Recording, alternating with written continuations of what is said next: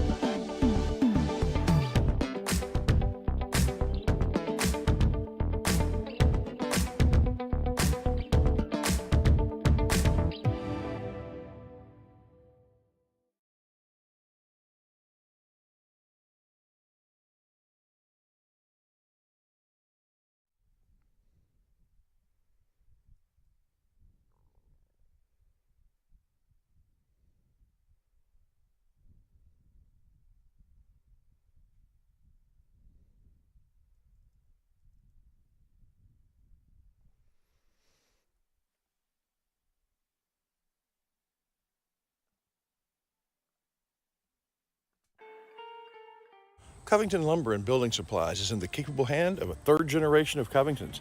For shingles for your roof, to carpet for your floors, to Farrell Calhoun paint for the walls, bathroom fixtures, and everything in between, Covington's has it, as well as all the lumber you can shake a stick at. Lumber for your home or for other fun projects. You find it all at Covington's.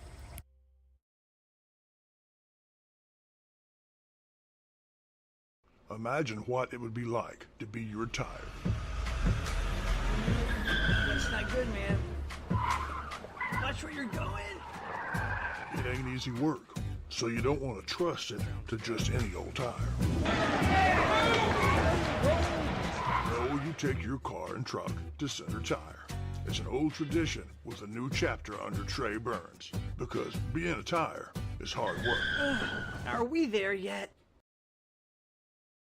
Hey, y'all got a dirty truck. Well, then take it to Joe's Car Spa for a spa day. At Joe's, they make 'em shine. And they're standing by to work with the community. They was elected best of Shelby County this year, and it's called Joe's, but it probably ought to be called Reed, since Reed Grant owns it. So, Billy Don, when it's time for your car or truck to have a spa day, where do you take it? I don't know where.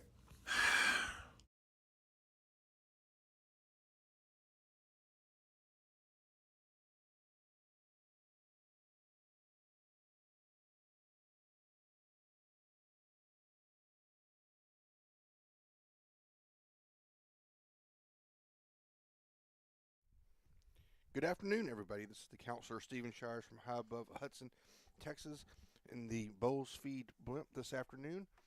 We are getting set for this bi-district matchup between the Madisonville Mustangs and the Center Rough Riders in team tennis. Chris Watlington will be joining us pretty soon, but we're going to go right to our first segment in the pregame show, which is a player talk where Chris Watlington sat down with one of our tennis players, and we're going to see that right now.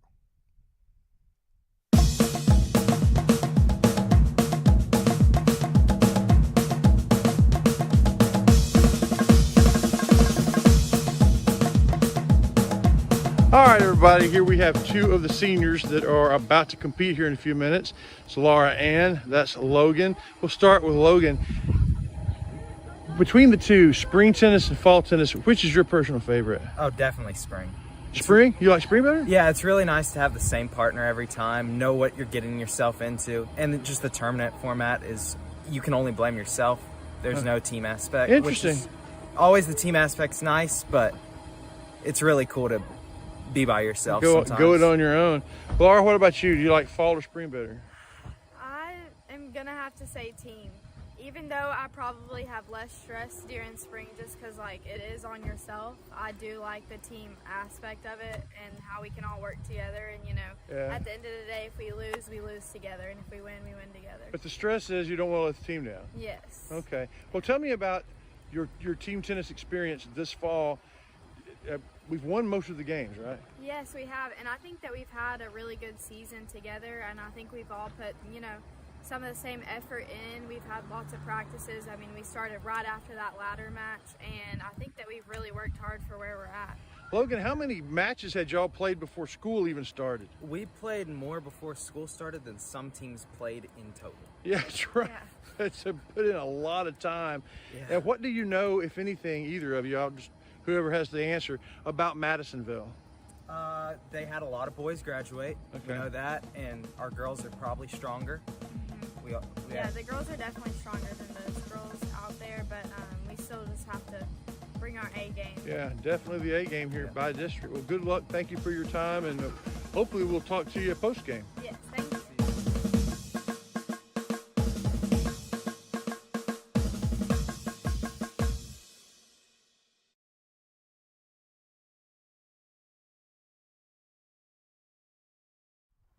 All right, everybody, that was our player talk brought to you by Center Motor Company. We do have Chris Wallington, who has arrived on the scene. Mr. Wallington, good afternoon, sir.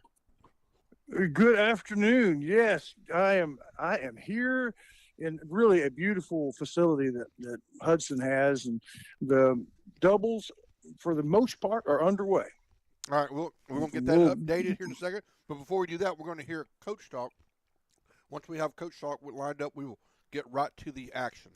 And we'll do that right now. Yes, ma'am. Yes, sir. So we can get to it. So here's Coach Dykes talking about this pivotal matchup.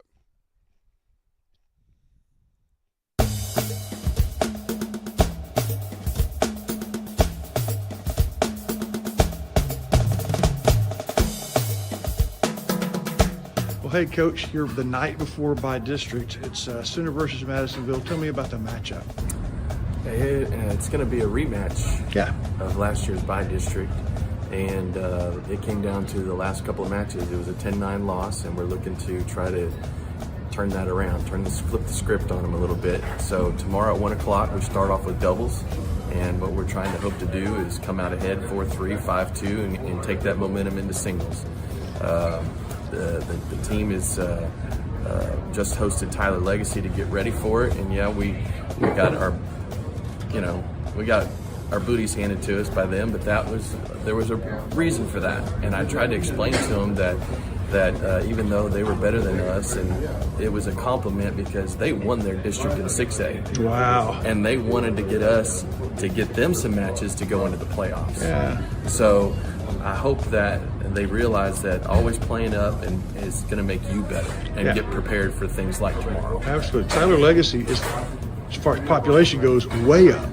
You know, that's, no doubt. that's taking the elevator up, so Right. That's good. I'm assuming that your mixed doubles will be kind of an important cog, and it usually seems to be in close matches. It is, and I've got a few different combinations that I'm going to sleep on tonight. Okay. I've not told the kids what they're doing tomorrow, and so they all know what their role will be when it comes time to step on the court. They all know what position they have to play when it comes to doubles. You know, doubles is a little bit different than singles in that, you've always got to be in a certain place at a certain time, and so I feel like I've taught the kids fairly well as to when to do that. Yeah. And so it shouldn't matter who their partner is. We'll sleep on them and get ready for tomorrow. Well, that's awesome. By the time people see this, you know what they are, but as I'm recording it, they don't. So that's hard-hitting journalism, Coach.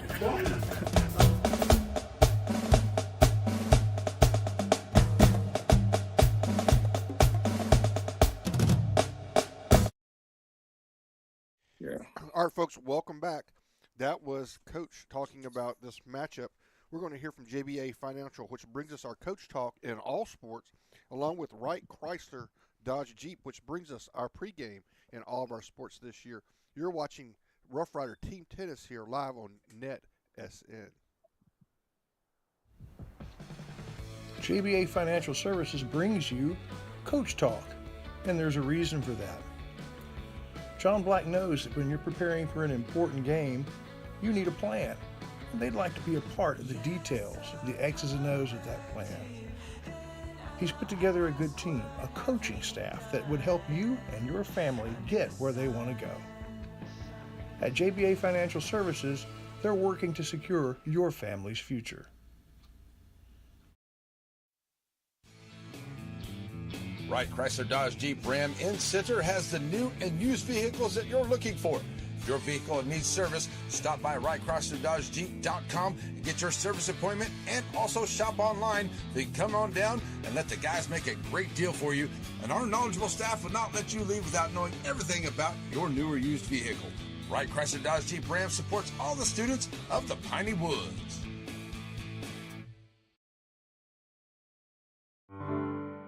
At Watson & Sons, their family serves your family.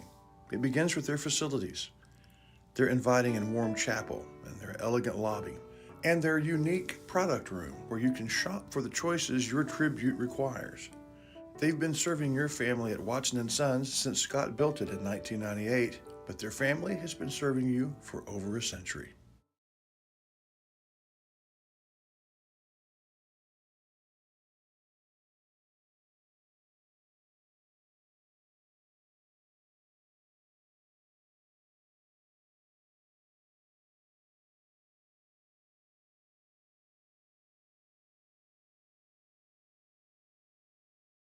Everybody, welcome back. We're getting ready to go to the action, but before we do that, it's time to have our Hope Medical injury report and our starting lineup, along with our Ray Jones Chevrolet keys to the matches here. So, Chris Wellington, I'm going to turn it over to you and give us this vital information. Thank you. The injury report is that we have an assistant coach that can't talk. She's just getting over a bad cold, but and she can't talk very well, but otherwise we have a good, clean bill of health. Thank you, Hope Medical. My goodness, do we need to get Meeks down there? Yeah, maybe so. He's the number one. The athletic director is the number one backup for that. Yeah, and as far as the rest of the team goes, I think they're fine and ready to play. No one nursing any serious injury. As far as the Ray Jones keys to the game, leave doubles up. Make sure you take care of business in the doubles, and things look good. If we're down even one doubles game, then it's an uphill climb in the singles. Right. So we feel like singles is going to keys. We feel like singles is going to be just a almost right down the middle. So we really need to take care of it in doubles. Yep, that's exactly right. And that's my report, and we'll begin the play-by-play and get you up to date here very, very shortly. All right, we'll take a quick break. We're going to hear from Hope Medical along with Wright Chrysler Dodge Jeep. That brings us our pregame show. When we come back, we'll have Chris Wallington, and we'll start getting some of these scores in from this opening round of doubles matches right after this.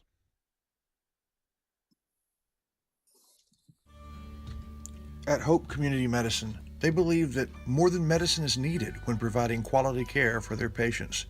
With locations throughout East Texas, the vision is to give hope to those who seek a better life by caring for their body, mind, and soul, and not about their ability to pay.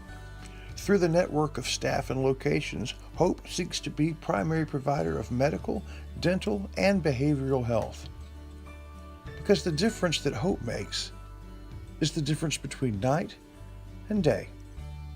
Hope Community Health.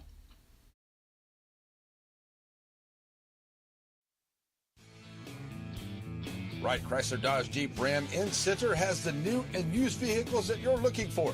If your vehicle needs service, stop by WrightChryslerDodgeJeep.com and get your service appointment, and also shop online. Then come on down and let the guys make a great deal for you. And our knowledgeable staff will not let you leave without knowing everything about your new or used vehicle. Wright Chrysler Dodge Jeep Ram supports all the students of the Piney Woods. Sandy Cox is a good State Farm agent. Just ask Drake. He knows. State Farm agents in general are pretty cool, but Sandy Cox has the answers to your questions. Like, what's best for me, for my kids, for my business, for my farm? For all of us in Shelby County, those questions can be answered at Sandy Cox State Farm.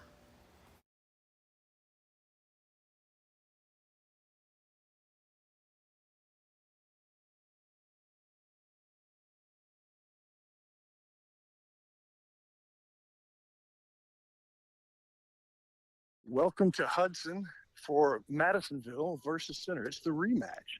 This was the two teams that met in bi-district last year, and to the surprise of the Rough Riders, they were the number 1 seed. Madisonville was the number 4. Turns out Madisonville wasn't really the number 4. Right. They had some some issues with their starting lineup, and during district they were not able to start their starters. And then once they got to the playoffs, they started their starters, and they were a lot better than most fourth seeds. Well, this year it's a straight up fourth seed, and they're very good. They're in a district that really values tennis, and so they've had close matches in their district and ended up coming in fourth. So Center does not have an easy walkthrough by district whatsoever. Shires, I'm over here on the boys' side. I'm watching our number one team of Chris Acosta and Wade Collard. Currently, they are down one game, according to the scoreboard. When they switched last, it was Madisonville 2, Center 1. Right now, Acosta is serving. On the next court with our number 2 team, Bryce Gaddy and Ryder Moody, the score is the same. Madisonville leads 2-1, with Madisonville currently serving. So what was Acosta Collard? Costa Collard was, they are down 1-2 as far as the scoreboard shows. Okay. The number 3 team for Center is up 3-2 at the last scoreboard switch, with Madisonville currently serving, and in our mixed doubles, which I think is probably the most crucial of the 7 doubles, we are up 4-1. Oh, wow. And that's the doubles team of our number 1 singles player, who is Logan Melindo, and Avery Lawrence, who is a youngster. She's a good player, but not anywhere near her senior year. So that's what's going on over here on what is the original courts. All 4 matches, or all 4 courts, have the men playing. And then if you were here, if I was carrying a camera, you cross a little private road and walk by their tennis press box, which has a concession stand and a dressing room. It's very nice. And in the shaded, kind of feels more like a park than a school tennis court, are the ladies. And I want to get them up to date, and we'll settle in and start calling the action from the number 1 ladies game. But as we look right now, the scoreboard, by the way, Center is the home team today, because they won the toss. Or no, because they're the number 1 seed. They are leading 3-2 in women's doubles. Wait, no, which one? Okay. Just one. Just the one? I have to wash it a lot. I just had the most nice comment from the Madisonville coach. She said, "How many versions of that shirt do you have?" I'm wearing my purple and white flowery shirt that I always wear to tennis matches. And I said, "Only this one, but I do wash it occasionally." And she said, "Oh, okay, well, you need to get others." I remember that from last year. So, hey, that's good. On the number 2 doubles team for girls, currently the scoreboard shows that we're down 2-1 there. And that is Autumn Bennett and Alicia Landon versus Orozco and Zavala. There's lots of Zavalas on the team. I wonder if they're all related. Yeah, I think there's are several, a couple of Zavalas, a couple of Hernandezes, and the home team, the Center in this game, is up 4-2, and that's in the number 3 team. Well, thank you very much. Terry Skull is our roving scoreboard reporter. He's on the prowl. He will update you on those scores if there's any that you don't currently have. Right. Well, we're going to get an update when I get I'm getting the board. We didn't know who was going to be where until you got there. So we are. Right. Yeah. We are. I'm getting the scoreboard fixed. Okay. Okay. The number 1 girls are switching courts, and as we join them for what will be play-by-play action, they are up now currently 4-3. That is Holly Herndon and Laura Skull. Yes, Herndon and Skull versus Hernandez and Rodriguez. That's Eileen and Sherry Rodriguez. So we'll take a quick break, if it's all right with you, sir. We'll hear from our faithful tennis sponsors, and we'll come back and begin the play-by-play with our number 1 doubles team here in Hudson. All right. We'll be right back. We'll get that loaded up. We're going to hear from our tennis sponsors who do this every year for us.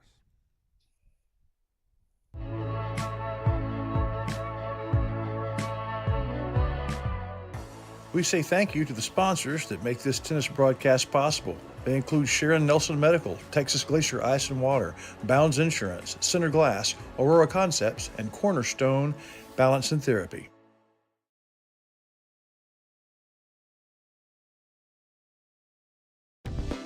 Tammy Steptoe is where realty becomes reality. How do you know? Every time there has been a reader's favorite contest in the Light and Champion, they've won it. Whether it's your modest home you're looking for, or maybe a slightly less modest home, or your dream home, Tammy Steptoe has it. Or maybe it's a lakeside getaway or property to start all over. You need to trust the ladies at Tammy Steptoe Realty and Center.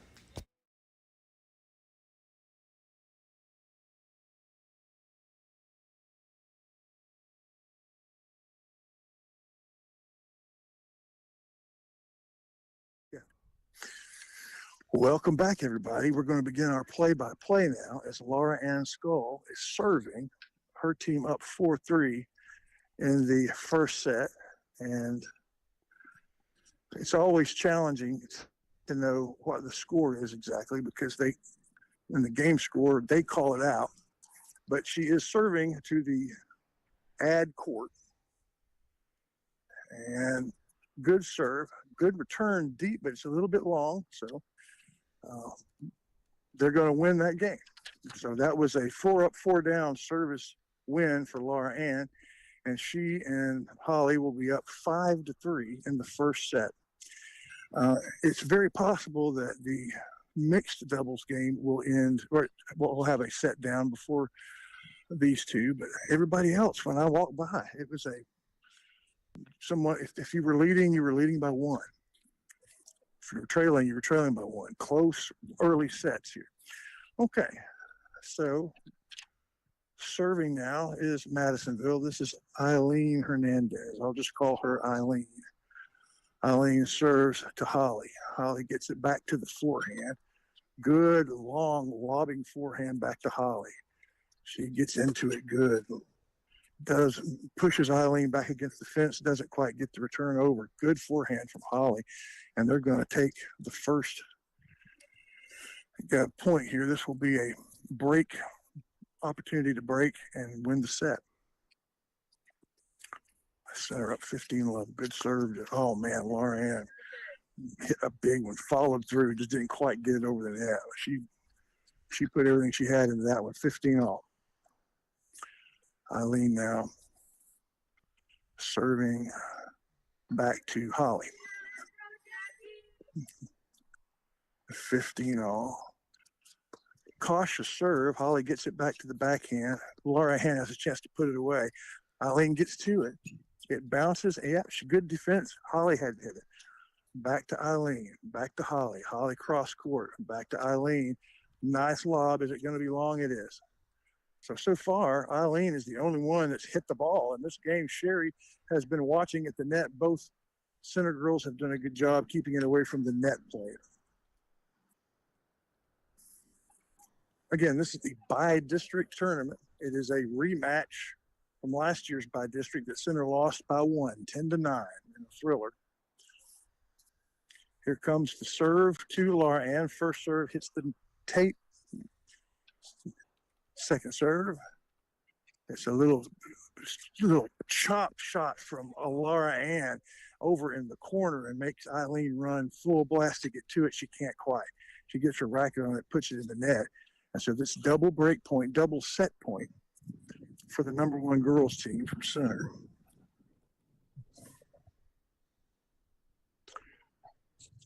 Here goes the serve to Holly into the net. A second serve. Holly puts a big forehand and hits the tape and no good. So the 2 points that they've lost in this game, both of them were returning serves that just were big returns that didn't quite get over the tape. What's the game count? It's 5 what? 5-3, and still have a set point here. A good backhand return from Laura Ann, and oh my goodness, what a lucky shot.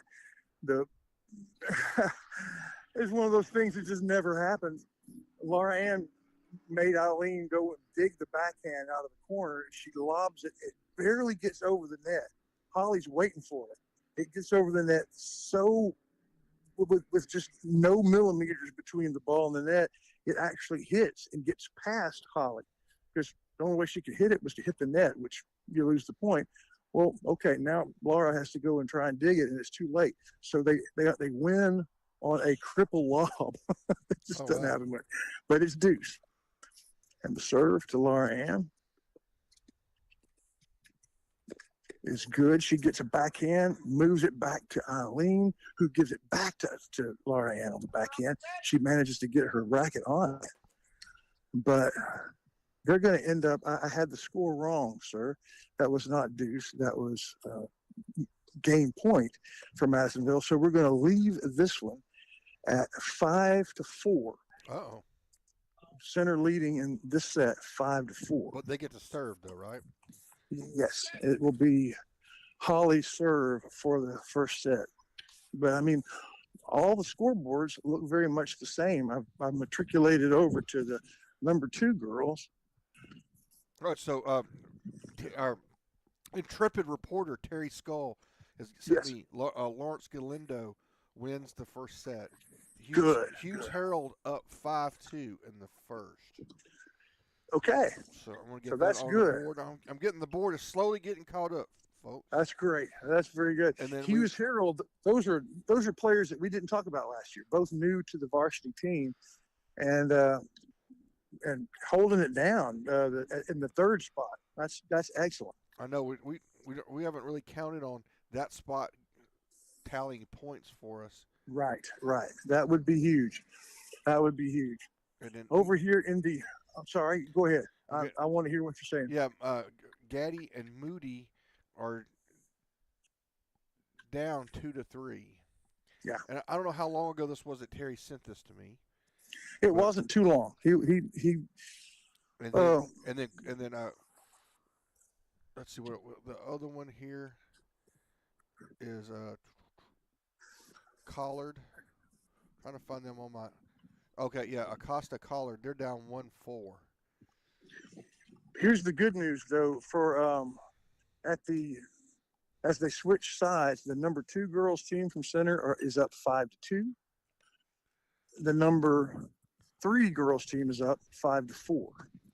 So all 3 girls matches are next game trying to win their first set. So pretty even along the way. So I'm going to go back and call the game with the number 1 because the number 2 and 3 are both at break. Holly has served. I don't know what the results were on her first serve, but her second one, she is playing back and forth with Sherry. She gives Sherry a shot after 3 exchanges.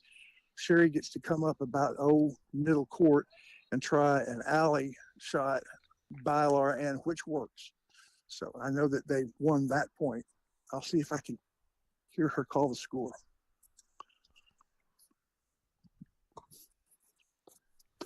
I didn't hear it. She sent the first serve into the net. I'm going to ask our reporter, Ward Herndon, here in a moment, but she's gotten the second serve in. And here they go back and forth. And again, she gives a shot to the up girl, the up player, Sherry, who makes her pay for it. Is this, we're down 15-30 or love 40? Okay, good deal. It is 15-30 here as Holly is serving to try to even up this potential set winning game. First serve to Sherry. She just pops it back. Laura Ann puts a winner just past the net player. So this game is tied up at 30.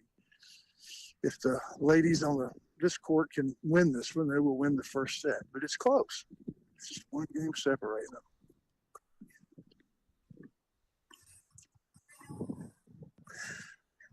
Herndon serve. Good. Makes her move to the outside. Laura Ann gets her racket on it, but she stretches. Probably not a good idea for the net player to make a stretch to where you can press the ball below the net. And that's what she did. Puts it into the net.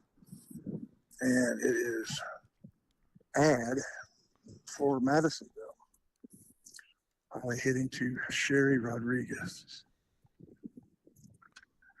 Good serve, a lot of spin. Sherry gets the backhand back, makes Holly move to the net. Oh, the net player tries to get a racket on it. It's a foul ball. It goes backwards, so it's deuce. Here in the first set, with the ladies, Herndon and Skull leading, trying to win this first set. First deuce. Serving. First one to Eileen, goes into the net, second serve. Next one, she put lots of spin on it, way too much spin, and it bounces into the net. So it's kind of a miss hit and add out. A chance for Madisonville to even the score at 5. And I had the score wrong again, Shires. I'm trying to give extra points to the Lady Riders. They lost that game on that one. So I got a faulty score from our reporter, but it is now tied at 5. The number 1 girls. We have Sherry serving to Holly. First one is long. The girl that is serving, what's her name? Okay, I had them backwards. Okay, Eileen's serve to Holly, the second serve, makes her run up.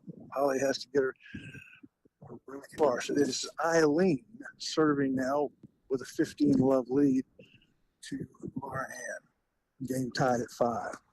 Laura Ann's return is plenty of pace, but a little bit lazy, not enough top spin, and it goes long. So now down love 30, tied.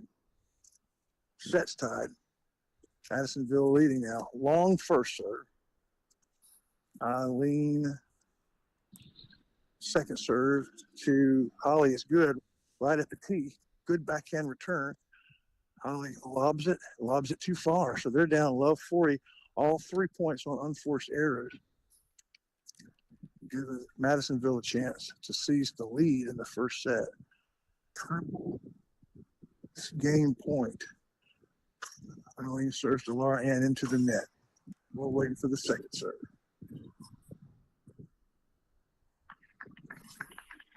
Good backhand return from Laura Ann. Return back to her. She gets the alley, but Eileen manages to run it down. Defensive lob. Here comes Holly with a chance to put it away, and she misses. Foul tip. Didn't quite get her body set to make that kill. So over here in the number 1 girls bracket, it is now Madison winning 2 games in a row. They lead 6-5 with Laura Ann serving to try and keep this set alive. But good news for Rough Rider fans.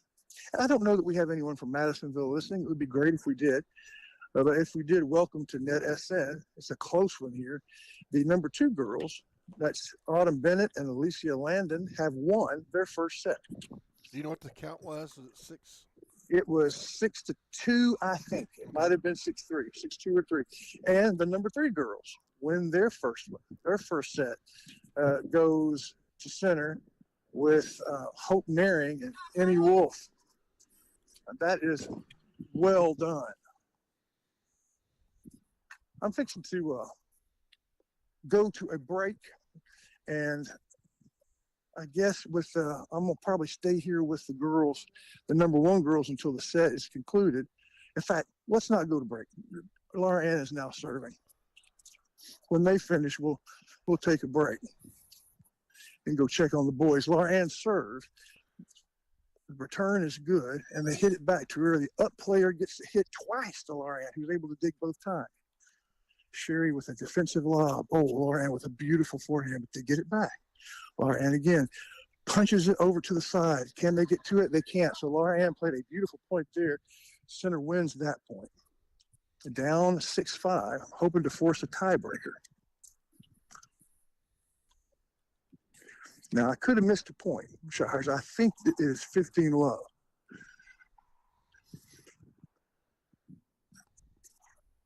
We shall see. Serve to, I believe she is serving to Eileen. is wide. Second serve is good. Little punch return to Laura. She finds the corner again. Beautiful corner shot. Shires, that alley was open, and she hit it all the way to the back of the alley, the way you hope to see it. So I watched them win 2 in a row. I think it's 30 low. The center girls are in the far court away from me, so I am unable to really hear what Laura Ann is saying, but I'm assuming it's 30 low. I do know that they've got to win this to stay in the first set, try to tie it at 6. First serve is good. Backhand punch return. She gets a lob. The front man gets to it. Laura Ann puts it over to the side. Oh, Eileen runs and gets it. And then Laura Ann decides to put it away by making a drop shot over to the right. It's a little bit too far, though. It was the right idea. No one would have even been able to move to get it. Just had a little bit too much on it. So my count here is center 15-30 as she serves to Eileen. First serve into the net. Second serve, good to the forehand. Punch return. Holly gets a backhand on it at the net. And unforced error, Eileen just hits it too far, and it goes out of bounds. And I hadn't seen much in the way of unforced errors from the Madisonville duo, Hernandez and Rodriguez.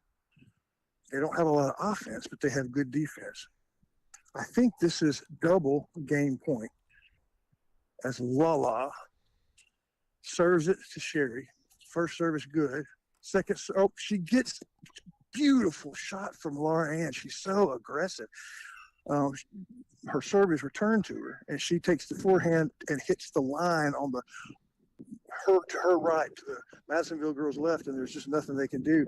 They win it, they tie it 6-all, and they're going to start a tiebreaker. Meanwhile, over here in the second and third line girls, I'm watching Madisonville serve to Alicia Landon. Don't have an update. They're about to switch sides, it looked like, so I'm going to get an update on what's going on in their second set.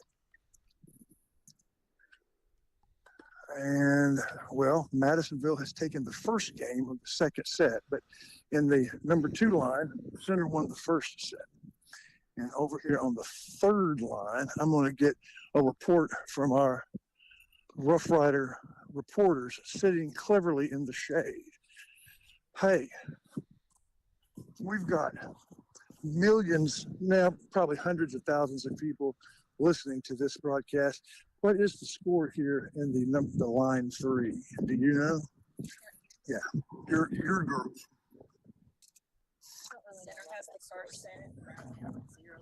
Okay, so it's still the first game. Good deal. All right, so I know not to go to you. Okay. She said, I'm not really sure about the score or anything. So it's, well, they just finished the game, and it looks like Center took the first one in line 3. Yep. So it's line 2 is Center wins the first set, down a game. Line 3, Center takes the first set, up a game. This is for the ladies. And the first ladies are in the middle of a tiebreaker. I'm getting to it as it's already started. Holly's serve. They win that one. I'm going to have to go to Terry Skull, who can probably tell me what the score is right now. 3-0 Center. Good. All right. And which one? In the line 1 tiebreaker, okay. Center's up 3-0. And I believe it's the first to 7 when you're playing a tiebreaker for a set. I wish Big E were here. Big E, Heidi, good to have you with us. I know that you're listening and watching. Big E's my technical advisor. The second serve is good. Laura Ann gets it back. Return to Laura Ann. She has to take it at her feet, but she hits a beautiful defensive lob. Now here's another defensive lob. The back player gets to it. Another good shot, but a little bit too far. She got it over Holly, but didn't get it in bounds. So the ladies are 4-0 in the tiebreak. And Laura Ann hit the ball back to the server, and her I believe it was Sherry who had her back to it, and the ball hit Sherry, but it didn't hit her hard. So they had a little chuckle. What's Here Wolf? is this Our third line, Wolf. What is her first name? Emmy, Emi? E-M-I. Oh, Is okay. what, that's not what I called her, but that's what Coach has. So Right. Laura Ann just puts away a return, a good return from Holly, a defensive second shot from, I believe that is Sherry, and then Laura Ann just put it away in the corner. She understands the corners. She plays geometry well, and if I have it right, they're leading 5-0 in the tiebreak. They will switch sides after this point. Good first serve to the backhand. Beautiful backhand return. Laura Ann gets to it, up to the up person, and good shot. That's the best point I've seen Madisonville play. Very aggressive. So I believe it is 5-1. Center leads. They'll switch sides. Laura Ann will continue to serve. And I believe they are now 2 points shy from winning the first set, which would mean the center ladies would sweep the first set. The mixed doubles by now may be finished with their match, because we spent almost the entire time, broadcast time, watching the girls. I'm going to correct that here. Once this match is over, we'll watch the second set of the boys. The first line, Laura Ann and Holly, they had a pretty commanding lead at 5-4, serving for the set, but got broken. And then Madisonville held serve, so it was 6-5 Madisonville. And they were able to break back, tie the game, force the tiebreaker, and they're leading it now 5-1. I believe it's 1-7 will win the set. So Laura Ann, her second serve, getting ready. She will serve to Sherry Rodriguez of Madisonville.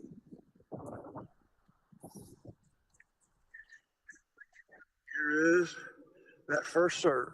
And it is in. A serve to, nope, they called it long. Lala, second serve. Bam. In. Good. Shot right to Holly, who puts it away.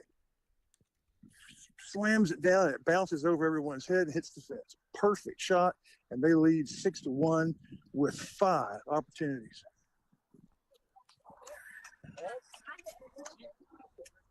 So tell me what you just told them. 8-6. Good for you. Good for y'all. Our secondary mixed doubles team playing what is basically an exhibition. They win there. What was the score? 6-1. 8-6. Okay. 8-6 was what he said. I think they were playing a pro set. Okay, so Madisonville serves and wins the point. So it's 6-2 here in the tiebreak. So they only played one set, one pro set? I believe so. Holly gets a really nice drop shot from the baseline. Laura Ann's able to pick up the return. Holly with a big cross-court forehand is too big. So it is now 6-3.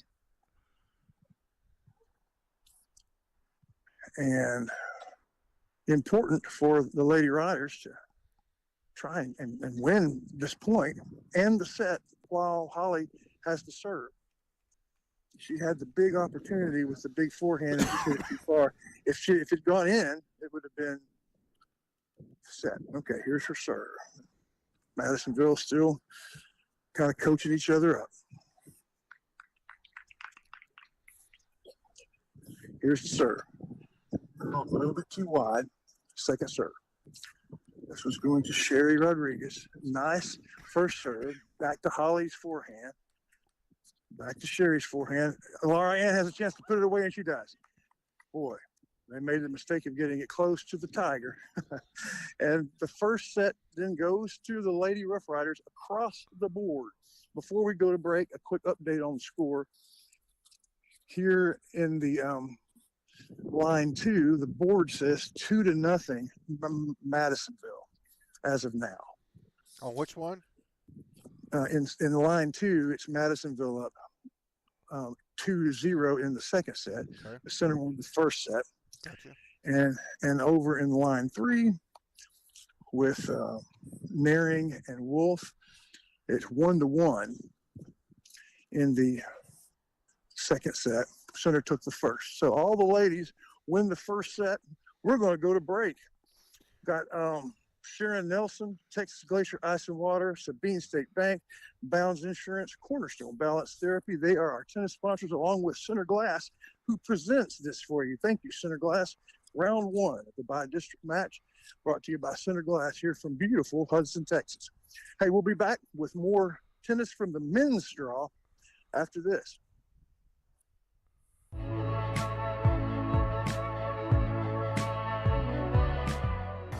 We say thank you to the sponsors that make this tennis broadcast possible. They include Sharon Nelson Medical, Texas Glacier Ice and Water, Bounds Insurance, Center Glass, Aurora Concepts, and Cornerstone Balance and Therapy.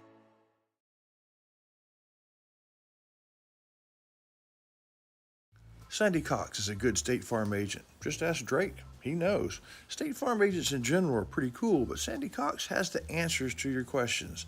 Like, what's best for me, for my kids, for my business, for my farm? For all of us in Shelby County, those questions can be answered at Sandy Cox State Farm. Portacool, with over 30 years of expertise, has made significant strides. In October, they introduced the Apex series, which is a breakthrough in the field of evaporative coolers. The Apex series is not only the coolest, both in terms of temperature and design, but you can also control it with your phone. Portacool. Peak cooling. Intelligent control.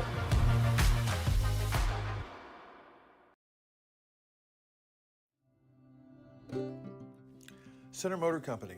From whatever angle you look at it, you see Ford. Ford trucks, SUVs like the Bronco, and iconic cars like the Mustang. A legacy managed by Kevin Jones and created by Ray Jones. Center Motor Company on Hurst Street in Center. For most Center Rough Rider fans, Center, Texas is home. You think of home, it brings thoughts of places that have been there your whole life.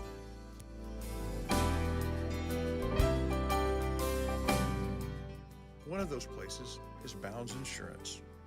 Bounds is here in the present, yesterday, and will be tomorrow.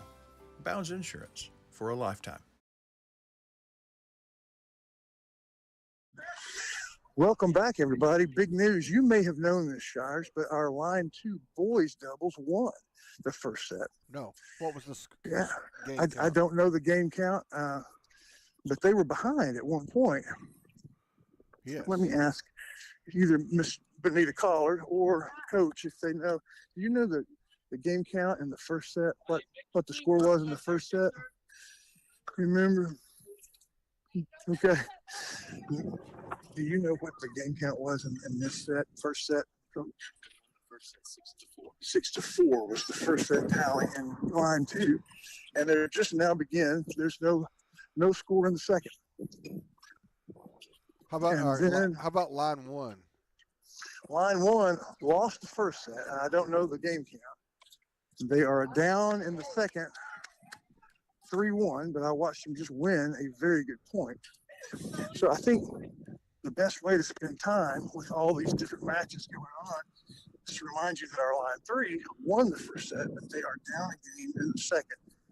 A score at last switch was Center 2-3. But over here in the mixed doubles, we have really good stuff going on because is it still going or is it done? Sorry. Okay. This is match point over here in mixed doubles. They're up 5-2 with Avery Lawrence serving. Avery gets the serve, has 2 shots hit back to her. Logan wanted that one, but the gentleman hits it into the net, and they are going to win. We got to see 1 point of the crucial mixed doubles match that was a 2-set win for Center, right. Galindo and Lawrence. I believe that was 6-2, 6-2, I believe. Check this out. I am with last year's state singles competitor. Tell everybody who you are. I am Jalen Postel. How is it that you're able to be here today? I got out of class early, and I told my sister I'd come watch her play, so. Awesome. I'm glad you're here. So Me too. they didn't have much trouble. You watched this whole first set. Yeah, pretty much. They handled it well? Oh, yeah. They got their job done. Are you playing any tennis now? Not as much as I'd like to. I don't really have that many people to play with. Okay. Well, you can always come to Center. We'll find you somebody. For sure, yeah. Thank you. That is our provided such thrills at the regional tournament last year that we got to cover on that SN. Jalen Postel, a freshman in college now. Okay. I'm making my way over to just kind of find the game that I want, a match that I want to focus on. I guess I owe it to our number one to discuss them. They're the only ones that are definitely behind. They are down one set, and at the break they're down 4-1. So this is the one game that the Madisonville Mustangs are clearly ahead in, but Shires, that's good news. Yeah. For the team. We've taken the first set in 2 of the boys, all of the girls, and we've already won the match in mixed doubles. So you want to be ahead 4-3 after doubles. That looks like that's very doable. If not getting greedy and want a little more. Well, that's true. That's true.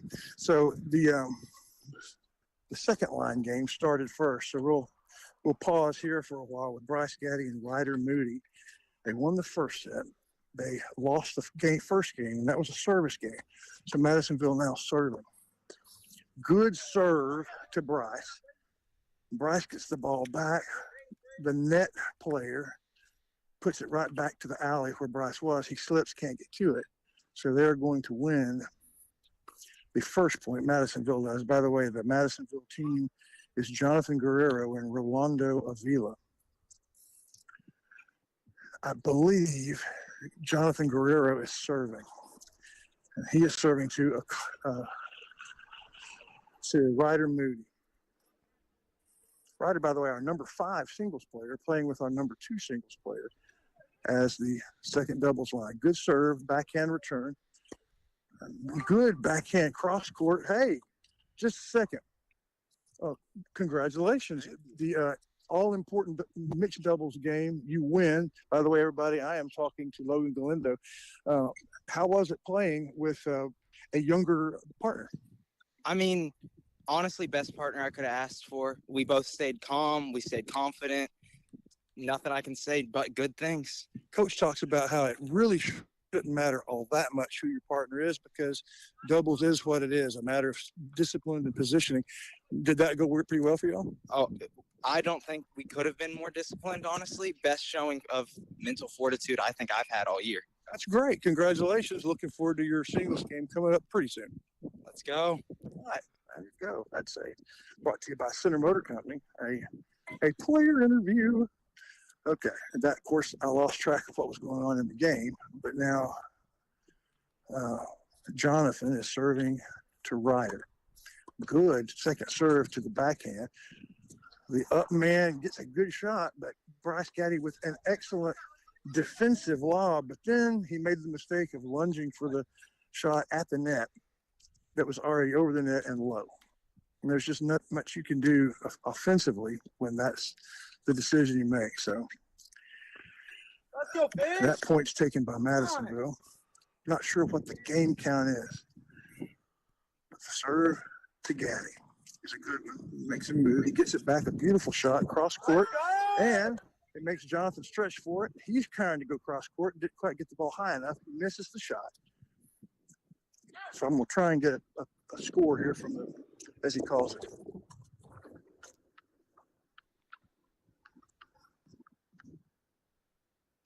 Yeah, I was pretty close to him, but I couldn't hear it. He's serving now to Ryder. This is Ryder Moody. First serve hits the net. This is to line 2. Always doubles. Second serve to the forehand, good. Ryder gets it back just a little bit too far. put it in the corner, but pushed it just a little bit far. And that's going to be the game. And Madisonville will take the first 2 games in the second set. Madisonville trailing a set, but up 2-0 in the second set. This is in the line 2, boys? That's line 2, yes. 2-0 Madisonville in the second set. As I move over to line 1 with an unusual pairing. Coach said he was going to sleep on it. Wade Collard and Chris Acosta. Neither of them the number 1 singles player. He put him number 1 in the mixed doubles. Collard with a good serve, but the serve is returned very, very well by Joey Zavala and made Wade have to kind of dance to get to it, and they win that point. Over here, it's 4-1 Madisonville. Wade trying to keep center in this match. Serving now to Railsbeck, Brady Railsbeck. Good name. First serve, no good. Second serve, it is good. Big 2-handed return. Collard back to Railsbeck. Railsbeck back to Collard. Big forehand cross into the net. Made Collard about 3 or 4 steps off the court to get to that one. So a good offensive shot by Railsbeck. These are their number 1 and 2 singles players from Madisonville. Zavala and Railsbeck. Collard now to Zavala. Good first serve. Backhand defensive return. Collard gets it back, but not far enough. He puts it to where Railsbeck can get to it, and he does. Hits it right to Acosta. Nothing Acosta could do but kind of put his racket up in defense. I've seen them drop 3 points, so it's got to be it's either game point Madisonville or deuce. Big first serve by, oh my goodness, big first serve by Collard. They win this one, Shires. They had won the first 3 points that I missed. And I came over here and saw the next 3 points with no ad. This was game point. Okay, so what's that make the score? 4-2? Well, I'm watching them, and someone said change the scoreboard, and it is 4-2. Well, it's 5-2. It's 5-2. They're switching sides, so they were fighting to stay in the game. But what a point, Shires! A beautiful serve from Collard. Made Railsbeck stretch for it. It barely gets over the net. Acosta gets his racket on it, and it literally crawls over the net. It starts on the center side, crawls up, and rolls down. The kind of thing you see in a cartoon. So a dramatic win, but it is 5-2, and Madisonville threatening to win that match, and they really need to. If you're a Madisonville fan, that's a point you got to have. So, Mr. Galindo, as far as you can tell, what's going on over here in the line 3 game? I think I'm 90% sure they're at a deuce point for set, and if they win this set, they split sets and go to a tiebreaker. Is it truly 5-2 score, no, or 5-3? 5-3? So 5-3 over here in line 3. Madisonville serving for the set to go to the super tiebreaker. And so Hughes, beautiful shot. Man, what a beautiful shot on a return of serve. It was a second serve. It was not a very hard serve. But here on line 3, Fisher Hughes which one is Fisher? Okay, so that was Anthony Harold with a beautiful forehand close to the net, wins that point. Now it is Hughes taking the serve, and it was a little baby serve, and what so often happens, excuse me, you don't hit it with the same kind of aggressiveness, and he pushed it deep. Trying to stay in this set. Down 5-3, line 3. Hughes and Harold. Good first serve. And had a chance. Hughes hit a good return, forced a lob. Fisher Hughes had the put away opportunity, but he was about 6 or 7 steps from the net. You know how that goes. You have the put away, but you're that far away from the net. What happens, Shire? Yeah, So often. Yeah, just whack it in the net. whack it into the net. That's what he did. And Madisonville will take the set. So we're looking at a super tiebreaker for the match here in line 3 for the boys. It looks like that in line 2, center wins the serve. So it's 2-1. Madisonville leads 2-1 in line 2 in the second set after center takes the first set. And over here in the first line, they're still playing. Center is down 5-2, but Wade and Acosta just will not go quietly. They have, I just watched a beautiful point that both of them played, technically perfect. The next serve will go to Acosta. Not sure of the score. Wade called the shot to Acosta out, so second serve. Acosta with a beautiful forehand, and it's too hot to handle for Railsbeck at the net. It goes out by about half a foot. And I watched them win 2 points, Mr. Shires. They were about eliminated in the last game, came back and won it. The big serve to Collard. His backhand goes to the net player, Railsbeck. His next backhand goes to the net player. They both charge, can't get to it. So Railsbeck makes 2 little drop shots. One didn't work, one did. So now Zavala will serve to Acosta into the ad court. First serve hits the net. Second serve. Acosta gets it back to the server. Defensive lob from Collard, and it's too far. And I think, no, I thought that was going to do it. In fact, I don't think they know the score. They're trying to decide. Yeah. They don't know the score. How do you know the score? Yeah, I know the game count, but I think this must be probably, likely game point. Serve is big to Collard's wide forehand, and he hits it deep, and it is.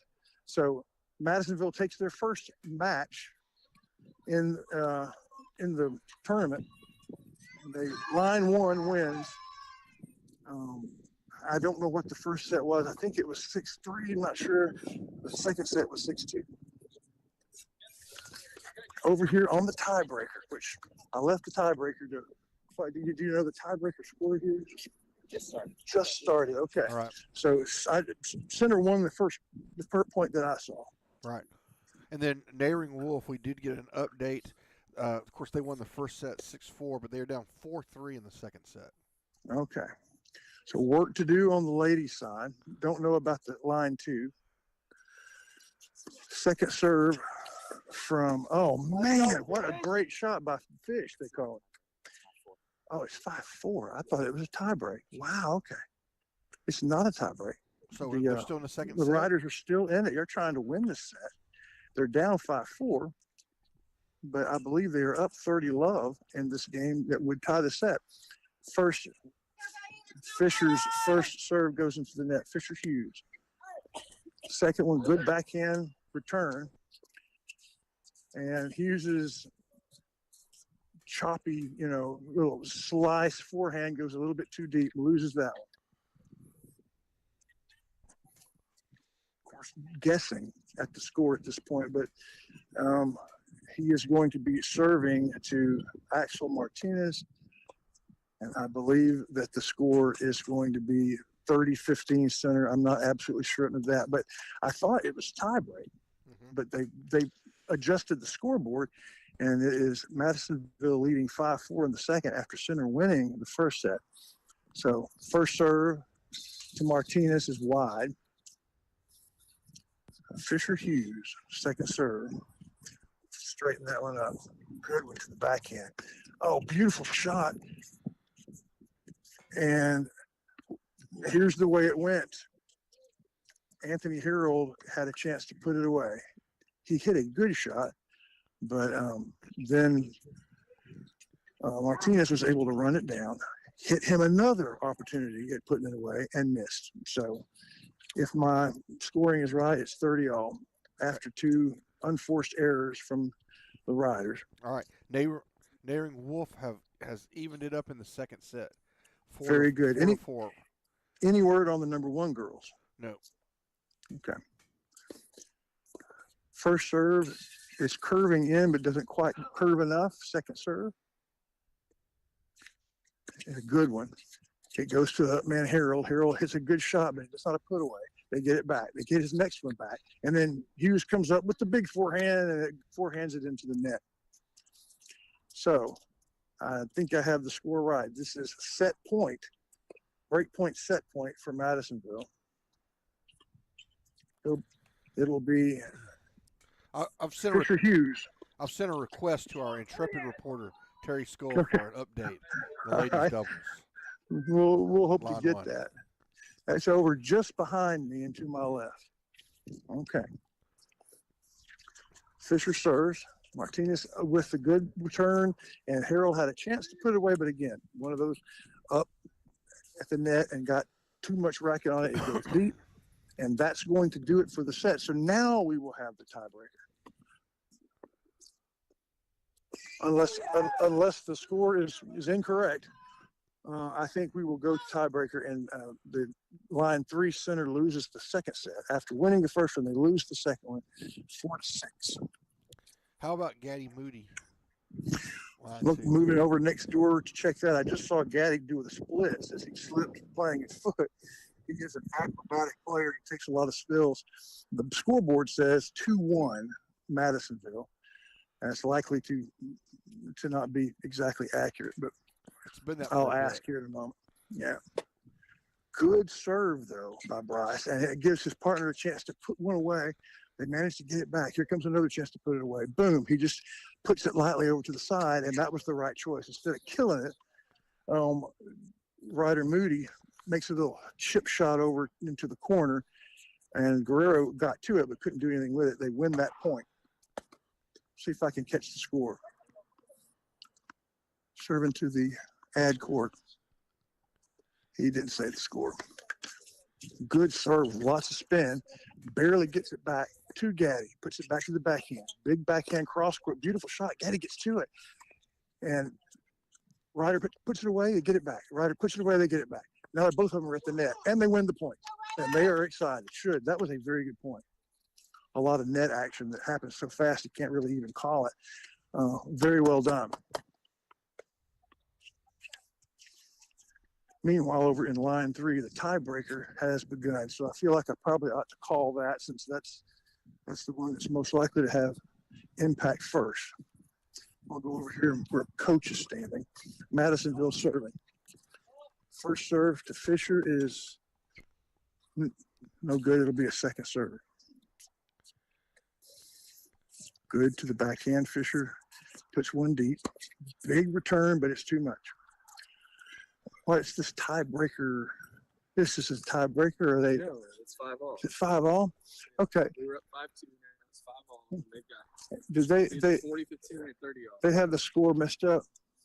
No,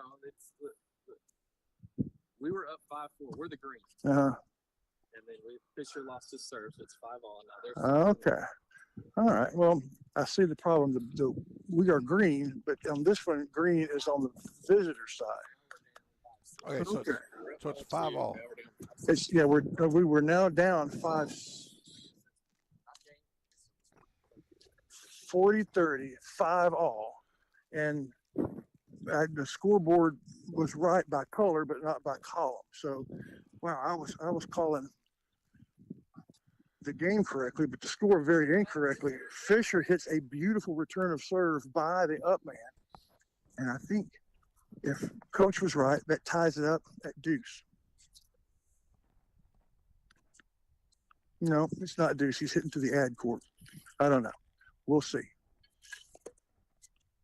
Good serve. He calls it a little bit long. I thought it hit the corner.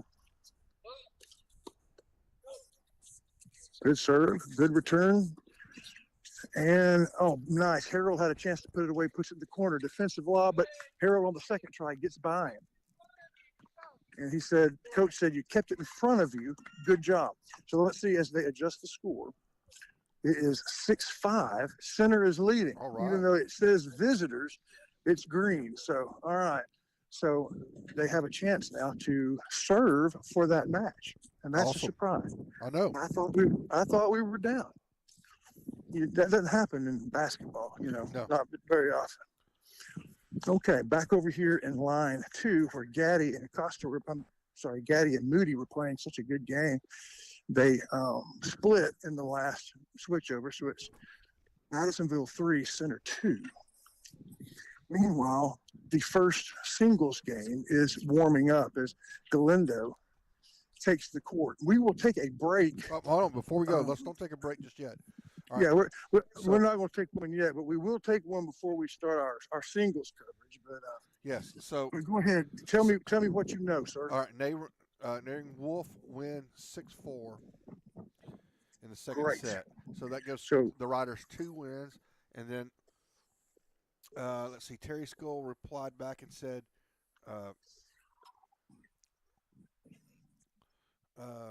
they're down. Okay, so Herndon and Skull are down 5-1 in the second.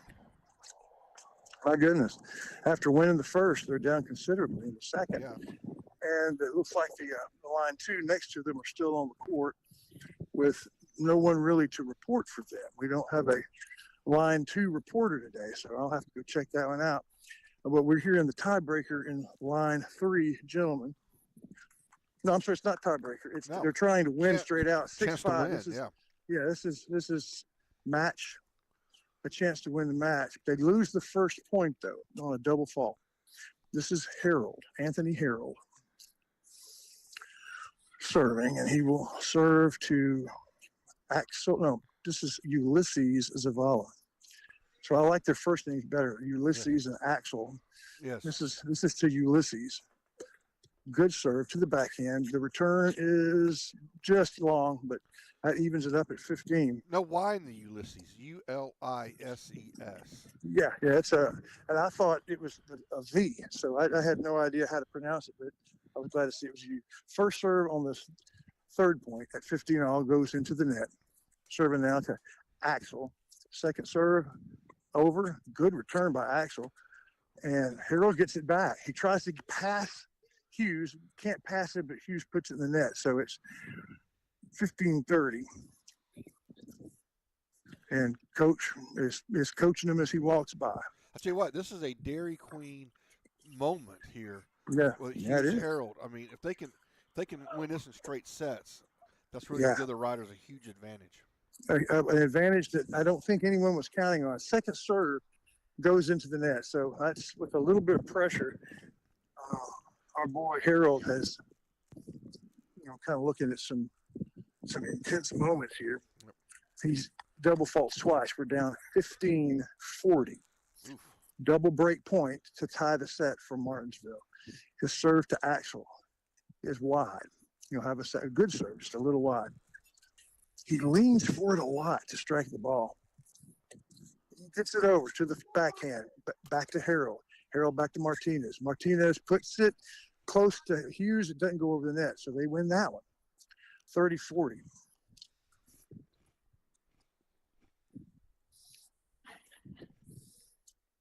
Good stuff here, y'all. Good stuff. The whole goal was just to be ahead after doubles, have a chance to be way ahead. Good first serve to Ulysses. Ulysses puts it up to Fisher. He almost puts it away, but Ulysses gets back a defensive lob. Another defensive lob to Harold. Harold squares up, makes a good shot cross court to Axel. Beautiful shot by Fisher as he just puts it away at an almost 90-degree angle to where he is. No way he could get to it, and that's tied up at deuce. That is tied up at deuce. Harold, 2 serves away from winning this match. Tied it 6-5, leading by 1 game. First serve a little long, serving to Ulysses. Hits the tape. Almost. Third double fault of this game, and that's the one. That's the one. They're gonna they lose that one, and it's going to be a tiebreaker to 7. So coach is instructing. It's always confusing. Madisonville will serve the first time, and then they switch courts. And that will be for all the marbles. We will not leave and take a break until we know what happens here in line 3 as the sets have been split. A really competitive match with pretty good tennis. I mean, sometimes your line 3 doubles is not much fun to watch. This has been fun to watch.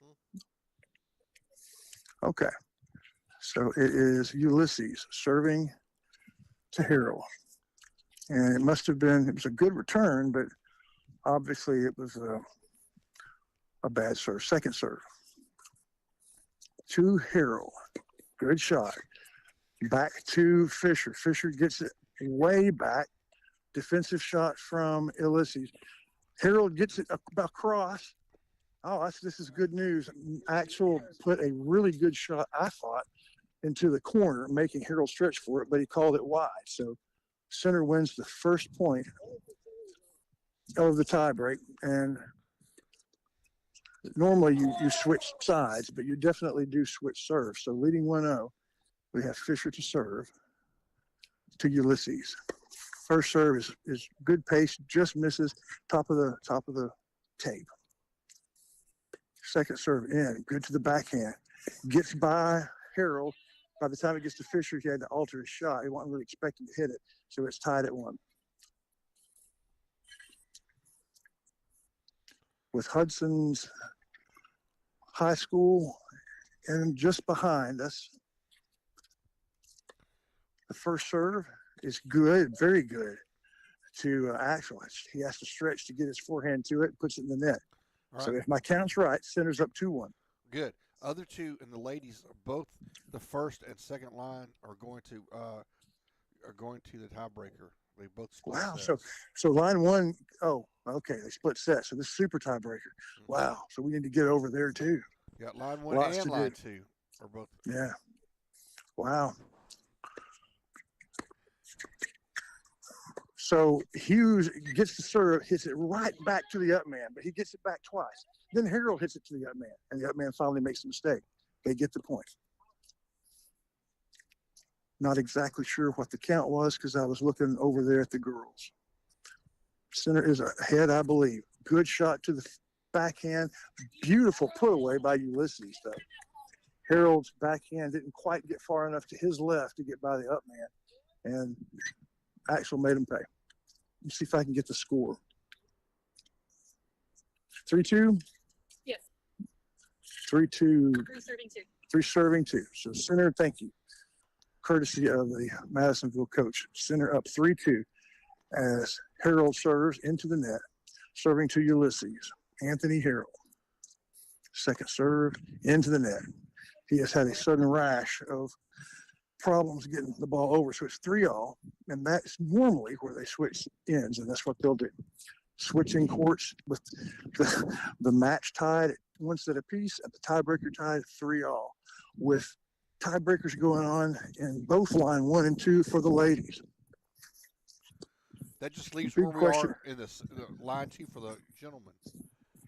The gentlemen have not changed the scoreboard. It is still 3-2 Madisonville. I'm not sure that that's true. Do you know? Yeah, I think. Have we won some? Yes. Okay. So we've won some. We know that. So we have at least 3, and the other team has at least 3. So that's good. It's a tie or better for center. If they were able to come back and win that set, center would take that one up 1 set there. Harold double faults again. Poor thing. Both of his points in the tiebreak. It's a mental thing at this point. It is, but that's right. It gets in your head. And so you start questioning your first serve, which is just, you might as well go straight to your second serve. And then your second serve, what do I do? And I don't want them to just kill me, so you hit it a little bit harder or change, and So Madisonville leading 4-3. You have to go to 10, though, in super tiebreaker. Serve, close, a little wide, though, to Fisher. Next serve is in. Fisher walks over to his forehand, puts it in the corner, cross court to Harold. Harold is at the net, has to scoop it, and his shot goes wide. So now Madisonville in line 3 leading 5-3. big Madisonville celebration for something next door in line 2 as well. Scoreboard still reads 3-2. We know that's not exactly right, but it's close. Shires, it's just close. It all comes down to that.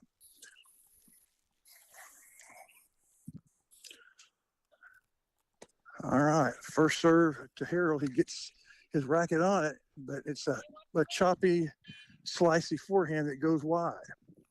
So they win both of those. So it's now 6-3. Is that right? Yeah. 6-3 Madisonville.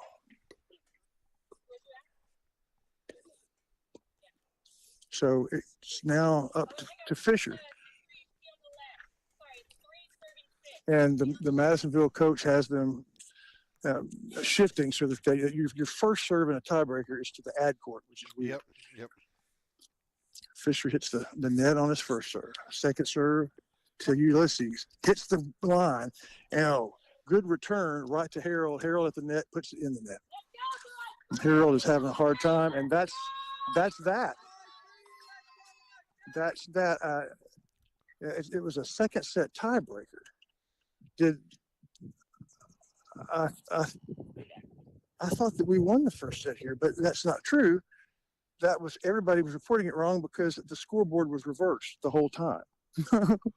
So the fact that they're green on the visitor side messed everything up, Shires. We had lost the first set. So that set tiebreaker to 7 was to stay in the game. And we didn't. So it was not the super tiebreaker we thought. We lose at line 3 because the scoreboard was reversed. Well, that's not why we lost, but that's why we thought we won. Well, let's take a quick break while I shift to a different part of the park and get ready to talk about the ladies who are playing some really tight games. We'll hear from sponsors. This is the Bi-District Round, brought to you by Center Glass. You know that Ace Hardware of East Texas is all the hardware you need, but there's a lot of other things they have too. Fun things for your camping trips. Fun things to wear when you go outside. For the 4th of July barbecue, to the house warming in the fall, to your Christmas shopping and clothes for all year long, it's Ace Hardware, the helpful place of East Texas.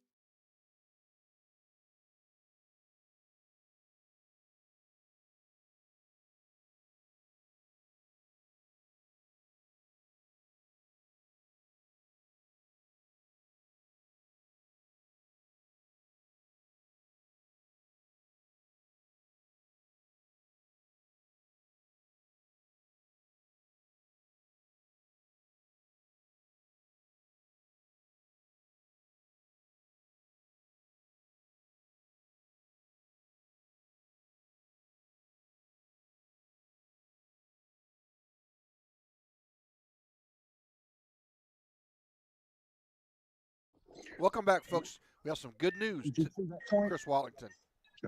Yes, sir. And line 2 wins 10-7 in the tie break. So just score that one for center. Line 2 girls. Yeah, 6-4-7-6. So I've got the score 3-2 with our mixed doubles, our line 3 ladies, and our line 2 fellas.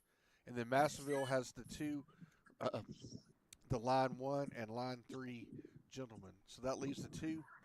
If we can get one of the 2 ladies left, then we've accomplished our goal.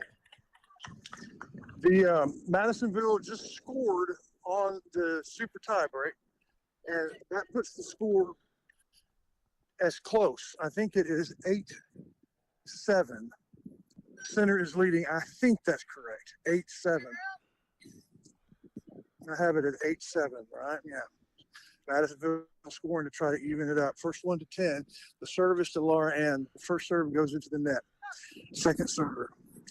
It's not a big serve at all. Laura Ann had a chance to put it away. She puts it instead to the net player, who just puts a little shot. So it's a little bit of gravy on it, and it gets by Laura Ann. So certainly a mental error there, and it's 8-all with Sherry Hernandez serving to Holly Herndon. First serve is wide. Second one, Holly puts her backhand return into the net. It's one of those baby serves, and you don't know what to do with it. And it's a backhand, which makes it even worse. So now it is match point for Madisonville, but Laura Ann serving.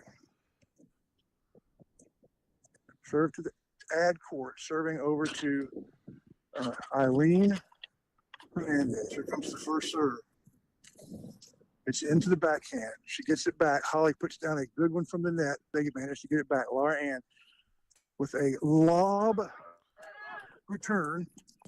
And boy, Sherry's going to regret that. She had a shot to win with a forehand at the net, but instead she nets it. So it's 9-9.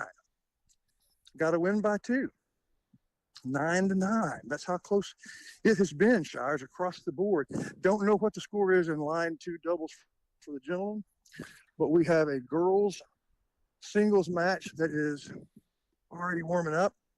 Because the way it's supposed to go is as soon as you finish doubles, then the highest seeded player available takes the court for their match. So here we go, 9-all. Laura Ann to serve. Gets it into the backhand, defensive lob and return, and it goes long. So center's leading 10-9. Madisonville will serve to stay in the match. If they can break the next serve, it goes to center. A pretty critical one here, Mr. Shires. Yes. I just now saw the blimp, by the way. I didn't know where you were, but you're pretty far up there, and that's good. You don't want to be a distraction. Okay, here we go. Eileen serves to Laura Ann. She gets it back, has to scoop it.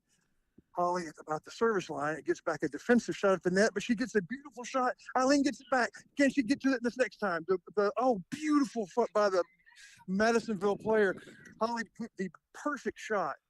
And Madisonville's player, I'm not sure which one it was, had to stretch completely out, almost parallel to the ground to get her backhand on it in the corner. She does, and puts it in a place where center had to really, really run to get it, couldn't quite get to it. That got the racket on it, but it didn't go anywhere. 10-all. 10-all with Sherry Rodriguez serving to Holly. Got to win by 2. Good serve. Holly gets it back. The net player scoops it back. Laura Ann gets a good defensive shot. Defensive shot to Holly. Big forehand gets it by Eileen. And it is 11-10 advantage with, I believe, Holly to serve. This is second match point for the ladies. 11-10 in the super tiebreaker. Good stuff. And over here, the colors and the lines match up, so it's easy to see the score. Holly's first serve hits the net. Second serve in. Laura Ann had a chance to put it away. Didn't quite close the racket. It goes long at the net. It wasn't one of those killer shots. It was just a block shot, but she had her racket angled upwards, and it went long, and it's 11-all.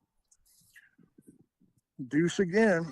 Holly serving now to, this is Sherry Rodriguez. Good serve to the backhand. Sherry gets it back. Laura Ann decides not to.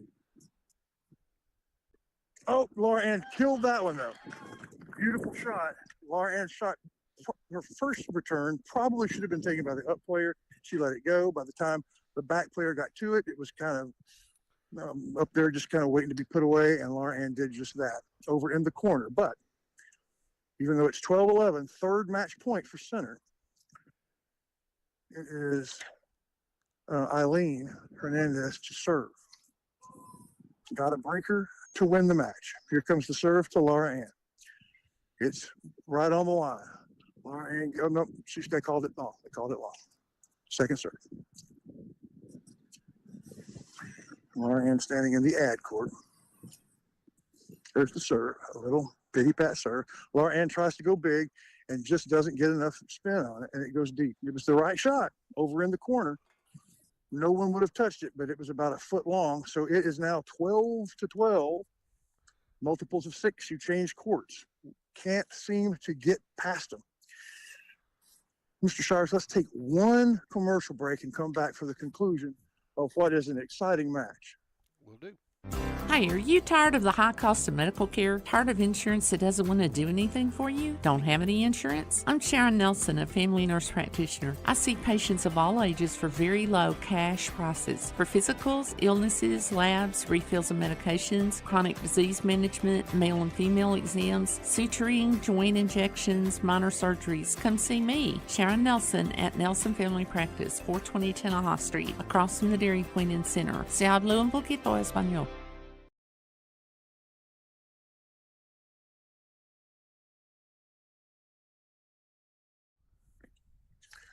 Here in the number one girls draw, it is a 12-12. The serve to Holly. She makes a beautiful return, stretching Eileen to get to it.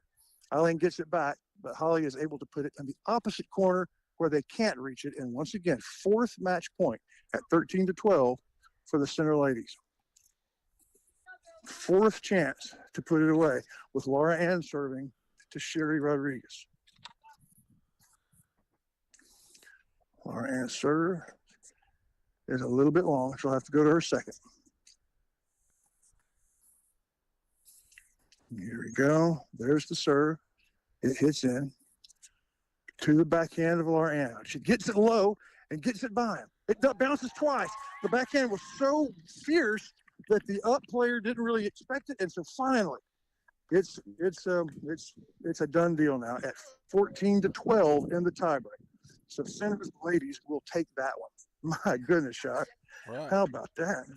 That gets us to four. That gets the Rough Riders to 4 they were wanting in doubles. With Gaddy Still Moody. a doubles. Yeah. Yeah, Gaddy Moody winning. Yeah, Herndon Skull winning, Nayring Wolf winning, and Galindo Lawrence winning. So we still have the line 2 ladies to go to try to open up the lead. The line 2 ladies are finished and they won, Mr. Shire. Line 2 ladies won.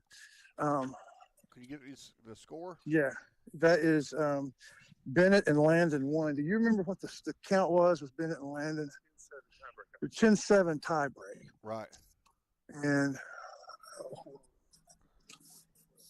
so yeah, 14-12 football score. And the second set they lose. I believe it was 4-6. Yeah, and I got that. I just needed a super tiebreaker score. Okay, right, super tiebreaker was. So what I've got this is Center is leading 5-2 at halftime. Okay, because we have Acosta Collard falls to Zavala Railsback 6-3, 6-2. Yes. Gaddy yes, for Moody sure. prevails over Guerrero Avila 6-4, 7-6, winning the tiebreaker. They're still playing though. The line 2 guys are still playing. So okay, well I need to get back that it might be one of those scoreboard issues. We'll have to figure out. So, Coach, we thought this one was. All right, let's get together, boys. Get together right here. Get a score from Coach. Yeah, we thought this one was over. What's the situation here, Coach? We won the first set. Center won the first one. Center's serving, and it's 5-5. 5-5 in the second set, Mr. Shires. 5-5 in the second set with Center serving. So it's 4-2. And Center has a chance to make a commanding lead or just barely getting by it. Well, the good news is we've accomplished what we wanted regardless. That's right. Accomplished the goal. Yeah. So we can run through this. Well, we'll let you call it when they go to the break. We'll run through Okay. Good deal. So Center just won the game. So no, I thought they did. They just won the point. I thought they were fixing to switch courts. So the good news is Center's. I've watched them win 2 points. They're in this game at 5-all. I don't know what the score is, but Mr. Moody, Ryder Moody, is serving. He's serving to Jonathan Guerrero. No, sorry, Rolando Avila. Rolando. So there's a good serve, backhand return, and Gaddy was just a tad late getting to the shot at the net. He was going to try and put that one away, had a chance to, but it goes wide. So losing that one.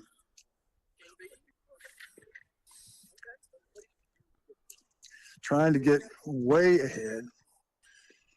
in the doubles round. Buy yourself a little insurance for the singles. Center wins the first. They are up. It's 15-all. I just heard the score. It's 5-5, 15-all. Hunter's serve, Moody's serve goes into the net, second serve. And good second serve, big return. Moody gets it back. The up man puts it back to him. He gets it back to the up man. He's playing pity pat with the up man. He can't get on it. The third time, the up man wins. Couldn't quite get it past. That was Rolando Avila playing really good up at the net. So it's Madisonville up now, 15-30. As Ryder Moody serving now to Avila, the one who was just at the net, doing very well. It's still 5-5, 15. Yes, okay. 5-5. Center 30-15. They're down 15-30, I should say. First serve. Oh, they're going to count that. They should. It was right on the line, middle line. That's an ace. It could have easily been called out. But it wasn't. I appreciate that. That was a very good serve. 30-all. Courtesy of an ace. First one I've seen today. That's brought to you by Ace Hardware. The Ace is the place for the help for hardware and for an easy point. 30-all. Here we go. The serve to Guerrero. Good. Oh, Gaddy had a chance to put it away, but he couldn't decide. Forehand or backhand. Ended up kind of choosing neither, and he framed it. That's right. 30-40. Break point for Madisonville. This set stands at 5-all. Center took the first set. Overall, it's, as you can see on the scoreboard, 4-2. Center has won 4 of the doubles matches. This is the last one on the court. First serve way to the right. Second serve to Avila. Good serve. A lot of spin. And Gaddy wants to go up high with a acrobatic backhand to put it away, but misses. So a couple of net choices that do not go Center's way, and Madisonville leads in this one 6-5. There are some singles matches that are now past the warm-up period, so we will go to those when it's time. But still watching now this doubles match. Let's take a break as they are taking a break, and we'll be right back with the tail end of the doubles portion of the bi-district tournament brought to you by Center Glass. You got to see, Center Glass helps you do that safely. We'll be right back. Covington Lumber and Building Supplies is in the capable hand of a third generation of Covingtons. For shingles for your roof, to carpet for your floors, to Farrell Calhoun paint for the walls, bathroom fixtures, and everything in between, Covington's has it, as well as all the lumber you can shake a stick at. Lumber for your home or for other fun projects. You find it all at Covington's.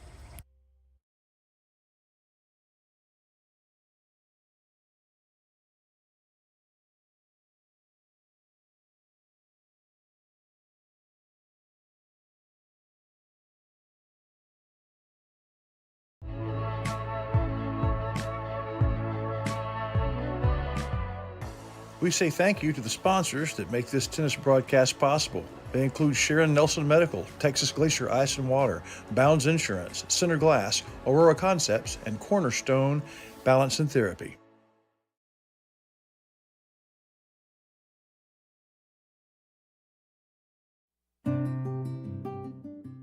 This is McAdams Propane. And this is CEO Josh McAdams. That's him on the cover of Texas Propane Magazine as the president of the state organization. He knows a thing or two about propane. He learned from his dad and his grandfather before him. Whether your business depends on propane or just your outdoor kitchen, McAdams puts the needs and the safety of their customers in first. It's McAdams Propane.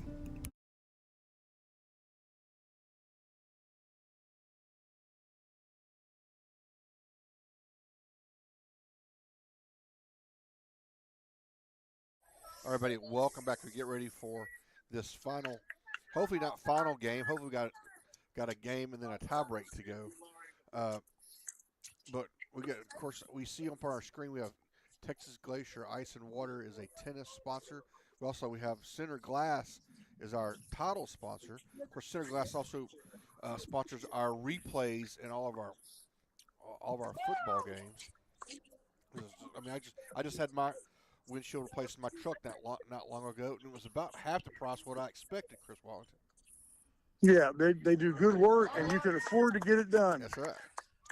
Back here on the court, Center Glass by district round, first serve is taken by Gaddy, and there's a long rally, and very well played by Gaddy, kind of making up for some of the decisions he made earlier. It's love 15 in favor of Center.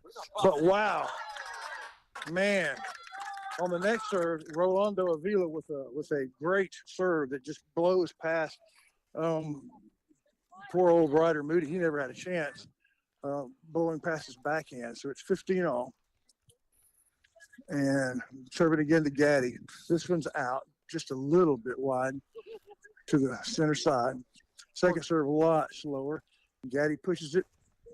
And it's a nice little defensive shot that hits the back line, and the Madisonville people were guilty of the you do it. No, really you. And it just, neither of them took the shot. So Center up 30-15. Having to go fetch a ball.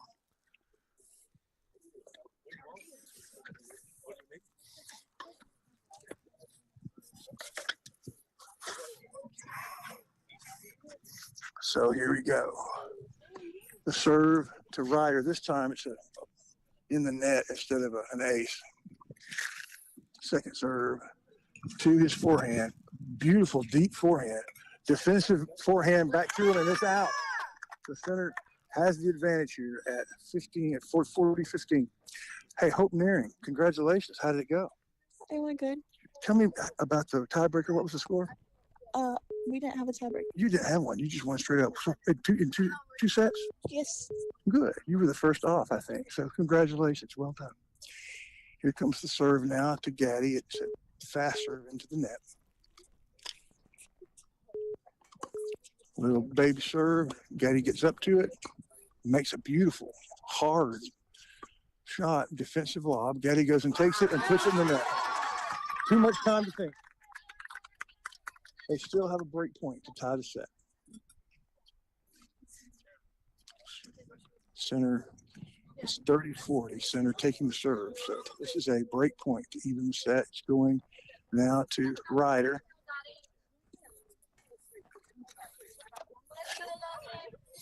I'm sitting here next to the victorious girls, very interested in how this one turns out for the sake of the team.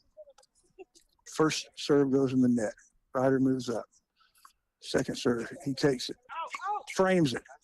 The easy serve goes out of bounds, so it's going to be deuce. Boy, I just get nervous about the second serve. This guy has a rocket first serve and then about a second serve that's less than half the speed. And it gives you enough time to think about all the ways you can go wrong. Hello? Yeah, we're here. And okay, good. I heard a dial tone. It scared me. I'm doing some repairs on the blimp from the accident. Okay.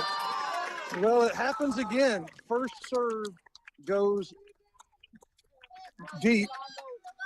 Second serve to Gaddy, and he moves up and hits it too far. Oh. And so that ties the set, and we'll be looking for a super tiebreaker here in just a moment. Well, Shires, the doubles won't die. There's a lot of singles games that are underway. We will take a break when this one is over, but we're going to go to super tiebreak. We'll take a break now as well. We'll hear from some of our tennis sponsors, many of whom have been tennis sponsors since we started doing this. We'll be right back. For most Center Rough Rider fans, Center Texas is home. You think of home, it brings thoughts of places that have been there your whole life.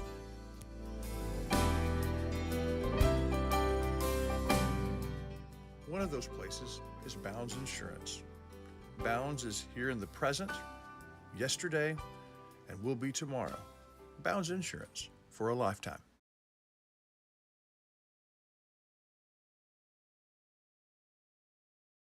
Sparky D's Bargain Store. Who are we? We're an online auction store on Facebook. Find our page on Facebook. There you'll find a post for our weekly auction. If you find an item you like, place your bid and you could be a big winner and save yourself lots of money. We're on Facebook only for our weekly auctions. We're located in Center, Texas. Check us out on Facebook. It's Sparky D's Bargain Store, where we will save you more.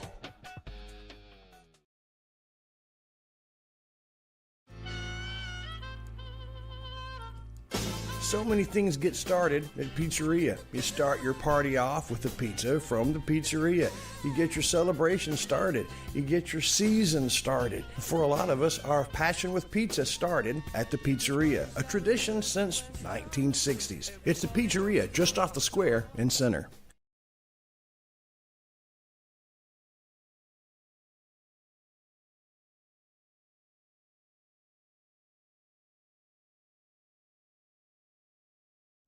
Everybody, welcome back. Here we go. This is the bi-district round, Center versus Madisonville. Center up, trying to get this one extra game to get some insurance as we move into the singles. But this is brought to you by Center Glass. Chris Wallington, what is going on down there with Gaddy, Moody, Guerrero, Avila? I'm looking through my glasses. Didn't come from Center Glass, but I do appreciate Center Glass for all the windows, all the windshields, and all the bathroom fixtures. I'm here while we're waiting. We're still doing some coaching with a victorious doubles player, Miss Wolf. Tell me about your match. How did it go? It went very well. We won our first and our second set. Was there, ever any moment where you thought, oh, this could be slipping away, or did you feel in control the whole time? No, I feel like we had it. Super. And are you playing singles as well? Yes, sir. But not having to do that yet. There are a lot of singles matches are around. Do you know who your opponent will be? No, sir. I have no idea. Stephanie Rosas. Yes. Yeah, a Mustang. Yeah, a Madisonville Mustang. And Laura Ann Skull. Man, that one went about as close as it can go. 14-12. That's a football score. But that's the way it went in the tiebreaker. Tell me about the tiebreaker. The tiebreaker started off kind of shaky, and then it just got to the point where we were neck and neck, and we just couldn't, get over that hump to finish it all.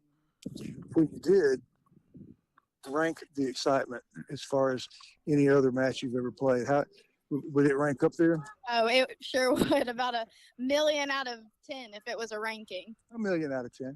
That's all. Okay, well, thank you, ladies. Well, they are on the court, so we're ready to start the super tie break. Big game for Center. Bigger game, really, if you're Madisonville. Good first serve from Gaddy.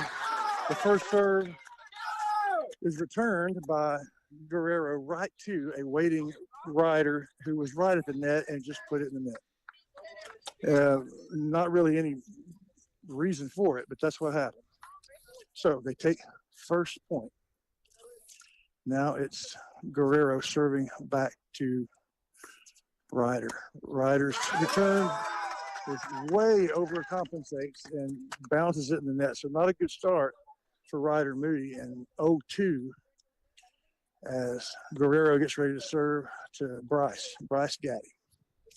Needing to kind of halt the skid there with this next service return.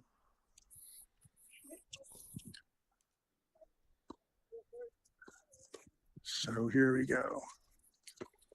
First serve goes into the net.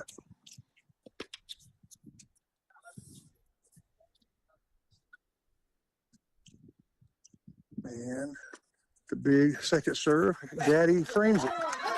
So it's 0-3. Really, nothing has happened action-wise. The Center fellas have just hit poor shots and find themselves in a hole early. Meanwhile, next door to them is Logan Galindo, our one-line singles, serving down 3-4, but serving beautifully. I've watched some of their points. Really a competitive match over there next door. Okay, here comes Ryder. His serve is good, and it's put in the net. And finally, the Riders are on the board. They stop the bleeding at 3-1. And so Ryder Moody serving now. He won the point to Rolando Avila. This is to Jonathan Guerrero. Down 1-3. Here's the serve. First serve is in the net. Second serve is in the net. So after a really good first point, gives away that one. So it's 1-4. And Mr. Avila, Rolando Avila, will serve one time, and then they will switch courts when you get to the 6. Hopefully it will be 2-5. 2-5 is a little, that you're behind. If it's, I'm sorry, yeah, but if it's 1-5, that's tough. 2-4 is a little better. Here comes the serve to Ryder Moody. It's in the net. Avila's second serve is a pity pat. Good return to the backhand. And it's deep. The return is deep by about 2 or 3 inches. And so that's good. They are able to stabilize a little bit as they switch sides, trailing 2-4 in the super tiebreaker. Well, Shires, kind of update everybody if they're just joining us what the situation is. All right, so it's 2-4. So right now the Rough Riders have accomplished what they wanted to accomplish in this doubles match. Hold on just a second here. Here we go. I'm trying to get everything in line. Give me just a second. So it's 4-2. So the Riders have accomplished everything they wanted to accomplish in the doubles segment of this. Now we're just trying to add some insurance. Riders up 4-2. Right now the only doubles left is Gaddy Moody. They're down 4-2 in the super tiebreaker after splitting sets with Guerrero and Avila. The boys' first line, Acosta and Collard, fall in straight sets to Zavala Railsback, 6-3, 6-2. Hughes and Harold had a great chance. They lose the first set, and they lose the second set, but it was in a tiebreaker. The ladies, we get all 3 of those. Herndon Skull pull out a tight one with Hernandez Rodriguez in a winning 14-12 in a super set. Much like, what happened there? It sounds like a big play one side or the other. They're back. Big first serve, tipped the net. The second first serve goes, Gaddy puts it in the net. But next door, Galindo is flipped, and he's up 5-4 in the first set, playing beautifully against, I believe that's Joel Zavala. So that's right. It's 5-2 as Bryce serves, hits the net, and the ball pops so far up, hits the net, and went as high as the lights. That was a lot of pepper on that one. Here's his second serve. All right, and so serving to Avila. Good serve. All 3 ladies and win. Go ahead, Chris. Yeah. And on that serve, he forced Avila to really stretch for the backhand, which went long. So it's 3-5 for center.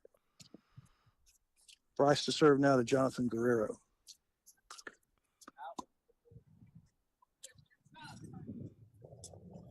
So here he goes. Trying to pull now within 1.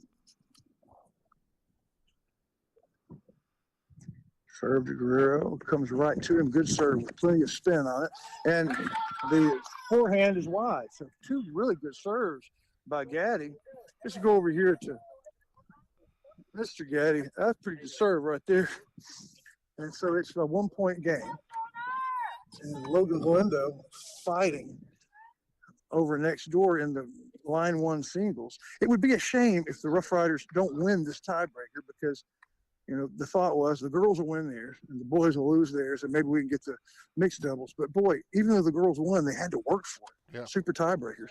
And the boys have been close in all of theirs. So if we lose this one, the results will not tell the real story. First serve to Avila is wide. Here comes Jonathan Guerrero. Second serve is wide. Nope, it's not. They play it. And I thought the return was wide, but Mr. Moody hits the ball back to the up player who has a relatively easy time of it, and it's 6-4 Madisonville. First 1 to 10 wins the match. By the way, JBI Insurance is monitoring this. Joe Bill is part of every one of our matches. He needs to be a part of all your insurance needs. JBI Insurance. Joe Bill Matire. Guerrero serving now to Gaddy. puts it in the corner. Nope, he calls it out. So I thought that one was in, and it was out. What do I know?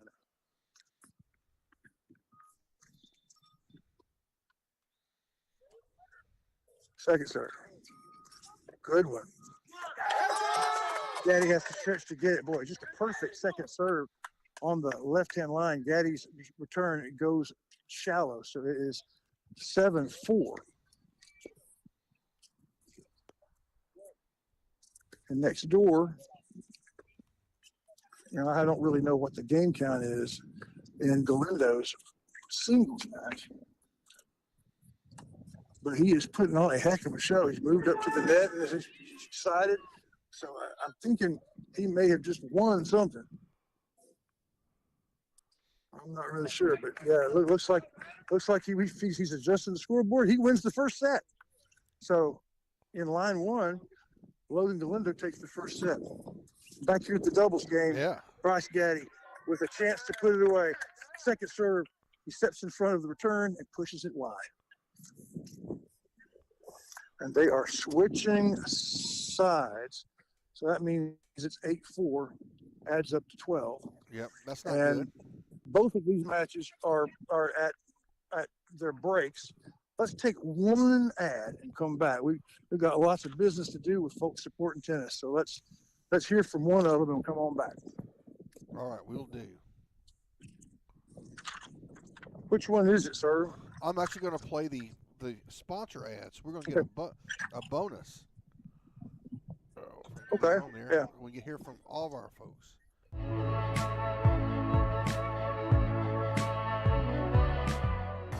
We say thank you to the sponsors that make this tennis broadcast possible. They include Sharon Nelson Medical, Texas Glacier Ice and Water, Bounds Insurance, Center Glass, Aurora Concepts, and Cornerstone Balance and Therapy.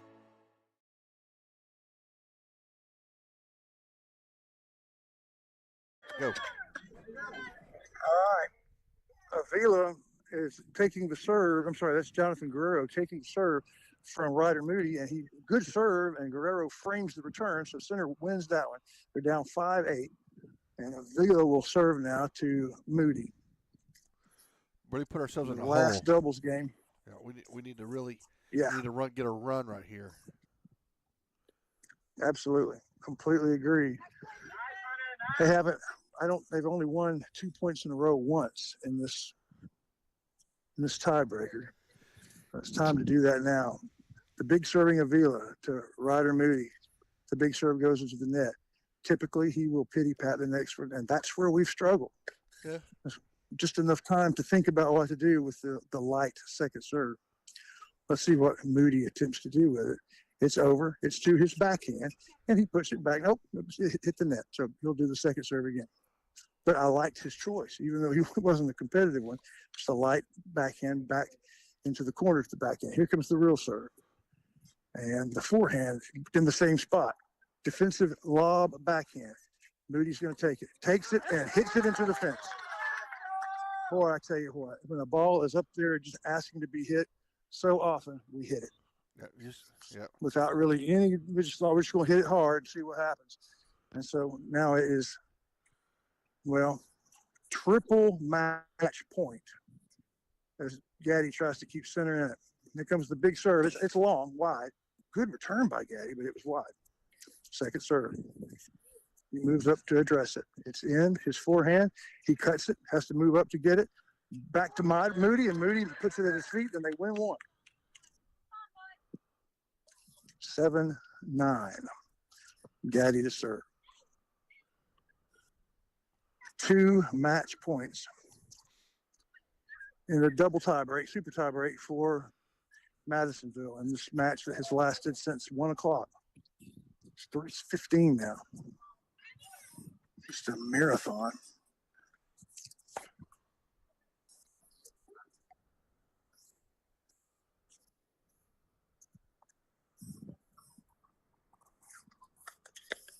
First serve, he tried to kind of feather one in. It hits the top net.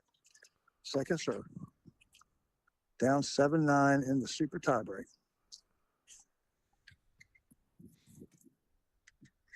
There's the shot, and it is in the corner. Beautiful serve. Defensive backhand.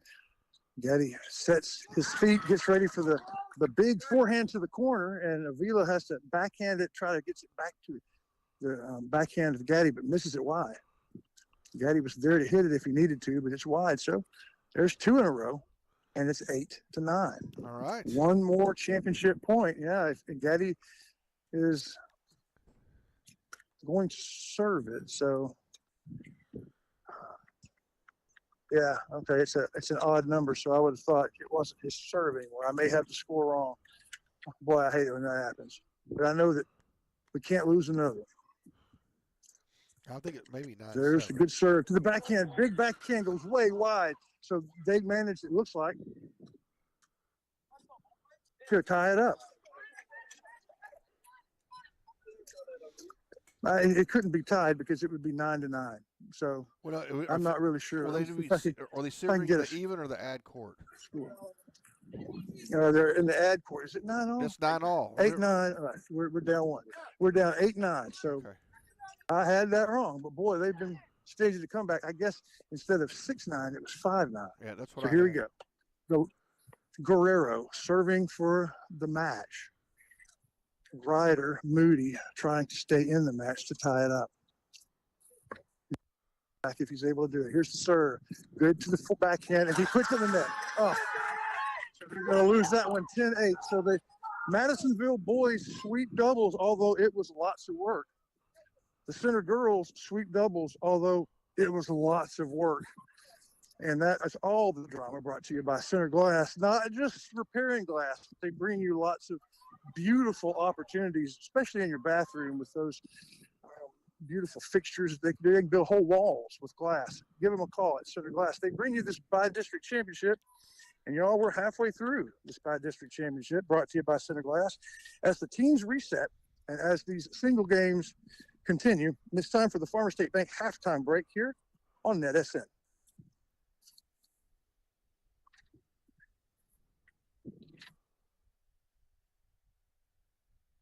Good. Serving our communities for over a century, Farmers State Bank continues to meet the financial needs of East and Central Texas. With roots that run deep, Farmers State Bank serves as a source of financial strength to meet the needs of our neighbors. From a comprehensive range of financial, a true community bank. Farmers State Bank, improving lives and fulfilling dreams.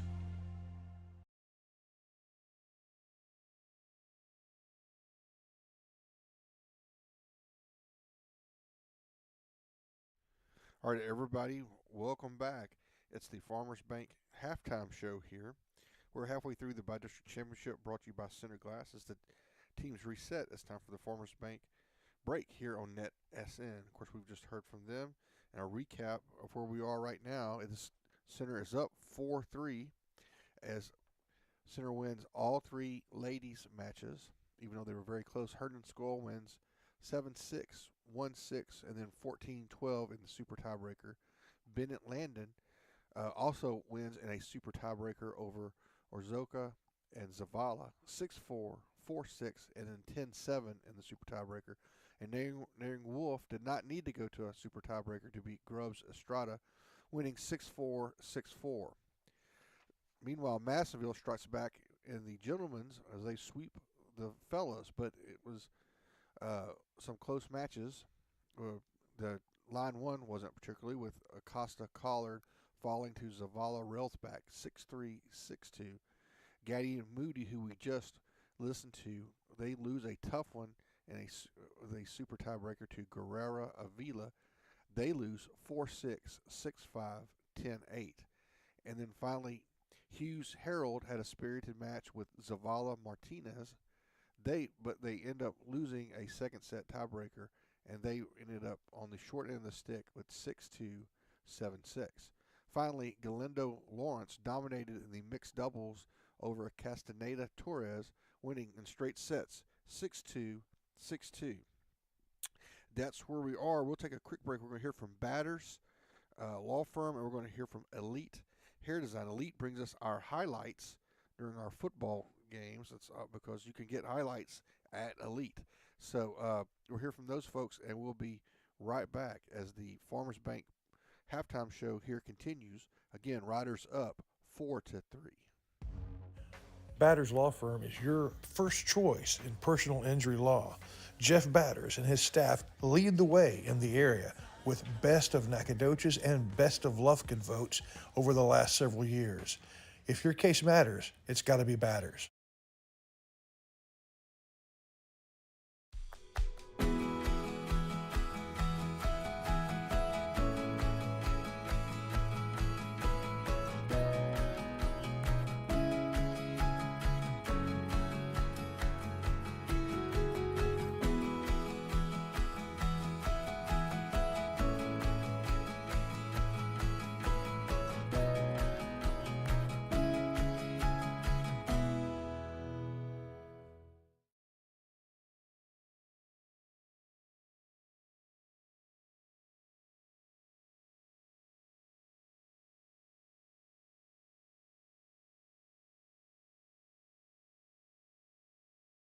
All right, folks, welcome back.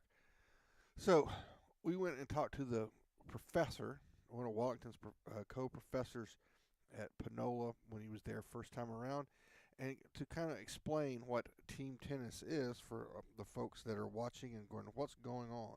So we're going to do that now. We're going to hear Team Tennis 101.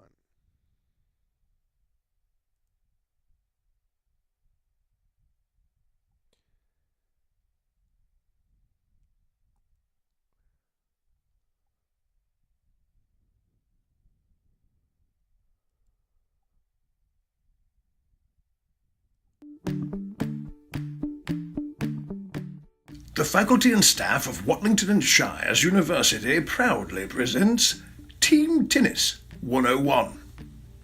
Almost everyone has a mental image of what tennis is, but very few people are acquainted with the team concept. It begins with a squad of players, 13 in all. 6 or 7 boys, 6 or 7 girls, maybe more if you want to alternate between singles and doubles players. Once the contest begins, each game counts a point.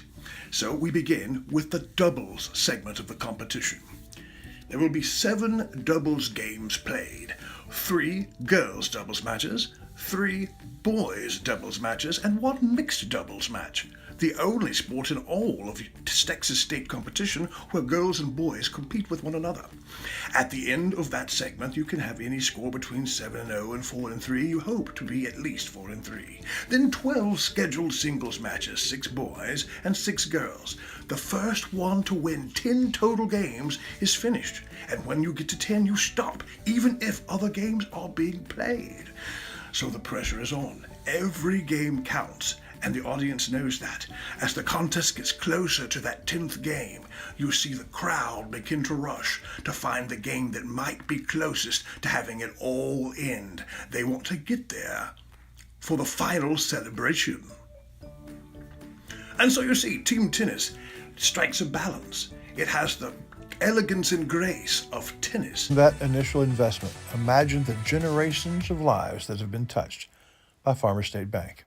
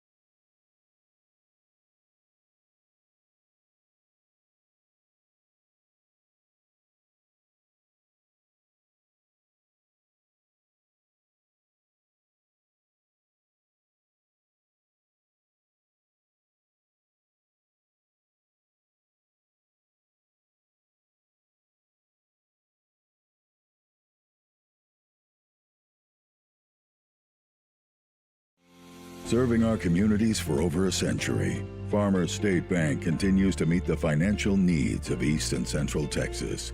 With roots that run deep, Farmers State Bank serves as a source of financial strength to meet the needs of our neighbors. From a comprehensive range of financial products to individual service, we remain dedicated to being a true community bank. Farmers State Bank, improving lives and fulfilling dreams.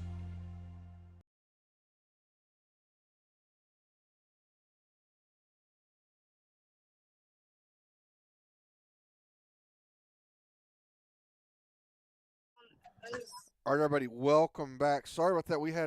We're still having some kind of internet issue here in the blimp. It's like somebody has hit us with some sort of magnetic beam, and knocked us down. So I'm working on that. But we do have Chris Wallington down. You have an interview, or somebody you're talking to, Chris Wallington? Oh, I'm just getting information. Avery, our girl Avery, is in her singles match. She won alongside Logan Galindo in her mixed doubles, but she lost her first set pretty decisively, 1-6. So down a set there, and she's a girl, and we're hoping to win our girls matches. Hope Naring is involved. She is up 1-0 early in her first set. All right. What about Logan Galindo? Do we have a second set score for him? I'm going to get that, but I don't have one right now. I'm across the. All right. Well, we're going to give you a chance. We need to close out. Will you keep us we abreast of her too? Yeah, we need to close out the halftime show, which is what we're going to do now. What we're going to do first, we're going to hear from Happy Tales. For everybody out there that doesn't know, we are behind Happy Tales and what they are doing. It's a great deal. So here's something from them, and we'll be back to close out the halftime show, and we'll get Chris Washington in place. Happy Tales Adoption Center is now the animal shelter of Shelby County, and their promise and mission is to improve and protect the lives of animals in our community and to alleviate their suffering and abuse. Every week during the ball game, you'll have a Happy Tales Adoption Center Minute, where we will feature a couple of the wonderful animals up for adoption at Happy Tales Adoption Center. Also remind everyone how you can donate and become a foster or even volunteer if you have the opportunity. It's Happy Tales Adoption Center, the animal shelter of Shelby County, just east of Center. My name is Sparkles. I'm 2 years old and weigh 27 pounds. I'm a Catahoula mix and a little on the small side. I love playing, especially with kids. My name is Izzy. I'm 3 years old and I was what they called a city dog. But after 5 weeks, I have all of my hair back, I'm super healthy, and I love people. These dogs, plus many other animals, are available for adoption at Happy Tales Adoption Center, the animal shelter of Shelby County.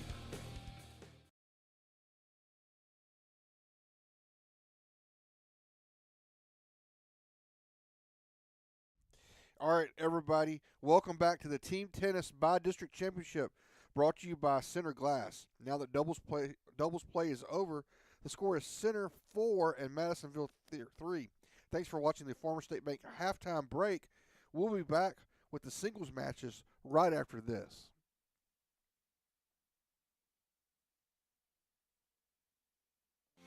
Serving our communities for over a century, Farmers State Bank continues to meet the financial needs of East and Central Texas.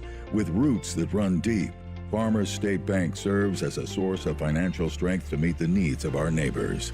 From a comprehensive range of financial products to individual service, we remain dedicated to being a true community bank. Farmers State Bank, improving lives and fulfilling dreams.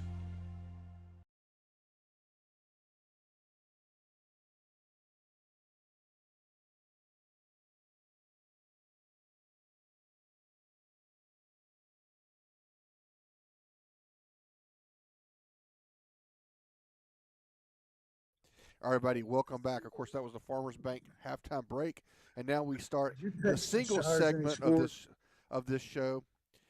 And we know that Logan Galindo won his first set. We also know that Autumn Bennett won her first set against Jackie Zavala and is up 1-love in the second set.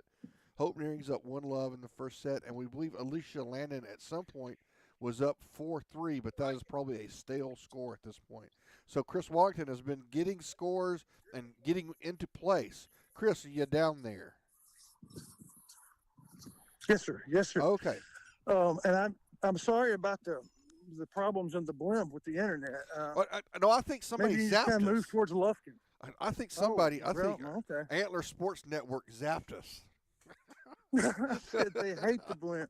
They hate everybody. They hate Nobody likes the blimp. We're operating. We're operating at 1/4 capacity, but this blimp, the Bowles feed blimp, is so powerful that even at 1/4 capacity, we're still able to function. And I'm not worried about crashing or anything. This is an unofficial game. Okay. Hey, you still there? Yes, I'm here. All So right, good. yeah, I noticed there are Okay. 16 matches. So are do some of them not count? Yes, Fisher Hughes, I'm sorry, who played in the Line 3 Thriller, is playing a game now that's just kind of an exhibition. I have crossed over back to the guys. Logan Galindo is where we will stay for a while. He is in a well-attended first round, singles match. He is up at his last switchover, 2-1, leading in the first with 1 set to nothing. So that is good news. He is now taking serve from his opponent. He just hit one into the net there. It's Joey Zavala versus Logan Galindo, with Zavala serving. Okay. Hope Naring is now up 3-2 in the first set. Good news. Good news. Hope Naring hold and serve. So here comes the first serve from Zavala is in the net. And I think he only has one ball, so he had to go get it. Lining up his second serve. Well, this would be, a big win.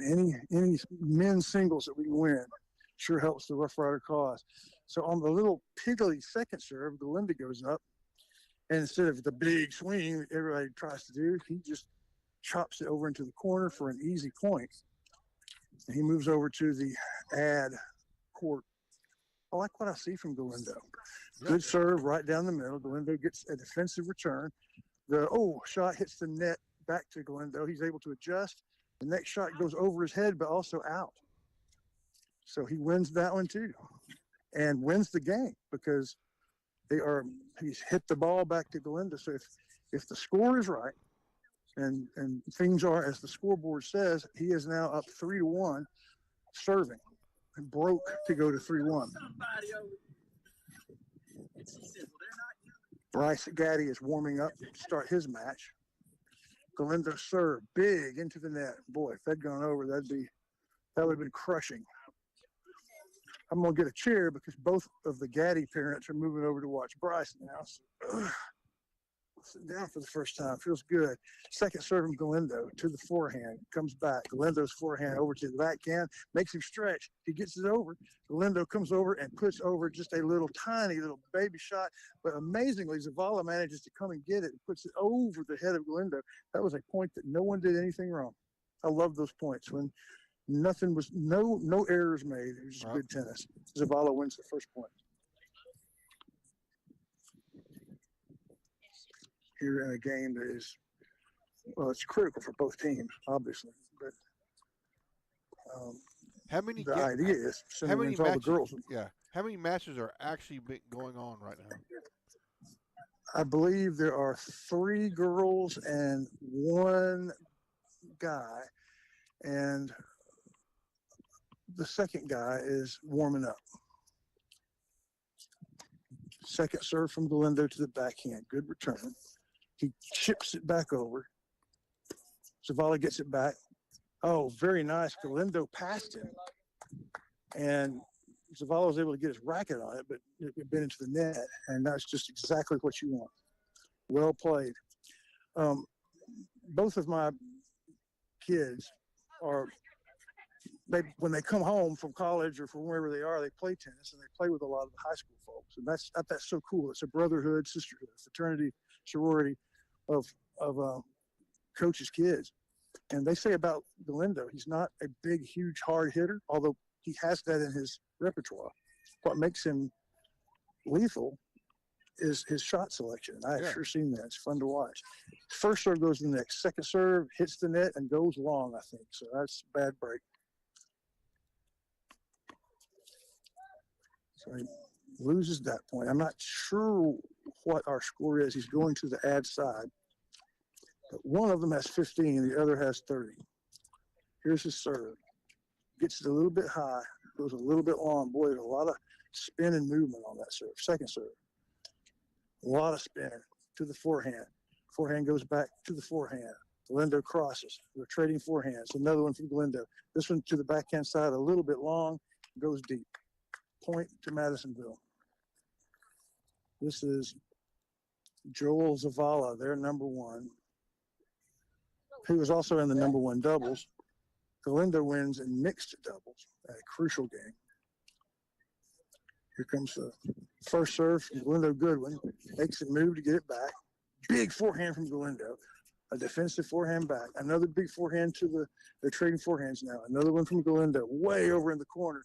Zavala gets to it. Now Galindo moves to the net. Makes a beautiful cross, but that fast Zavala gets to it. I don't really know how he did it. Zavala anticipated and was able to get moving towards the net in time to make what was a beautiful defensive play. So it is 3-2 with Galindo up in the second set after having won the first, but he got his serve broken, and he didn't. Shires, there was only one errant shot from Galindo. He hit one return long. All the others, he was on the attack, and Zavala was just fast enough to get to it. Yes. So that's what can you do? That's just the way it goes. I'm moving down to check and see. It looks like Gaddy is finishing up his warm-ups, and I believe his opponent is Railsback. Railsback is their number two. Gaddy's our number two, so that's no gamesmanship there. It's 1-on-1, 2 versus 2. In the men's draw, there's even an empty court here. So a lot going on behind me with the ladies. You have a report on them from anybody? Just Hope Naring up 3-2 was the last report I had. Don't know about anybody good. else. We know the report you got from Autumn Bennett. What, Mr. Moody, what did you see from the ladies over there? Did you get any scores as you were coming over? No, sir. Okay. Thank you for the on-the-spot report. Right. Yeah, I think you left the bathroom and I asked him that. Sorry, man. Hope is up 4-3. Yeah. Okay. And there were 2, maybe 3 other ladies matches going on over there, and we don't have. There's only one Wallington for those folks. Yes. Hello. Okay, back over here in the number one. Zavala, second serve. He babies it over. Galindo gets it back. Boy, Zavala is making Galindo move. Galindo up at the net. He gets a lob, manages to get back and get it. He makes a beautiful drop shot, but Zavala anticipated it. Now he lobs over him as they're just both running all over the court. A blind over-the-head backward shot to try and keep the point alive doesn't go well. Zavala loses his hat as well, so loses his hat and the point on that first serve. Galindo up, love 15. What's the game count there, Chris? Game count is 3-2, Galindo leading in the second set after having won the first. And I got back from my tour. Yes, I'm accurate. So Galindo up, love 15. Hudson School's letting out, so lots of cars, a lot of movement going on in the background as they have come during a school day for Hudson. Galindo goes and fetches the ball after the first serve from Zavala. Here's Zavala's second serve to Galindo. Walton, I've got to tend to something in the back of the blimp. I'll be back in just a second. It's all yours. Okay. All right. Thank you, sir. Well, here's the good news. While he was telling me that, second serve, Galindo, instead of whacking it hard, makes a little cut shot to Zavala's backhand. He gets to it, but he can't get the ball back in play. So it's love 30, Galindo leading. Not much of a first serve from Zavala. They trade forehands. Now they trade backhands. Zavala now moving up to the net. What will Galindo do? He tries to hit it over him, doesn't get enough to even get it back to the net. So that's a rare, just kind of miscue for Galindo. And it's Zavala's first point of this match, 15-30 at 3-2 in the second set. Big first serve. Galindo wasn't expecting it. He hadn't been putting much on those serves, and that one he just really powered over. Galindo got his racket on it, but that was really all he could do. So it's even at 30 all.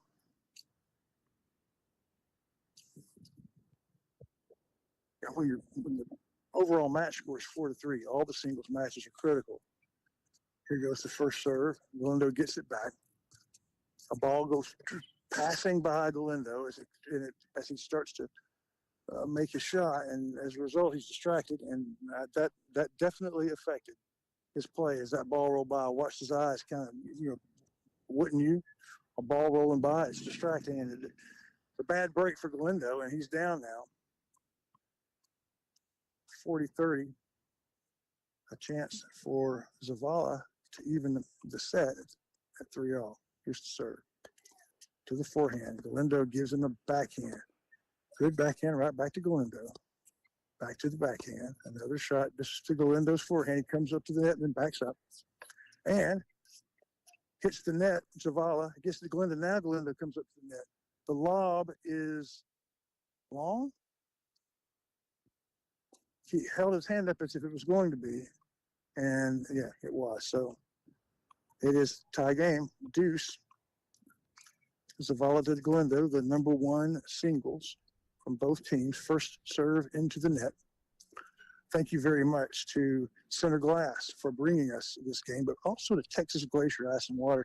Everybody buys bottled water. Nobody drinks from the fountain anymore or from the tap. Texas Glacier gives you an affordable way for delicious water delivered right to your home. Galindo comes up, hits the baby second serve, stretches Zavala. Backhand. Backhand goes back to Galindo, who puts a fierce one into the forehand court and wins that game. So Galindo moves up 4-2 in the second set, and a chance of serving now with a chance to go up 5-2. Almost all the singles players that can play are now. First serve to Zavala. Good one. Zavala with a great return. Galindo gets it back. Galindo with another forehand. He gets himself positioned, puts it in the corner just a little bit too far. And so on the first point of his serve, he loses that one, and it's love 15. Sitting just to the right and behind his mom with a great camera taking pictures. He will be able to relive and remember this one. Good serve to the backhand. First serve, a little lob back. Galindo comes up with the whole court to play with and makes the right decision, forcing a big one to the backhand. Zavala gets his racket on it, but that's about all he can do. So it's 30 love. Galindo trying to win for the first time this set, back-to-back games to get himself a little bit of breathing room. All right, he's up 4-2. All right, Chris. And 30 love in the second set. All right, all right, good deal. Back in the Glad control to have room. you back. Yes. So 4-2. Do we have Is any it, other were you, scores? Were you getting a snack? I wouldn't get a snack. I wouldn't get a snack. I was actually making some adjustments on the Kerflubber thing in the back. I don't know what the real name of it is, but again, it was something that kind of knocked us out of. I mean, everything something went. I don't know. Maybe we got struck by some kind of lightning or something. Summer lightning. No clouds around, but I'm not sure. But something sure happened. But we're still in the air, and we're still broadcasting. Okay, so still bringing it. Yeah. So still bringing it. That's good. All right. So Chad Nearing is doing a great job. Here's the story. Good. What's your count? Okay, so Hope won 6-3 in her first set. Good. Let me get this. I want to get that changed. Yeah, 6-3. And then And Galindo is serving to win this game at 40 love to go up 5-2. That would be big. Right. His first serve is beautiful. Nice return. Trading forehands. Zavala with a backhand to the forehand of Galindo. Moves into the right. Big forehand, right back to Galindo. He puts it right in the middle to the backhand. Now Galindo could come up. He's not. But Zavala comes up and puts in the net as he's coming to the net. So Galindo wins that one low. Doesn't he? Doesn't he? Nope, he's going back to serve. I missed one somehow or another. It's 40-15. I thought he was serving for the game. Dadgummit, I hate it when that happens. Here comes the serve to Zavala. Big one, but into the net. Right before you came back, there was a lob. Galindo raised his hand as if that was out, but I think he changed his mind, and I wasn't sure about that. So that must have been the point that was in question. Okay, right. Second serve of Galindo. And it's a good one. Exchanging forehands. Now a backhand from Zavala to the forehand. A big forehand from Zavala to the corner. Galindo gets there, puts it back. A little cut shot. It's not enough. And Logan Galindo is going to win. Please tell me that that's the game. Yes, it is. So he is up now as they switch courts. Mr. Shires, 5-2. 1 game away. Yeah, 1 game away from winning. And all important, here, the conventional wisdom is we got to win all our girls' matches and we're going to lose all our men's matches. That's not going to be the case if he can win one more game. Hold on. All right, so we got some updates. So again, Hope Naring won 6-3 first set against Elena Grubbs, and they're about to start their second. Autumn Bennett won the first set. I don't know what the game count was. I know she actually had 6, but she is trailing 3-2 in the second set. Avery Lawrence lost in the first set 6-1 to Mia Orzico, but she's up 3 love. Yeah. She's up 3 love in the second set. Really? So that was looking good. Oh, that's big. Amelia's their number 2 line, and Avery is playing kind of major competition there. Yeah. And here we have Bryce Gaddy is 1-0 in the very beginning of his match. 1-0 in the first set. Very good. If we can try to get the actual, what the first set was in Autumn Bennett, Jackie Zavala, because I don't have that, but we have 3-2 with Zavala in the lead in the second set. So okay, that's coming from Chad Naring. I appreciate that, Chad. He's doing us good. So the Madisonville coach having a long conference with her number 1 is Galindo is up and ready. It's like that, like those Rocky movies where the guy leading is ready and Rocky's being coached. But this time, Madisonville is Rocky. Right. It's just been a really good display of disciplined, smart tennis. And that doesn't surprise me. Galindo is an awfully smart student. Well, it sounds like it's controlled aggression. That's it. And that's about as good as you can get in tennis, right? I mean, that's Roger Federer, isn't it? Yes. So I'm kind of waiting for this one to start. I came back over to call it. She's, I think, basically giving him a pep talk. Right. You can do this type thing. I'm not sure they're talking strategy. His head's down. Yep. Galindo's getting thumped this match. That's right.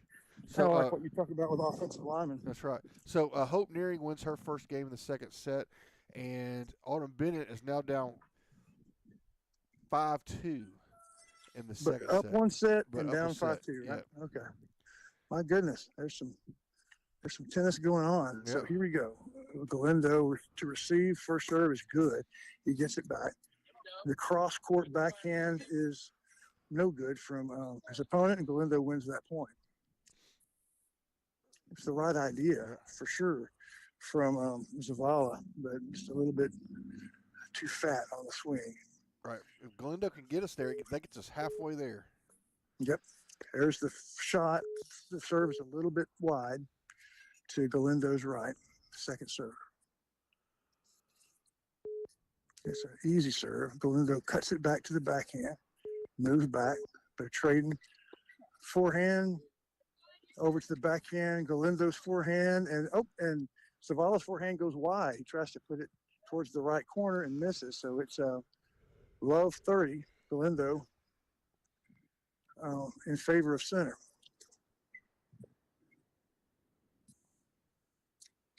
Good performance so far. Here comes the love 30 serve. Big serve. Galindo gets it back. Big forehand winner. No reason to even move for it. Zavala hit it in the exact right spot. All Galindo could do was applaud. Beautiful shot. 15-30. That's the third time that Zavala has had the right idea, and that time he hit it perfectly. Serve hits the net, so so he'll hit the first serve again, serving at 15-30. When I leave here, we'll go after this match, assuming it doesn't go to tiebreaker or something, we will take a break and I will reposition over in the girls' part. But here we go. First serve. Big but long. Deep. Second serve. To the ad court. Galindo moves up for a punchy forehand. Backhand comes back to Galindo's forehand. Forehand from Zavala. Forehand from Galindo. In the corner, backhand shot is almost perfect, but not quite. That's the thing about tennis. Almost perfect means you lose. The cross-court shot, a drop shot that almost landed within inches of the net, but just a little bit wide. So it's 2 match points for Galindo. Here comes the serve. A little long. Second serve. And he moves up for it, cuts it to the forehand, gets up and ready to put it away, and does. Waiting at the net and puts it away. Galindo winning and winning with one-line singles.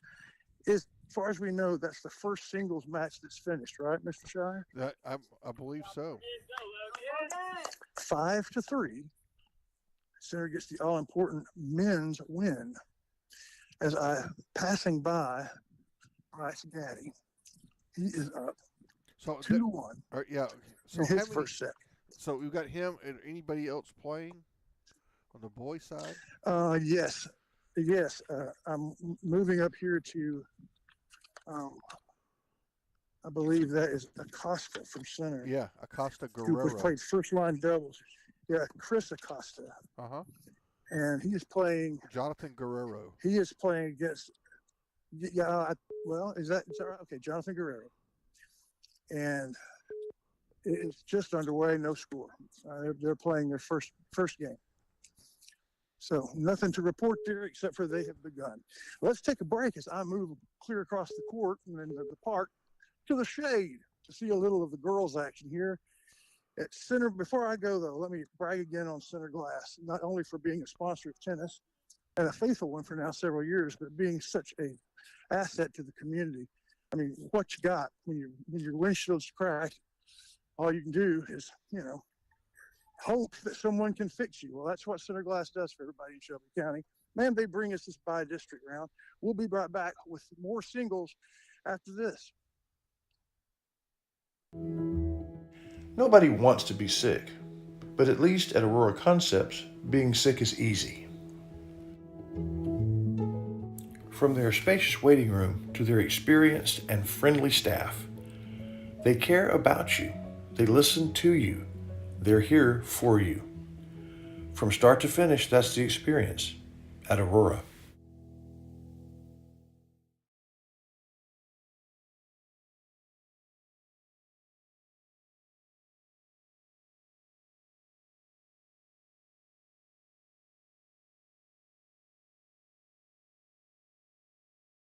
Backwards to make sure that he and his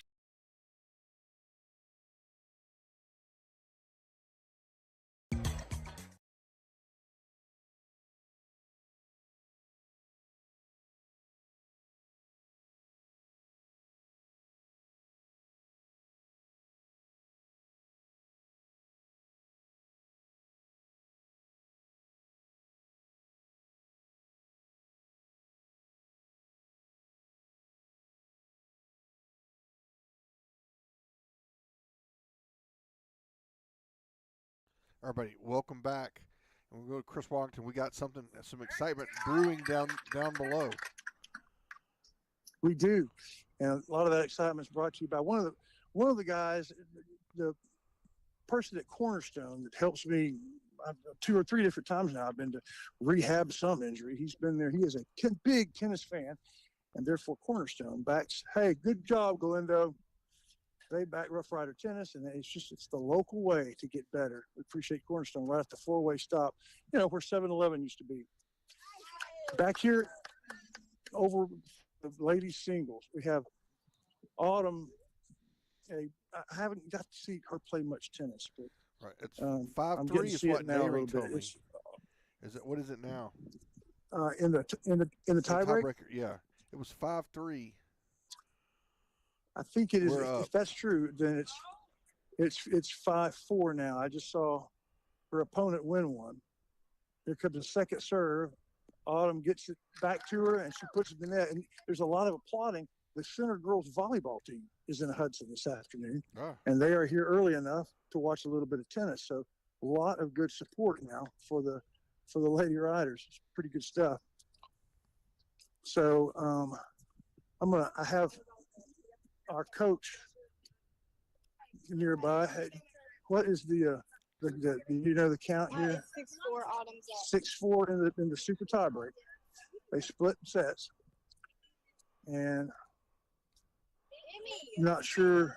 All right, Avery Lawrence. The name of her opponent. Yeah, her name of her opponent is Jackie Zavala. Okay, Zavala. Jackie Zavala. Jackie hits a serve, and it is. I believe that is that's a good serve, and Autumn misses the return. So, what does that make it then? 6-5. Okay, it's close. So I believe it is 6-5. Autumn. Okay, and first serve is long from Autumn. Avery Lawrence is up 5-love in the second set, so she's getting close to tying that thing up and going to a super tiebreaker for her too. Good point here from these two ladies as they both trade forehands and now backhands. Big cross-court forehand from Autumn, and when Jackie gets to it, all she can do is get it across the net, but not in. So Autumn wins that one. It's time to flip. It's 7-5. Autumn leads 7-5. The total is 12. Yes, Avery, who you talked about. Weird. I mean, didn't she lose the first round like 6-1 or something? Yes. And then now she's turned it around and 5-love. I was told that was going to happen. Yeah.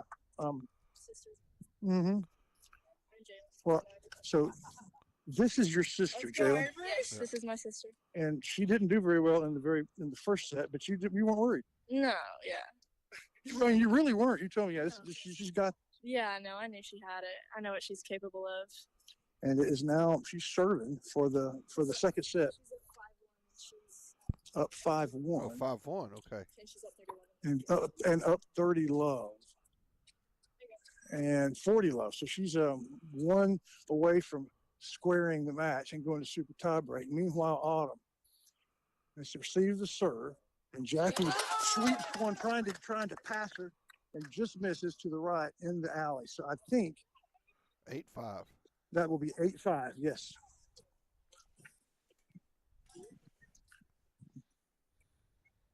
Autumn won her doubles match, trying to sweep here. Gets his first serve in. Good return to her backhand. Backhand from Jackie. Now Autumn, little slicing forehand. Jackie hits it back to the forehand of Autumn.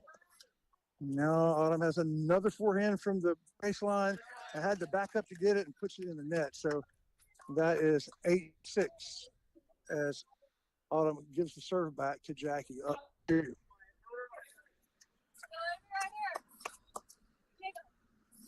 And it looks like Avery has squared even sets, and they're going to super tiebreaker. That's who we will talk about next.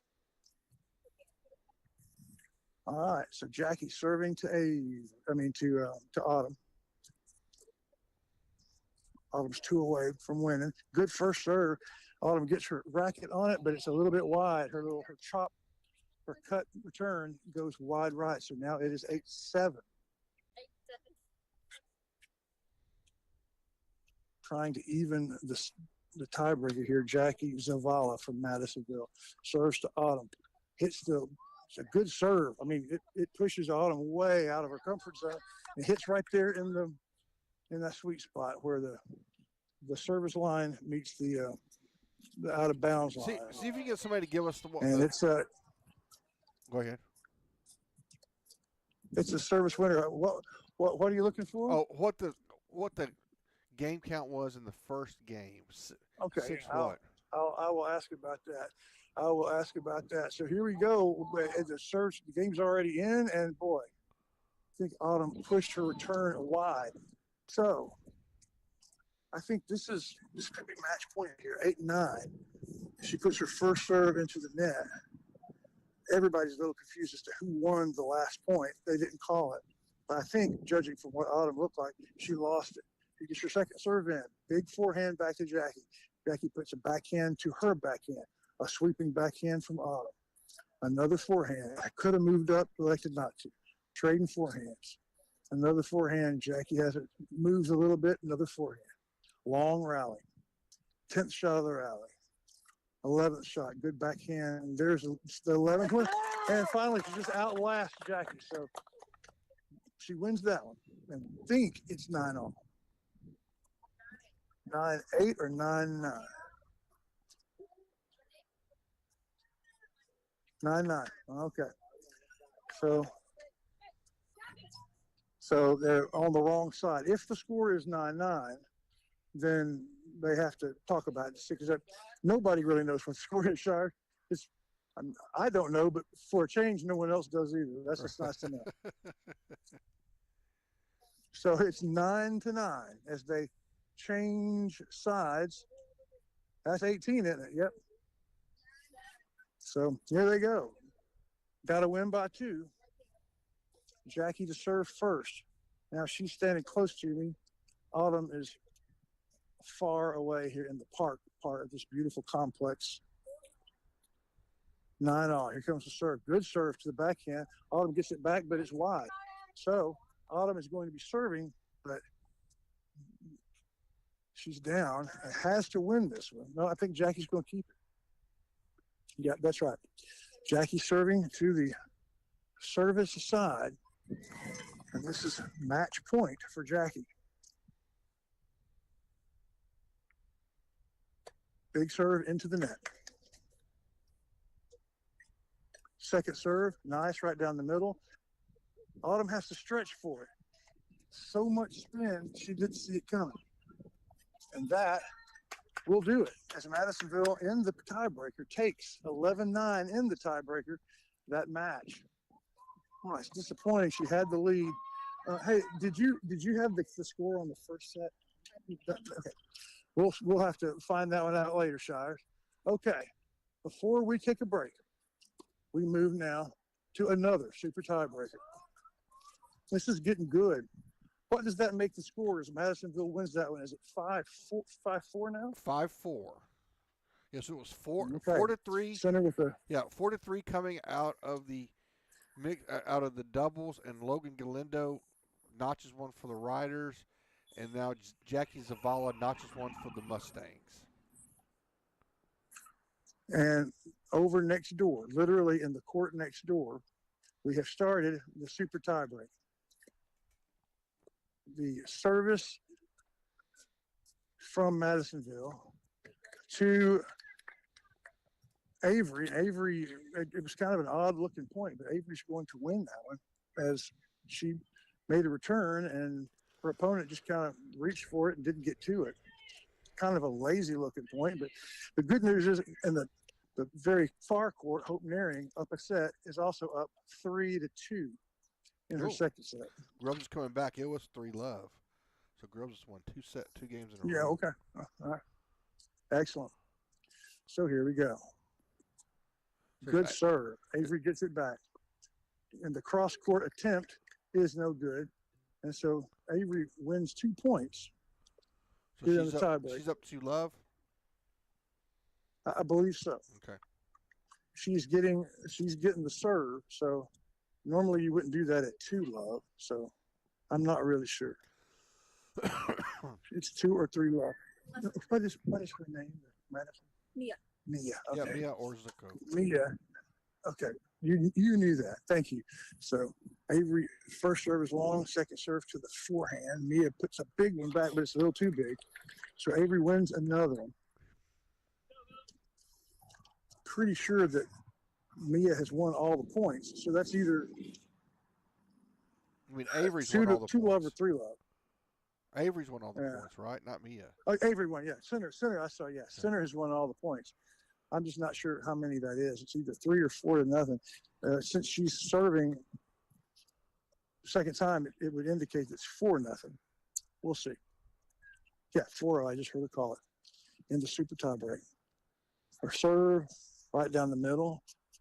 Forehand cut return to Avery's backhand. Good. They're both just hitting the ball right back to each other. And Mia's return goes long. So they are about to switch sides in the first 6 points. And Avery for center in charge, 5 love. And she hits it back to Mia to serve.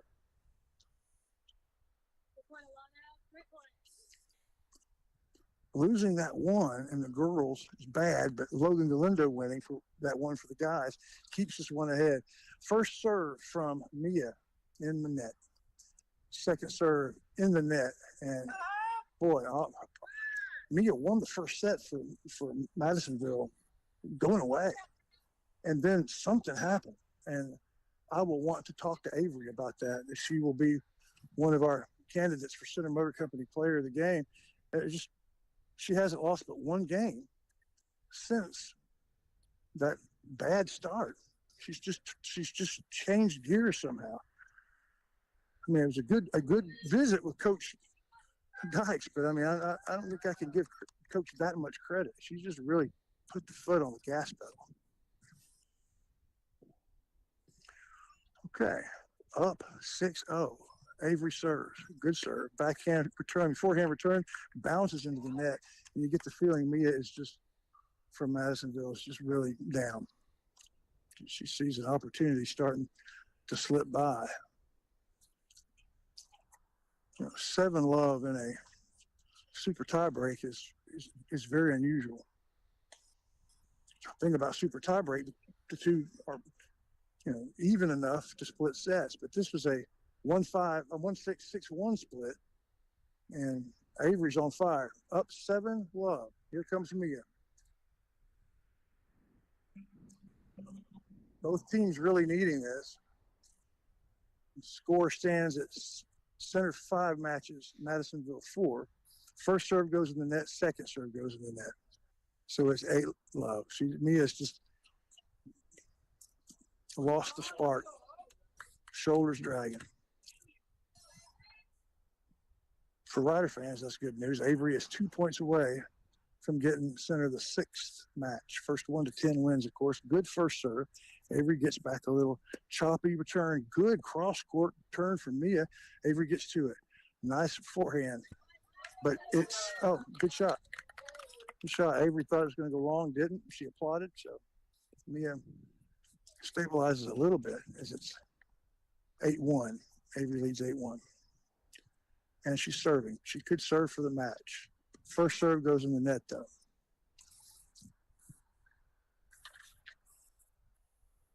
Her second serve is wide, so it's now 8-2. Over on Hope Daring's court, she in her second set has gone up 4-2. Mr. Shines. Yes, I just got. She's 2 games. Got that from our intrepid reporter. Appreciate that. Okay, Avery has lost her first 2 now. Here comes first serve. Good. Nice cut. Forehand. Mia all of a sudden has the spark. She hit a cutting forehand over in the corner that stayed low, barely cleared the net, and Avery never had a chance. So it's 8-3. It's 8-3? I believe so. Avery's looking to, she's taking balls and hitting them back to Mia. So Mia's won 3 in a row, from 8 love to 8-3, right. and suddenly it is a tiebreaker again. Well, we still got a little space. That's as close as we need to let That's it go. true. So we got one more, then they'll have a break. So Avery just coming back strong. Maybe she works out at the Forge. We appreciate Danbert Collin and his staff at the Forge helping Shelby County be as strong as they want to be at the Forge. First serve net, second serve is good, and Avery kind of has a lackadaisical slicing forehand return on a second serve, and it doesn't even reach the net. I think both of them may be getting a little bit tired. Avery hits the ball back to Mia, and she misses it and has to go catch it at the net. Both of them just look like, they'd like for this one to be over. But it's 8-4, and that adds up to 12, which means it's time to switch sides. Avery won the first 8. Mia from Madisonville won the next 4. And Mia will be serving with a little bit of momentum.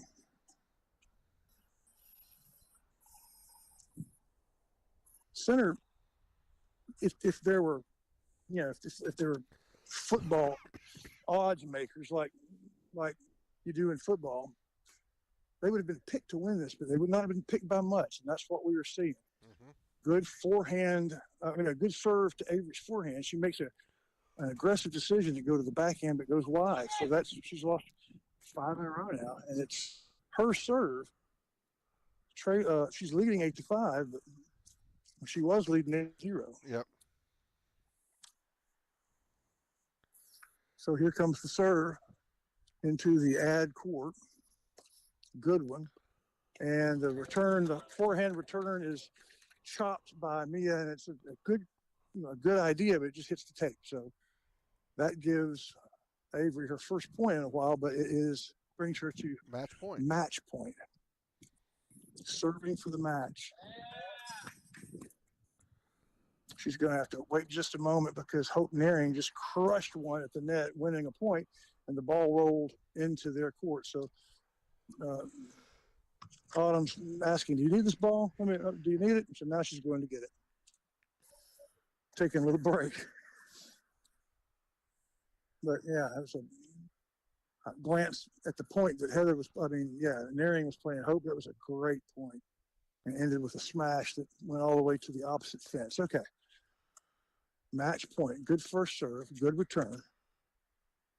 The return gets back, but boy, Mia makes Autumn stretch. She gets it back. Gets back another one. Now Mia's at the net. Hits it into the corner. And there's a way. There's people applauding. But the question is she going to call that in or out? And it was out. I thought she might call it in. It was out. And so with that little bit of anticlimax, Avery wins in the tiebreak, 10-5. Well, that's funny. 8 points for Center, 5 points for Madisonville, 2 points for Center, and that's the way that one ended. So that gets us on the big scoreboard now, 6-4. Is that right, Mr. Shine? That is right. And if Hope Naring can hold on and finish off Elena Grubbs, that'll give the Riders a 7-4 in the definite advantage. Okay. Is it Alicia or who is it? Elena. Is playing for Center? No, Hope Naring. Elena. Okay. Elena is playing Elena Grubbs. Got to find where. Okay. So Alicia won that, right?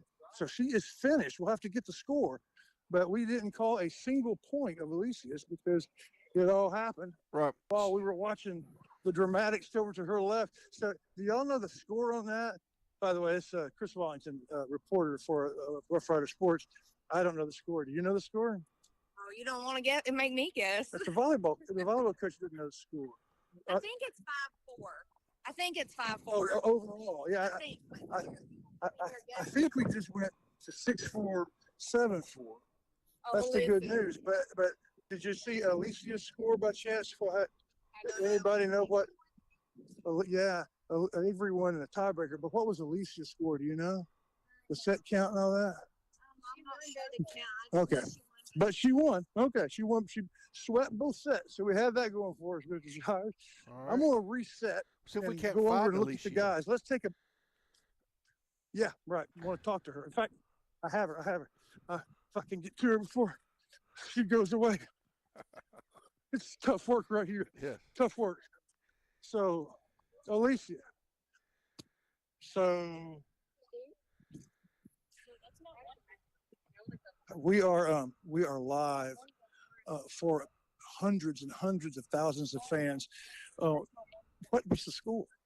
It was 6-4 and then 6-2, center one. Okay, good job. Tell everybody who you are. Alicia Landon. And so, congratulations. That was hard earned. Thank you. What was the key? Did you have a particular strategy, or is it you were just like reacting? Probably just reacting and just running to everything. Didn't let anyone buy it. Didn't give up. Congratulations. She has won her doubles. She's won her singles. And how about Logan Galindo? Congratulations on your big win. Yes, sir. I'm proud of you. Tell me about your singles match. What was the key there? To me, you were making very smart shots. You played a smart round, but I don't know, is that your goal or is that just the way you play? Well, normally I go for big hitting, but that wasn't going to get it done this time. So I had to go for consistent shots, smart shots, hitting the right spots. And that's what I said that my coach has been drilling into me all year. Well, it works. And you might consider good shot making another time because the shots were very well conceived. Thank you, sir. That's Logan. That's Alicia. And it looks like, Mr. Shires, the center is up 7-4. Is that what you have? That's what I've got on the big board, 7-4, with Hope Nayring hopefully fixing to bring us number 8. Yes, that's looks like that may happen. So you know what? I may stick around and call that one, but let's take a break. Yeah, but Grubbs has to walk a while. Yeah, we'll take a quick break. Grubbs has tied up the second set 4-4, so she's not going away. Okay, all right. Quiet. Not going gently. No, all right, not at all. We'll be right back. We'll hear from some sponsors here from Hudson.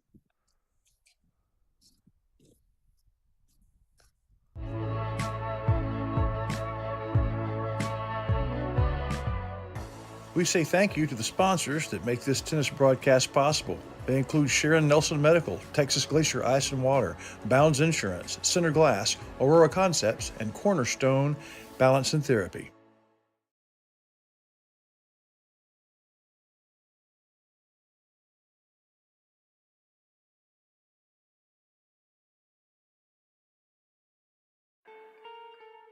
Covington Lumber and Building Supplies is in the capable hand of a third generation of Covingtons.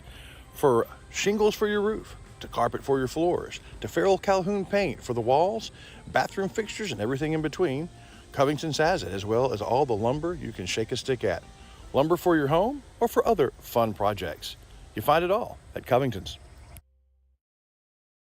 Portacool, with over 30 years of expertise, has made significant strides.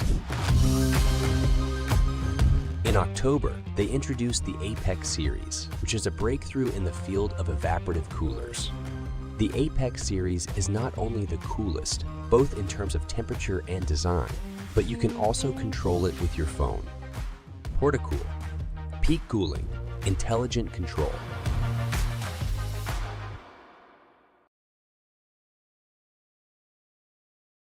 Hey, y'all got a dirty truck. Well, then take it to Joe's Car Spa for a spa day. At Joe's, they make them shine. And they're standing by to work with the community. They was elected best of Shelby County this year, and it's called Joe's, but it probably ought to be called Reed, since Reed Grant owns it. So, Billy Don, when it's time for your car or truck to have a spa day, where do you take it? I don't know where.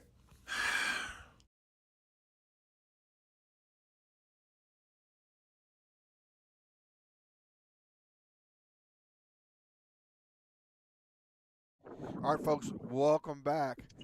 7-4, Rough Riders lead on the big board. We have Hope Nayring up one set, but tied 4-4. The last we heard in the second set, we got to go back and see what the gentlemen with Acosta and Gaddy, how they're doing. And that appears to be everything that we've got going right now. I'm assuming some of these other matches have probably kicked off. So back down here on the court side, I'm watching Hope Nayring, and she just double faulted, and it looks like that's the end of the game. So yes, she has just let 2-3 get away in a row. She's down now 4-5 in the second set. She's up a set, and she was leading 4-2, and then suddenly she kind of lost her momentum. And this was a game a match that you kind of were wanting to put in the win column. While they are taking a break, let me say thank you to Texas Glacier Ice and Water. You are a customer. I mean, I know that you share office space with Bob Reeves, but you're a customer, right, Shires? Absolutely.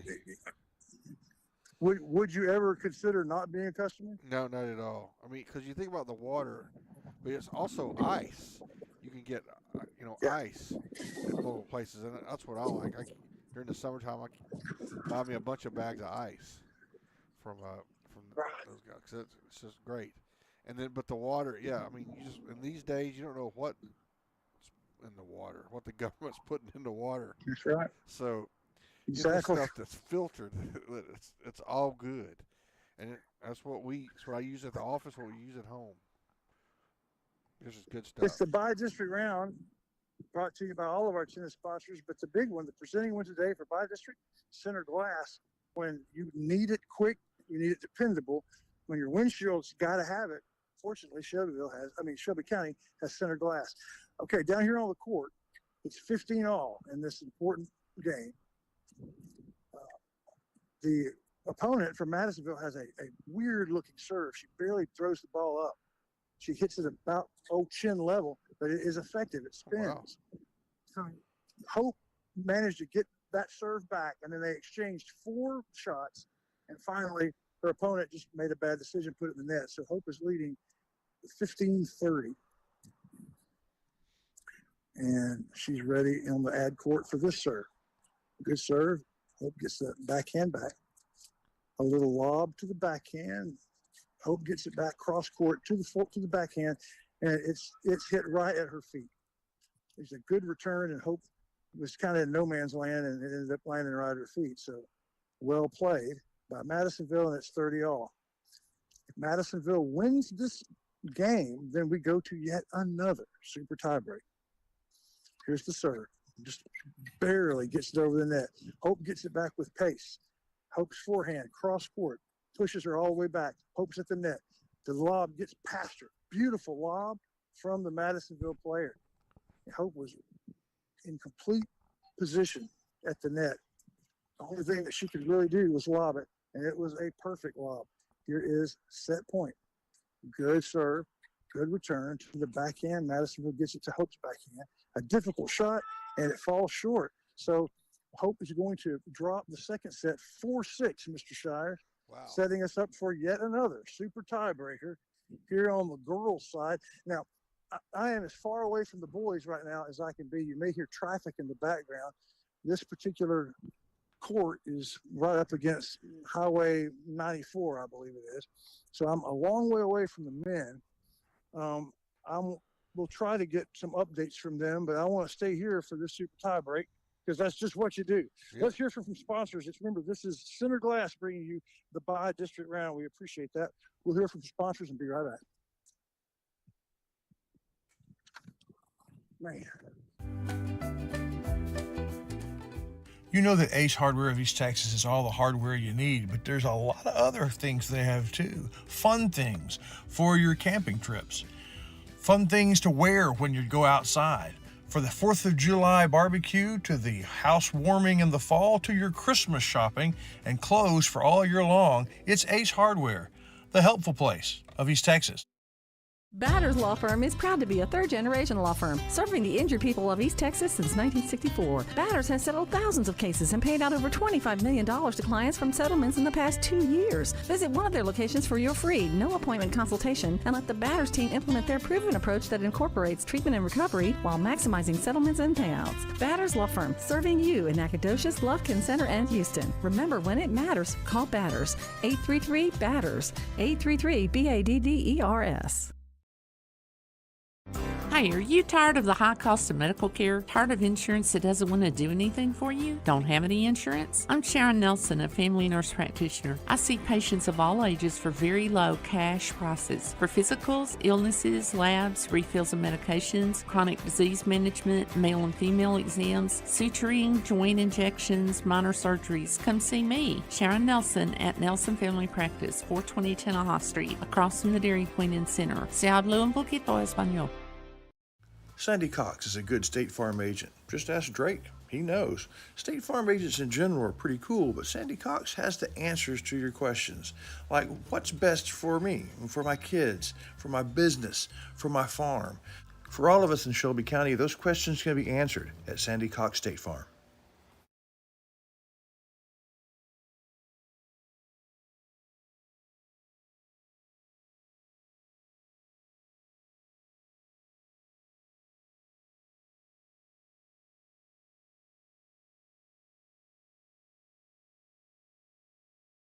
Everybody, welcome back. We're about to join Chris Wallington in this super tiebreaker between Hope Nearing and Elena Grubbs for what's could be an essential game for both clubs. So Elena Grubbs won the first point, breaking Hope's serve. Hope wins the second one, breaking Elena's serve. And on the second point, Hope took the serve, planted herself at the very front of the net, had two shots to put it away. Instead, she just kind of hit it back to Elena, and eventually Elena lobbed over her head. Wow. So she's down 1-2, serving to the ad court. Served both of them in the net. So she's down 1-3. Yeah, you've got to take advantage of that when you're up front. Yeah, like yeah. And then I appreciate the fact that she didn't slam it into the net, but they were a little bit too cautious as they were just kind of hit with moderate pace right back to Elena, who has won the last 4 games and 3 of the last 4 points.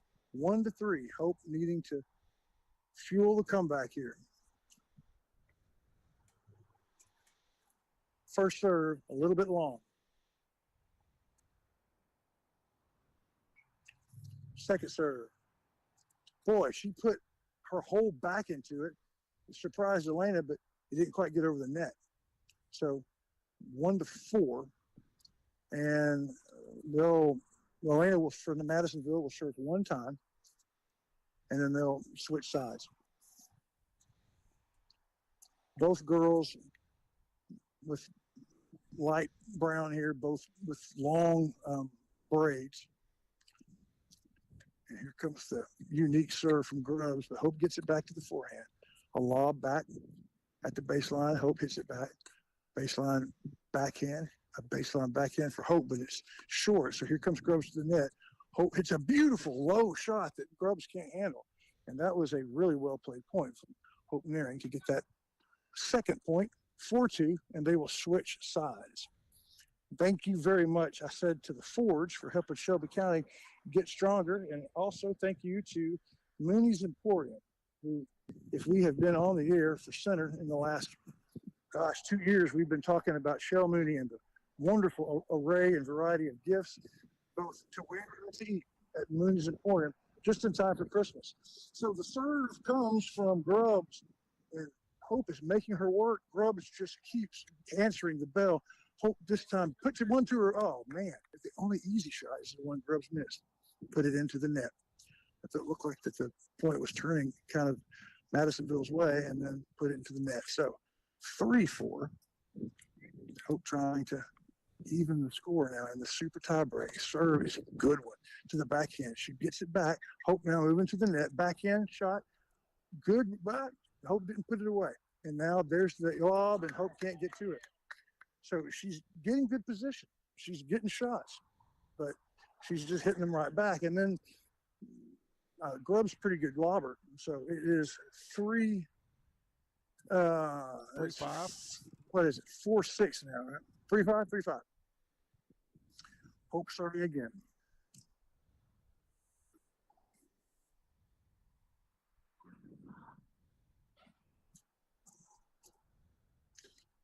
Here she comes. Second serve. Good one. To the forehand.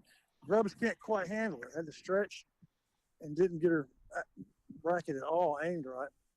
So she bounces it into the net. So they trade points there, and I believe it is 4-5, well, 5-4, as Elena from Madisonville is serving. She's up by 1. That weird serve. Hope gets it back. Goes to the net. Can she put it away? She makes her run for it, but she can't quite put it away. Lob. She gets the lob. Big shot. They're both at the net now. Just hitting back and forth at each other, back and forth. Hope gets one, a long one, and it goes just long. She had moved herself back all the way to the service line as they were just whacking each other back and no forth. man's land. And Hope goes just a little bit long. Now, 4-6 now. Serve, Hope gets it back. Backhand, cross. Hope has to lunge for it, gets it. It lands in. Backhand from Grubbs. It's the lob over her head. And she's just not winning the points at the net. 4-7, I think that makes it. Yeah, Hope has got to depend on shot selection and shot accuracy because Grubbs is athletic and she knows how to lob that ball. So if you're going to go up to the net, better get it done pretty quick. Beautiful serve from Hope. Now, Grubbs gets it back. On her cross-court killer forehand hits the net. Goes down 4-8 as they trade sides. Well, Hope has certainly started playing with more aggression. But on the last 2 points, it has backfired. So this win would really do a lot if she could come back and take this. But Atlanta Grubbs, who was down a set and down 4-2, has come back to his first serve, goes deep. Second serve is in. Backhand return is long. So Hope wins that one and gets to 5-8.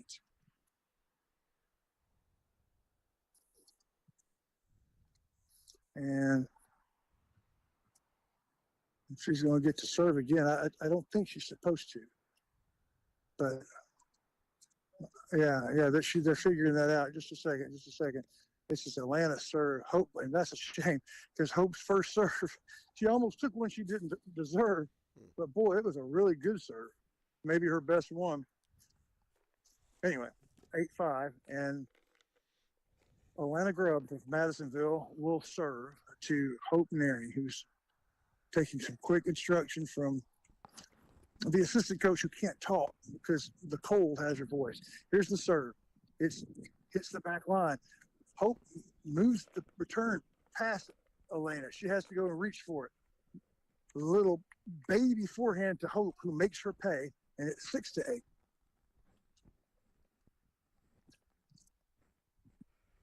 Atlanta will serve again at 6-8.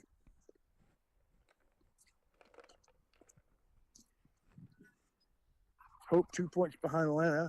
Atlanta 2 points from the match. That low serve stretches Hope all the way outside the court to get to it. She gets to it, and I had the score wrong. That is the game.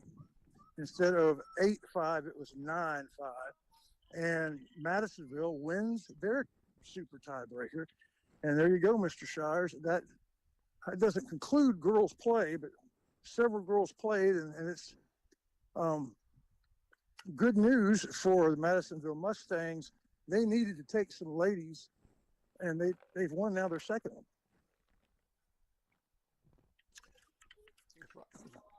Amy Wolf has begun her match. She's at 1-all. And as I walk back to the guys, our number 1 singles and number 2 singles are on the court with Laura Anskull down, it looks like 1-2, but it looks like they're on serve. And Holly Herndon, very early in hers, down 0-1, but it looks like they're on serve. So work to be done on the girls' side. As I move to the boys' side, let's take a quick break, and when we come back, we'll see what's happening with the boys' side of the draw here, live from Hudson, brought to you by Center Glass. We'll be right back.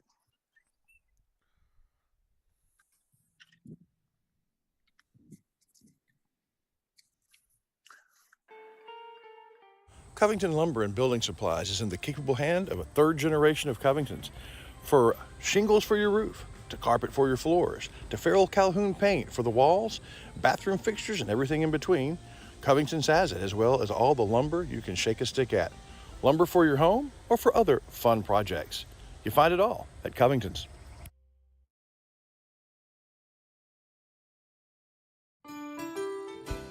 For most Center Rough Rider fans, Center Texas is home. You think of home, it brings thoughts of places that have been there your whole life.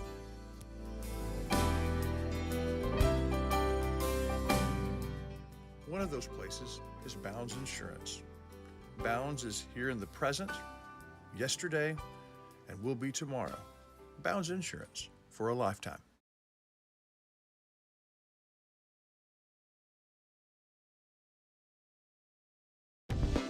Tammy Steptoe is where realty becomes reality. How do you know? Every time there has been a reader's favorite contest of the Light and Champion, they've won it. Whether it's your modest home you're looking for, or maybe a slightly less modest home, or your dream home, Tammy Steptoe has it. Or maybe it's a lakeside getaway or property to start all over. You need to trust the ladies at Tammy Steptoe Realty and Center. This is McAdams Propane. And this is CEO Josh McAdams. That's him on the cover of Texas Propane Magazine as the president of the state organization. He knows a thing or two about propane. He learned from his dad and his grandfather before him. Whether your business depends on propane or just your outdoor kitchen, McAdams puts the needs and the safety of their customers in first. It's McAdams Propane. At Hope Community Medicine, they believe that more than medicine is needed when providing quality care for their patients. With locations throughout East Texas, the vision is to give hope to those who seek a better life by caring for their body, mind, and soul, and not about their ability to pay. Through the network of staff and locations, Hope seeks to be primary provider of medical, dental, and behavioral health. Because the difference that Hope makes is the difference between night and day. Hope Community Health.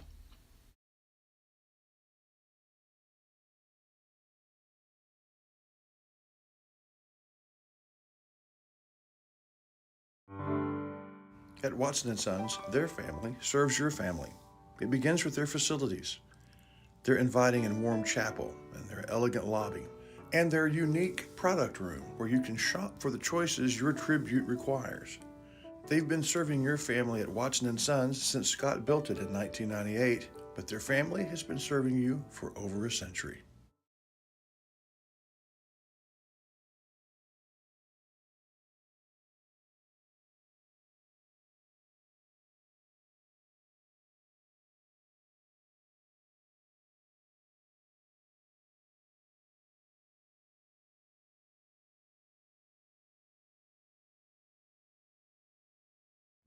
All right, everybody, welcome back. Welcome back. Chris Wallington is getting some scores of some of the young men that were playing while we were covering these matches over on the other side of the court. So, Chris Wallington, what do we have here? What have you learned? Well, first of all, we learned that Cornerstone Balance and Therapy is one of our sponsors, and it's such a professional staff. Most of them from Shreveport, and they drive over, most of them every day, to take care of center folks that are trying to get better. Right there at the four-way stop where 7-Eleven used to be, yep, that's Cornerstone Balance and Therapy. Big tennis fans in that building. Meanwhile, here's what's happening with the boys. Bryce Gaddy loses, and even coach did not know offhand what the score was. But Bryce lost his. The match that I thought Ryder Moody was either winning big or losing big, but the scoreboard was from another match, and it looks like it was Bryce's match. So it looks like Bryce lost pretty decisively. So Ryder Moody just starting. Wade Collard down a set in his match. I believe that's Rolando Avila. Correct. Do you know what the game score was? They do not know. I would ask Benita, but I'm not sure she would know either. Right. Starting his second set. Now, Chris Acosta wins his first set. And not sure who his opponent is. Jonathan Guerrero. But, I know who all their opponents are. Chris Acosta's playing Jonathan Guerrero. Okay. So he won the first set. And I don't know the game count, but I might be able to get it. Do you know the game count from his first set? Yeah. Alicia says she's not absolutely sure, but we can say it was 6-3. Okay. She's pretty sure that's right. He is now up in the first set, a break, 1-0 for the Rough Riders. So we have two boys games. One's finished, and it was a loss. So that means it's 7-6 on the big scoreboard, right? That's right. And we have the two boys that are currently playing, one is up a set, one is down a set. So that's the way it looks. It's just close everywhere. Madisonville and Center in the last 2 years have been very similar programs. At by district last year, we came up one game short, 9-10. And again, there's one game between the two competitors, 7-6 Center leads. So, got a decision to make. What do you think? Should I call the match that we're down a set and just start the second, or should I call the match that we're up a set and just start the second? I think you should go. What do you think? I think you should go to Acosta Guerrero for a little bit. Oh, all right. And then, that's what I'll do. Yeah. How far is Collard of we will. How Well, far they away just is it? started their second. Right. How far away is it from Acosta? Completely across. There's two empty courts between them. Oh, okay. I wouldn't be able to do both. That's a shame. Okay. So, Wait, is there a place for where you Center? can, I think you do a little bit of Acosta, and then if there's a place where you can get 2 for 1, you should do that. Yeah. Well, I am close enough to where I can monitor our rider Moody in his match. It's just now underway. No score. So I can kind of monitor that. So Acosta is a game up, and he's serving now. I don't know the score, but it'd be good if he could hold serve and go up 2-0. His first serve is brilliant. It's not even that hard. It's just perfectly placed, as his opponent was kind of cheated over to Acosta's right. Acosta just sliced it right down the middle, and he's won 2 games now. So it's 3-love.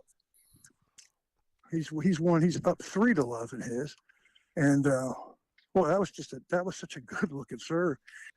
To see aces that are not hit hard, and that was just right where it had to be. So in command of this match is Acosta. Very early, Ryder Moody. What rider do you have that? Yeah, Ryder Moody versus 2, 3, 4, 5 versus Axel Martinez. Okay, and is that number 3, number 4, number 5 line? Do you have that information? Yeah, Acosta is line 3. Okay. So Acosta is line 3. Ryder Moody is playing okay, and then below that. I know he's not. And Ryder Moody is line 5. Okay. So that line 5 match just starting. I just watched Ryder win a point. Meanwhile, over here, Collard down a set, but he is 1-0 in the second. And he's receiving serve. So it's 1-0. We know he's got one game. He may have lost the second or won the second, or this may be the second. I'm just now catching up to it to see. And you tell me his opponent is Avila, right? Yes, Rolando Avila. Okay, yeah.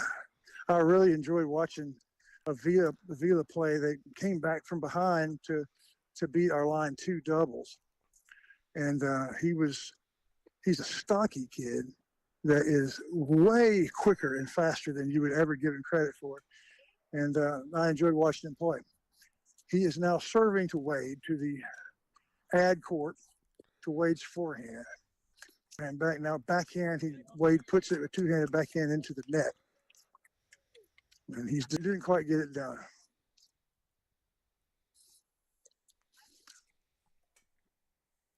Wade makes a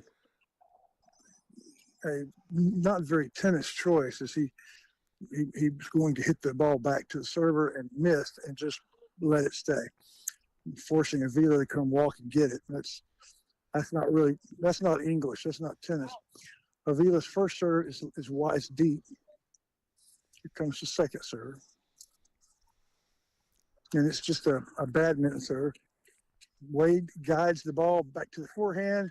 Avila had a chance to get by him to pass him, and it didn't fly. So a little bad blood between these two, it seems like. I'm not sure, they didn't play doubles together, but Wade wins that point.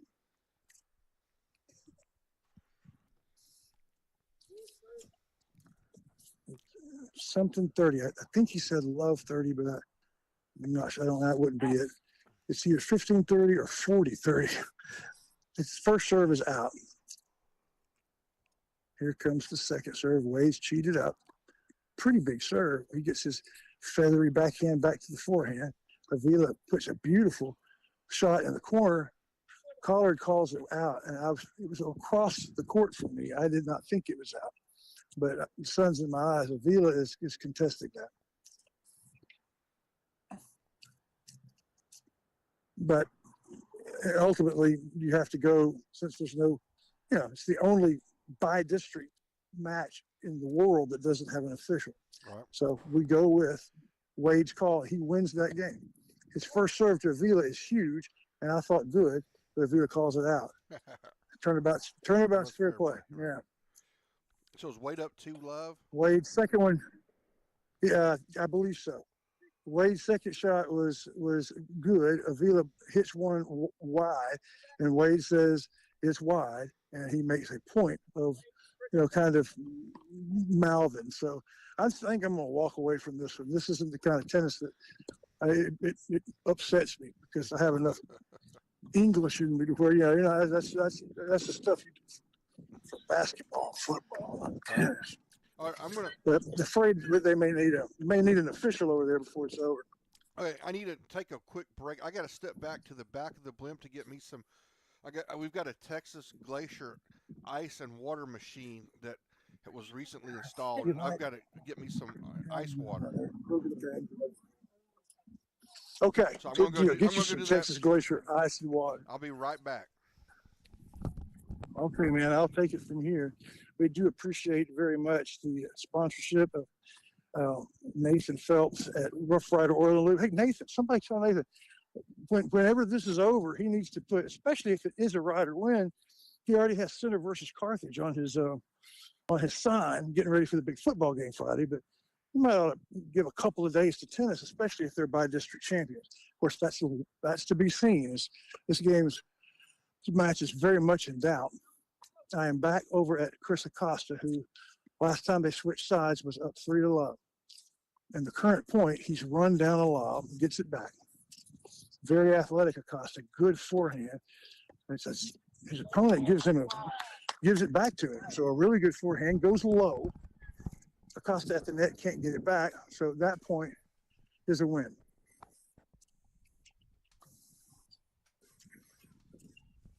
For the Mustangs. This is at this one, Acosta is up a set, and at the last change, up 3-0. Good serve from Madisonville. Back to Acosta. Acosta makes him move to the backhand, staying at the baseline. Big forehand. Madisonville forehand. No! Acosta's return hits the tape and rolls backwards. Catches a bad break there, and body language says that's the end of that game. We'll see. No, he's just going to get a ball. Yeah, they're going to adjust the scoreboard. So that was a win for, he told me Rolando Avila, I think. No, yeah. Rolando. No, Jonathan Avila. Guerrero.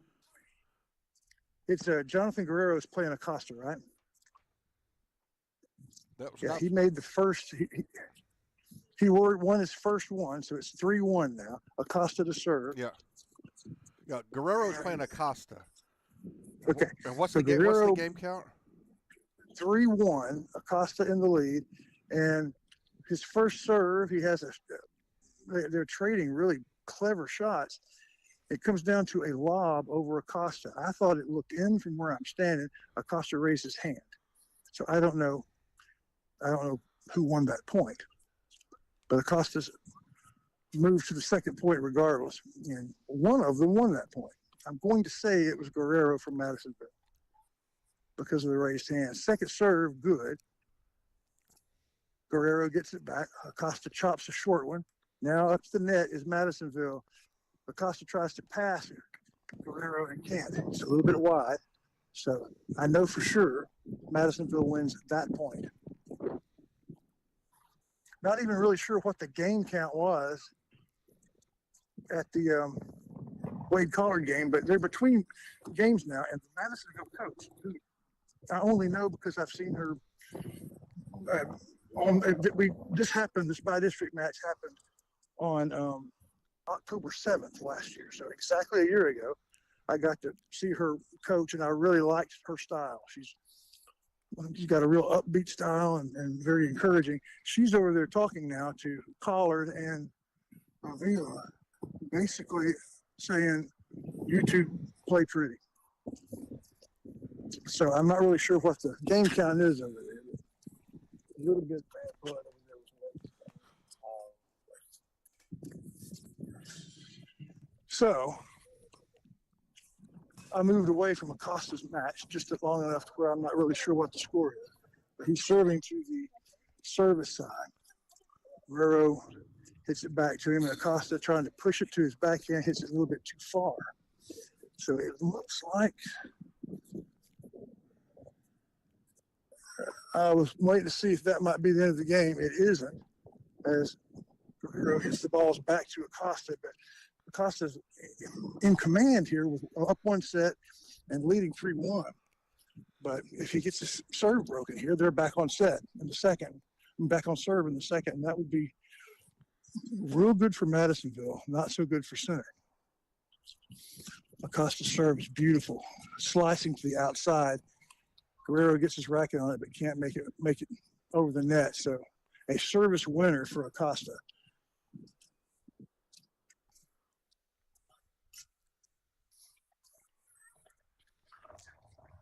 And I'm going to ask Madisonville, what's the score in this game? 30, 40? Not sure either. A nice feathery return from Guerrero, though. Acosta puts it back to his forehand. Now the trading forehands. Guerrero cuts one. Acosta gets to it. Now his cut brings Guerrero to the net. The lob doesn't work. Guerrero puts it away.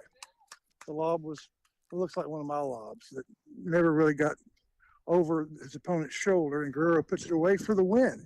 So they're on set here in court one, Acosta versus Guerrero.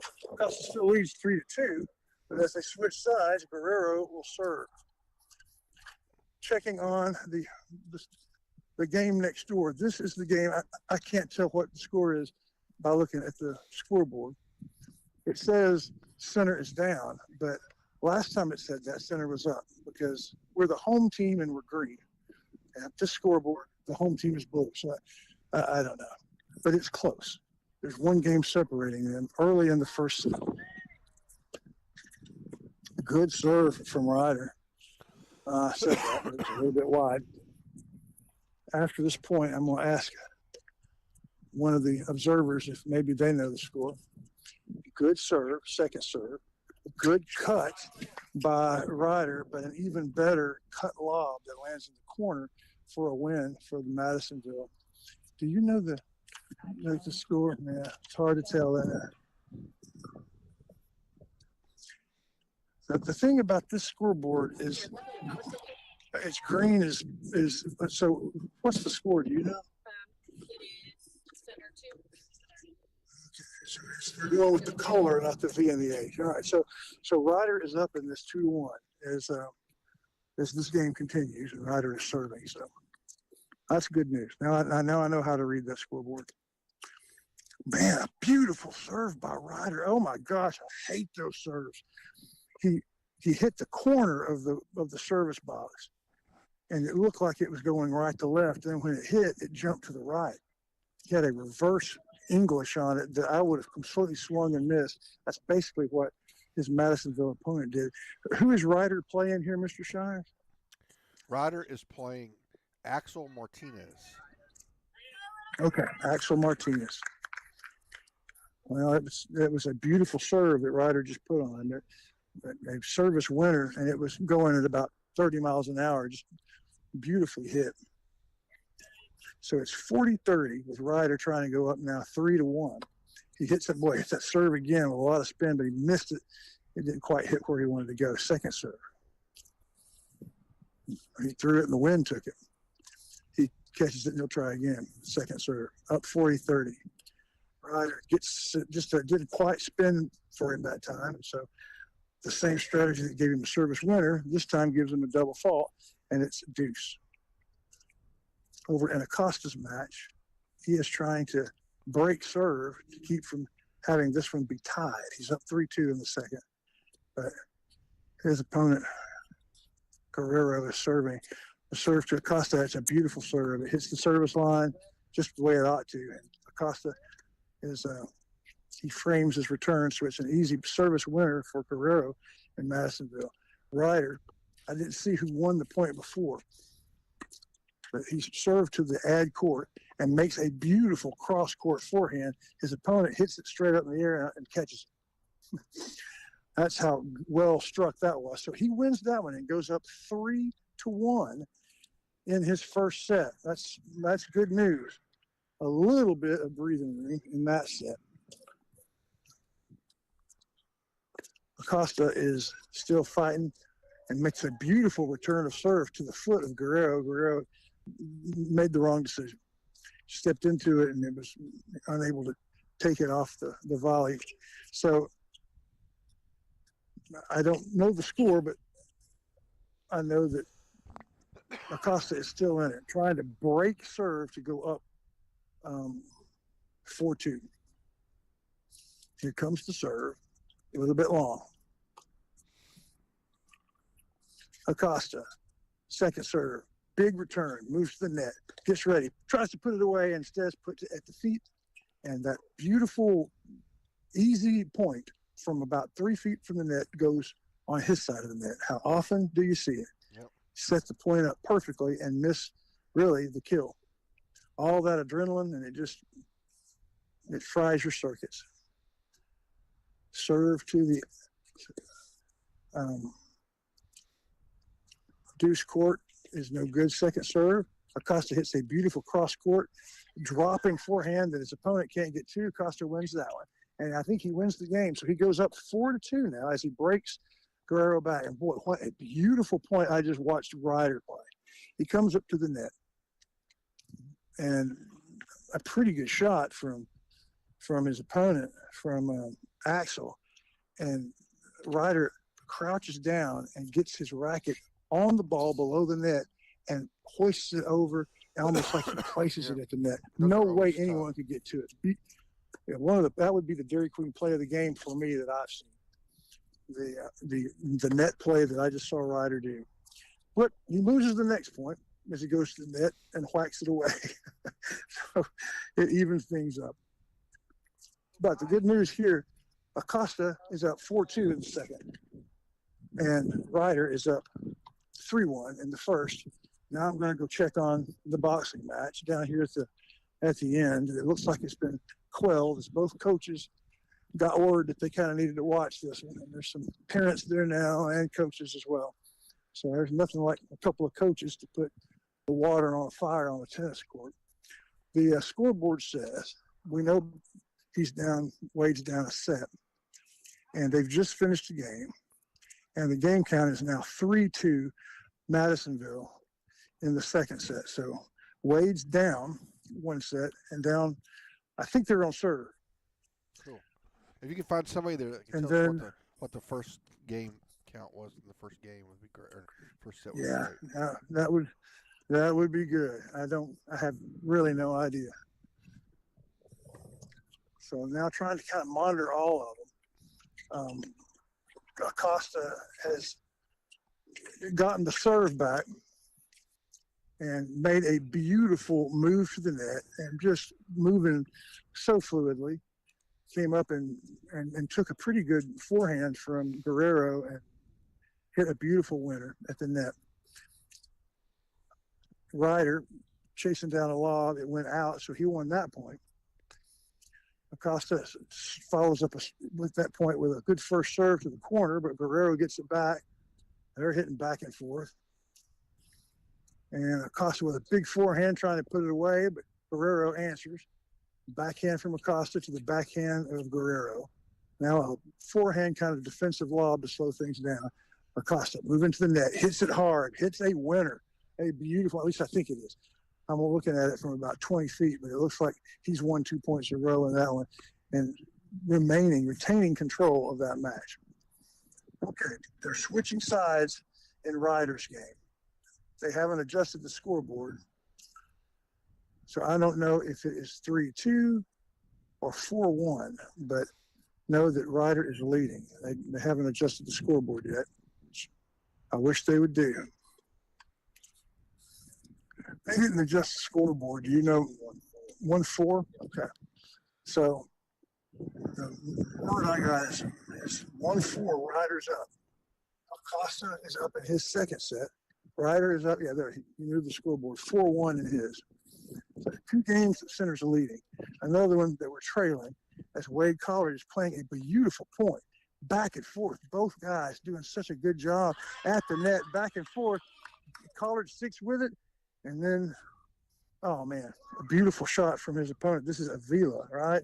Against Avila and Collard. And at the net, finally Avila got the ball by Collard and it barely landed in. Beautiful point from both guys. At 3-2 in the second, and Avila is serving. You know, if we won all 3 of these matches right now, Center would win the tournament.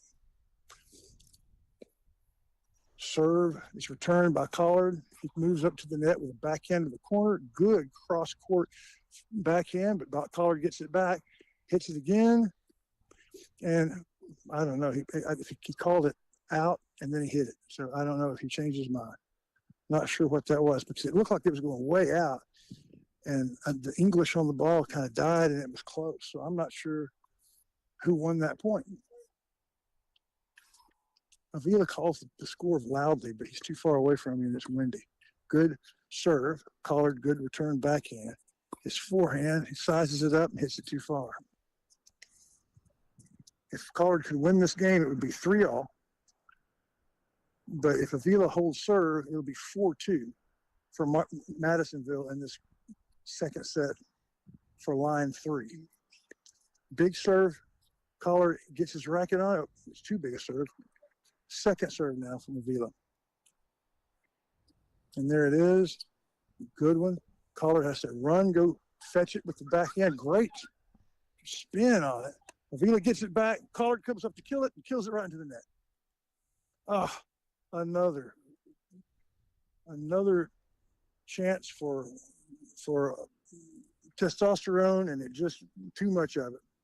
And that shot means a loss for Collard. So now he's down 2-4, serving to try and stay in the second set.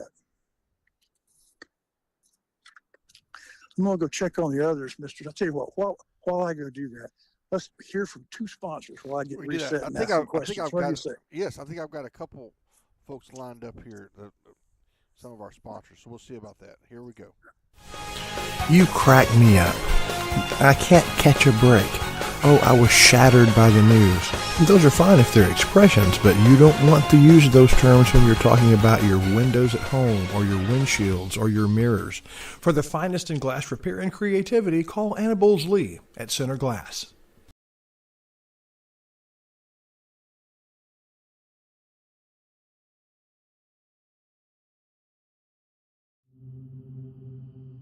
Cornerstone Balance and Therapy is the local place where you go to recover after surgery or after an accident.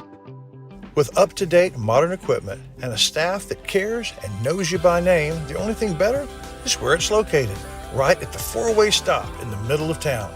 Cornerstone, helping you get better.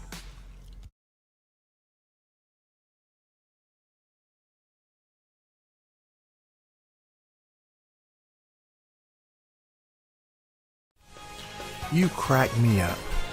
I can't catch a break. Oh, I was shattered by the news.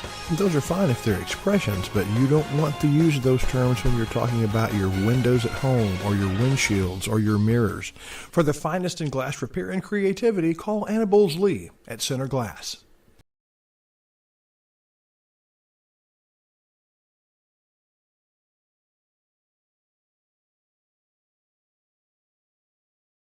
All right, buddy, welcome back. This is the Bi-District Round brought to you by Center Glass. Just heard from them.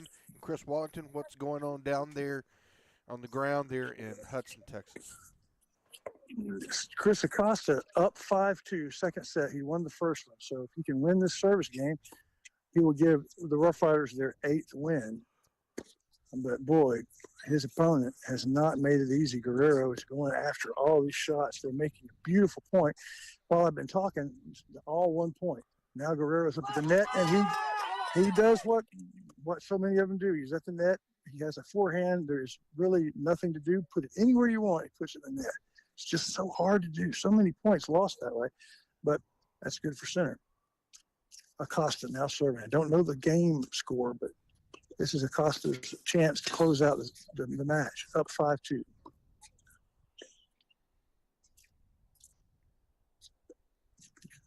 Good first serve. Backhand return. Costa has a backhand return. Guerrero backhand return. Centers Costa with a nice scoop. Backs him up. Little gentle forehand. Drop shot from Acosta.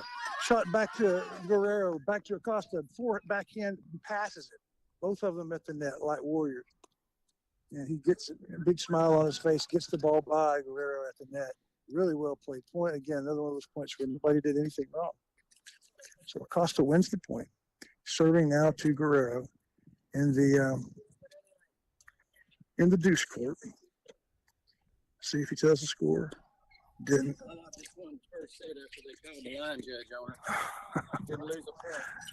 And Acosta, beautiful serve. Guerrero gets it back. Didn't see that Acosta had moved up. Takes it off the bounce at the net and puts a gentle little floater over to the right. Guerrero cannot get to it, and he wins that point. Perfectly played.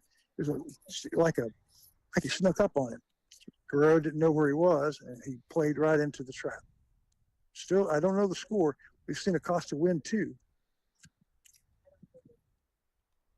And now he's serving to the ad court. Here's the serve. A little bit long. Next to me, the scoreboard still reads 4-1 in Ryder's match. But I'm sure that has changed some. Here comes the second serve, Acosta into the net. Easy point for Guerrero. I heard Terry, our reporter, say that line judge had to be called over in the line 1 game with Skull, but she wins the first set. So that's an unofficial report, and I don't know the game count, but Laura Skull wins the first set.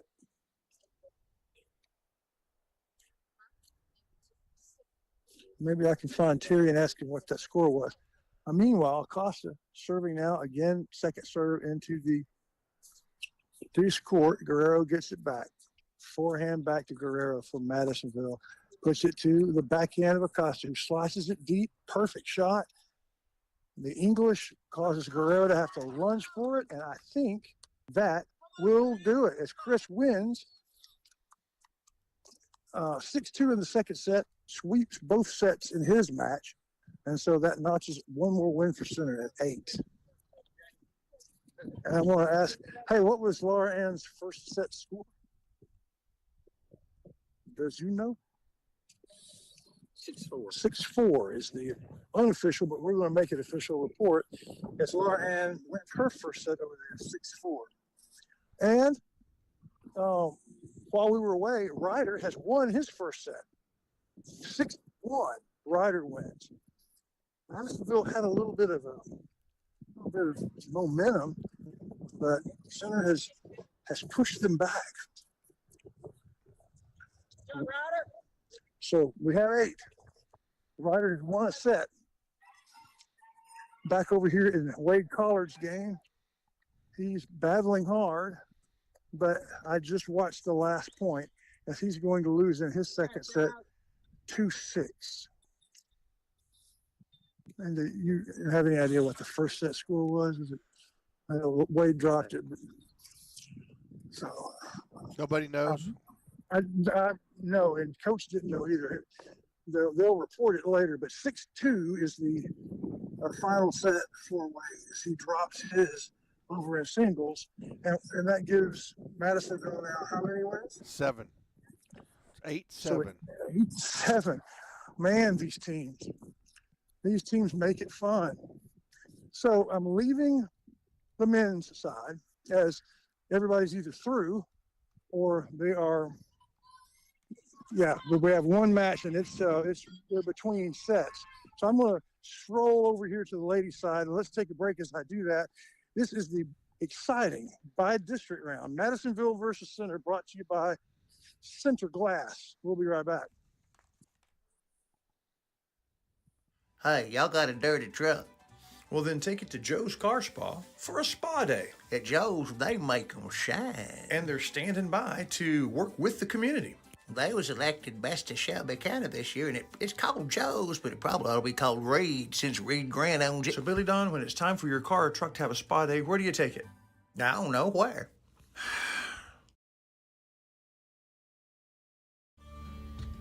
At Hope Community Medicine, they believe that more than medicine is needed when providing quality care for their patients.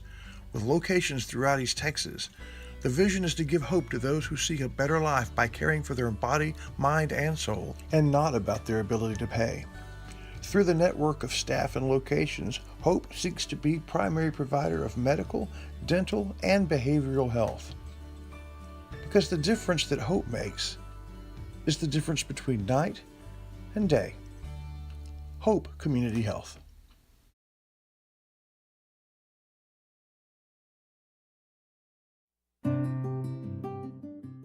This is McAdams Propane, and this is CEO Josh McAdams.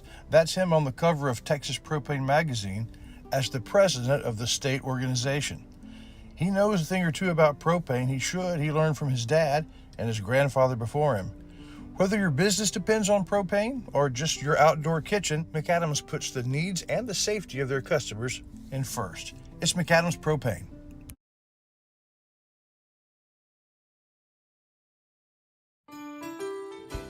For most Center Rough Rider fans, Center Texas is home. You think of home, it brings thoughts of places that have been there your whole life.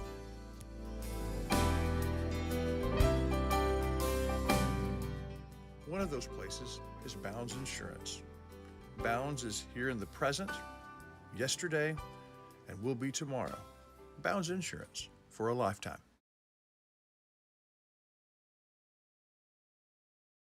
All right, welcome back, folks. Again, we're getting close to the conclusion.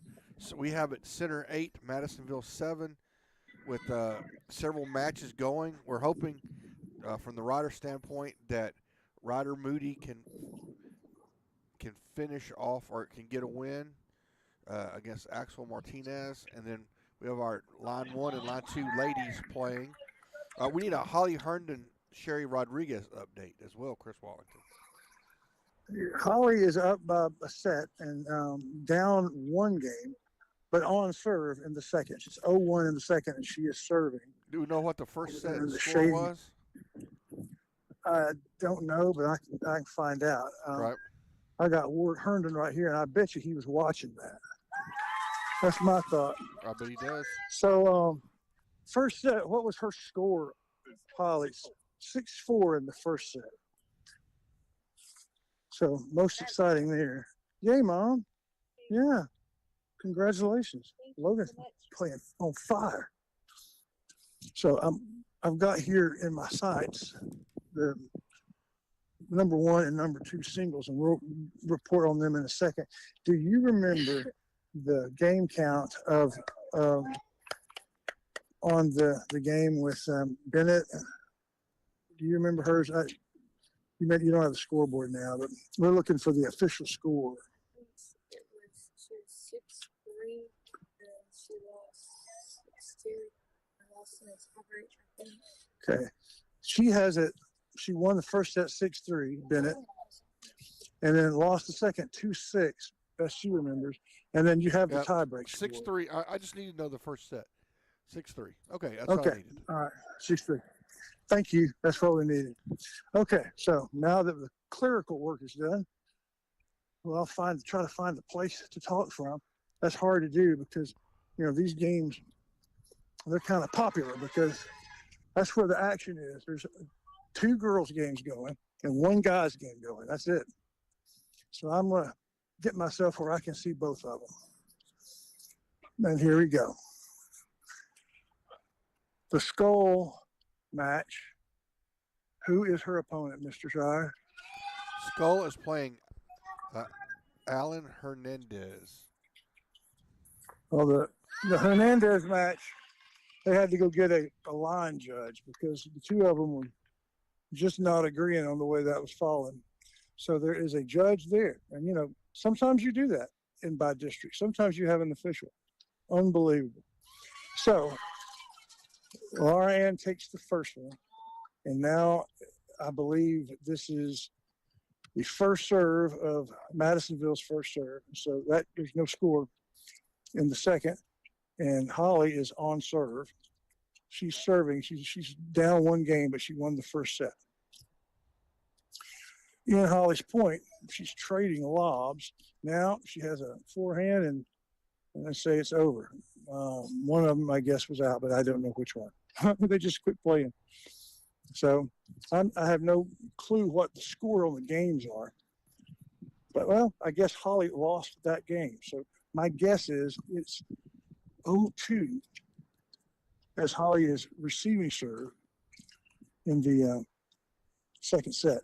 Back and forth. She has a really good backhand that she moves the net in. The lob from her opponent is a good one. She backs up, can't quite get to it.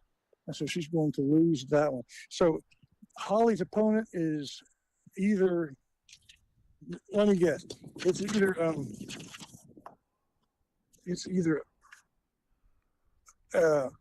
Eileen Hernandez or Sherry Rodriguez. Which one is Holly playing? Holly is playing Sherry Rodriguez. Okay.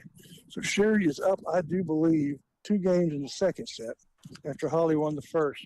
And she's up 1 point in the next game, but Holly makes a beautiful pass as she comes to the net. And so, okay, I was wrong. Now I'm grounded. Holly has won 2 games. And Sherry has won 1 as they switch courts. Holly is up 2-1 in her second set.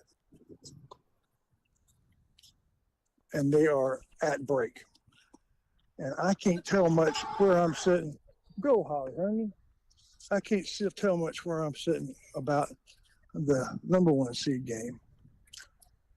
So I'm going to try and reposition. I can see them both, but I just can't make heads or tails of our hands game from where I am. So as Holly serves up 2-1 in the second set, I'm joining Laura Ann's game in progress.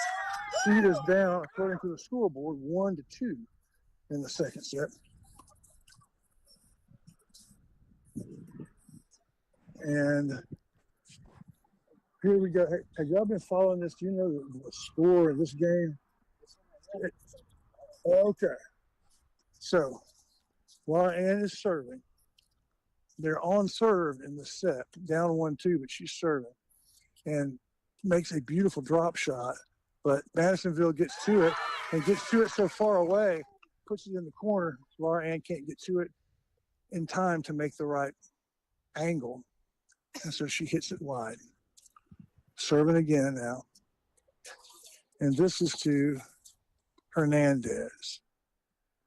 Bounds and Hernandez, the number 1 line girls. Her first serve is a little wide, a little deep. Second serve, feathery, right to the forehand. And that's the way it goes so often. You get that feathery second serve and you say, I want to do something with this, and you knock it out of bounds. So Laura Ann gets that point.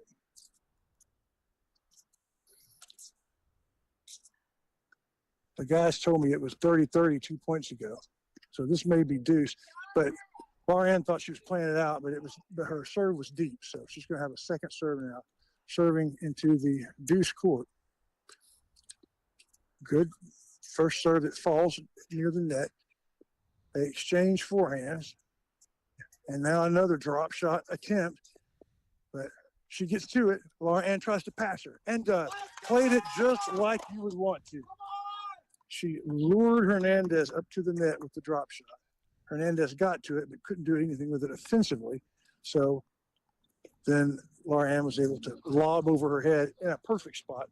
She had control of that point, and she wins the game. So she's evened this second set, 2-all, after having won the first set, we believe 6-4. So both center ladies making a strong case. It's 8-7. Is that right, Mr. Starr? Yeah, 8-7. So, and the big scoreboard. Yeah. Yeah. Okay. So Herndon's in the second set, and that's 2-all. Or Skull is 2. Is that what? It's 2-all in the Skull. Okay. Hernandez, and it was 2-1 in Herndon Rodriguez. And she just served, and she just finished her serve. Holly did, Herndon, and judging from the way she looked, she won the game. So I think it's 3-1. Hey, did she win that last service game? Good, 3-1. 3-1 it is. And Ryder is up over in the boys, the only boy game going. Can you tell?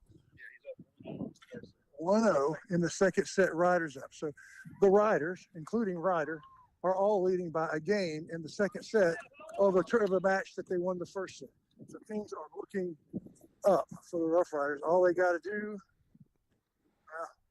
they got to win 2 of the remaining 3. Madisonville's got to win all 3 of them. And we still have, there's still Phoenix Kugler and Ulysses Zavala. Have they started? I imagine they have. It looks like, and surely they have, but I don't see them. I don't see them. So you got to play 19 games, 8-7. That's 15, and there's 3 on the court. So yeah, there's 1 more to go, and I don't see any action. You would think that game would be warming up, wouldn't you? Right. That, according to the official score sheet that was sent, right? The number 6 level gentleman is Phoenix Kugler versus Ulysses Zavala. Okay. Well, I don't see them warming up, but both teams hoping they don't need to. You know, if Madisonville wins all 3 of these matches, then they take it. But they're trailing in all 3 by a set and a game. Holly up now 3-1, and she has a beautiful forehand return of Rodriguez's serve. She stays on the aggressive, very good, just drilling forehands, and eventually Rodriguez unable to answer. So she's leading in the game, hoping to break and to go up a commanding 4-1. The score on this one is 2-1. Ryder is up. Mr. Shires and Holly, is she 15 all or 30 love? Okay. Good serve right to the backhand of Herndon. She right up against her body. She didn't step back in time, get her feet set, and her backhand return is just wild to the left. So a point for Rodriguez.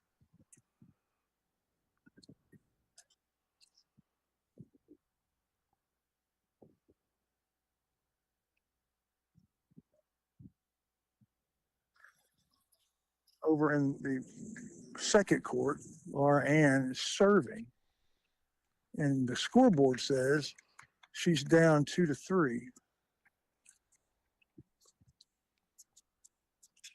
Holly takes the serve, moves her opponent deep into the right-hand corner.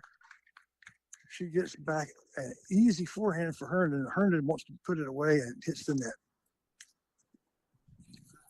So both of these games pretty even, really, with just like in their doubles game. It's the same 2 girls that they played in doubles, Hernandez and Rodriguez, and just like in doubles, Center was the aggressor. These girls are, the backboard style tennis where they just keep making you hit 1 more, and that's what they're doing to the girls in singles as well. Holly just puts a winner of a forehand in the corner, one that the backboard can't get to. So she wins that point. The question is, did that win the game for her? And I think it did. As she moves, yes, they switch sides. Holly is up 4-1 in the second. Holly Herndon, 4-1 over Sherry Rodriguez in the second. She's already won the first set. Laura Ann, according to the scoreboard, down 2-3. She is currently in the middle of a really good point. It's 4 or 5 exchanges deep now. There's the sixth one beginning. Backhand up. It wasn't a cut backhand, but she took enough pace off of it that Laura Ann couldn't get to it.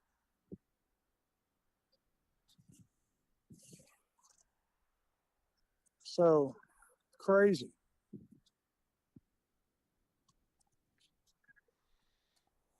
Here we go with Laura Ann serving, and she double faults and is going to hit the ball over to her opponent. So it looks like that she has just gone down 2-4. I can't verify that. I haven't moved the scoreboard. I got to Laura Ann's match when it was already in progress, but I believe she is trailing in the second set 2-4, while Holly is up 4-1. The serve goes to Laura Ann. She picks it up at her feet. Beautiful defensive lob. And then here comes Hernandez. Gets her the forehand that she wanted.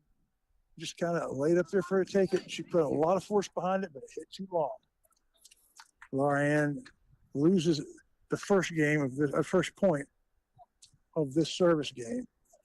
Hernandez nets the first serve to Laura Ann and double fault. So Skull gets an easy free one there, and I believe it's 15 all. Holly, meanwhile, serving to Sherry Rodriguez. It looks like just such aggressive strokes, backing Rodriguez up, but she keeps getting them back. Holly stalks that next shot, makes it cross court, and finally wins the point. And she was excited about it because she hit a winner. She didn't just wait for somebody to mess up. She hit a winner. Those are always fun. Still serving though. Got our two number one singles players. And Shires, you know how oftentimes late in the match, it's your 3-line, 4-line, 5-line that everybody's watching. It's the 1 and 2 line here on this one. Yeah, it's very interesting. Laura Ann's body language is not what you want to see. She looks kind of dejected, kind of tired. All it takes is a couple of points to get that energy back. But right now, Hernandez has the momentum. She serves to Skull. It's deep. You think Laura Ann is down 4-2. If she isn't able to break serve, it'll be very possibly a 5-2 differential. Laura Ann hits the serve, really good return of serve, but Hernandez gets it back across the court to the forehand, and Laura Ann gets her racket on it, and it just fades away out of bounds, and she goes and sits down. So that game's over. I'm going to watch as Hernandez goes and adjusts the score. I think it's going to read 5-2. We'll see if she adjusts it. She didn't adjust it. They know the score. They don't care if we do or not. I'm going to just ask her. So this is 5-2 here. You're up 5-2? Okay, I got it right. 5-2. Madisonville leads in the second set here. Now, if she drops this set, it will go to a super tiebreaker because she won the first one. Holly, meanwhile, is making a real aggressive statement that she's not going to super tiebreaker. I don't know if she won her service game because we were paying attention to Laura Ann, but I think she did, and I'm going to verify that now. That's a 5-hour phone call. Did she make the win this her last service game? Holly held serve 5-1. All right, she is up 5-1, trying to break serve and win the match, but the point she's lost has been because she's been aggressive. She just lost the last two because she hit potential winners just a little bit too far. So she's down in this game, but she's up 5-1 in the second set. Already won the first one. So Rodriguez's first serve, close, a little bit deep. Second one's good. Holly's backhand to the forehand is pretty forceful, and poor Rodriguez is just losing energy, and so it looked like her forehand return, her wrist gave way, and the ball didn't make it back to the net. Holly wins that one. If this were a boxing match, this would be one that would look like the referee would be just about to call.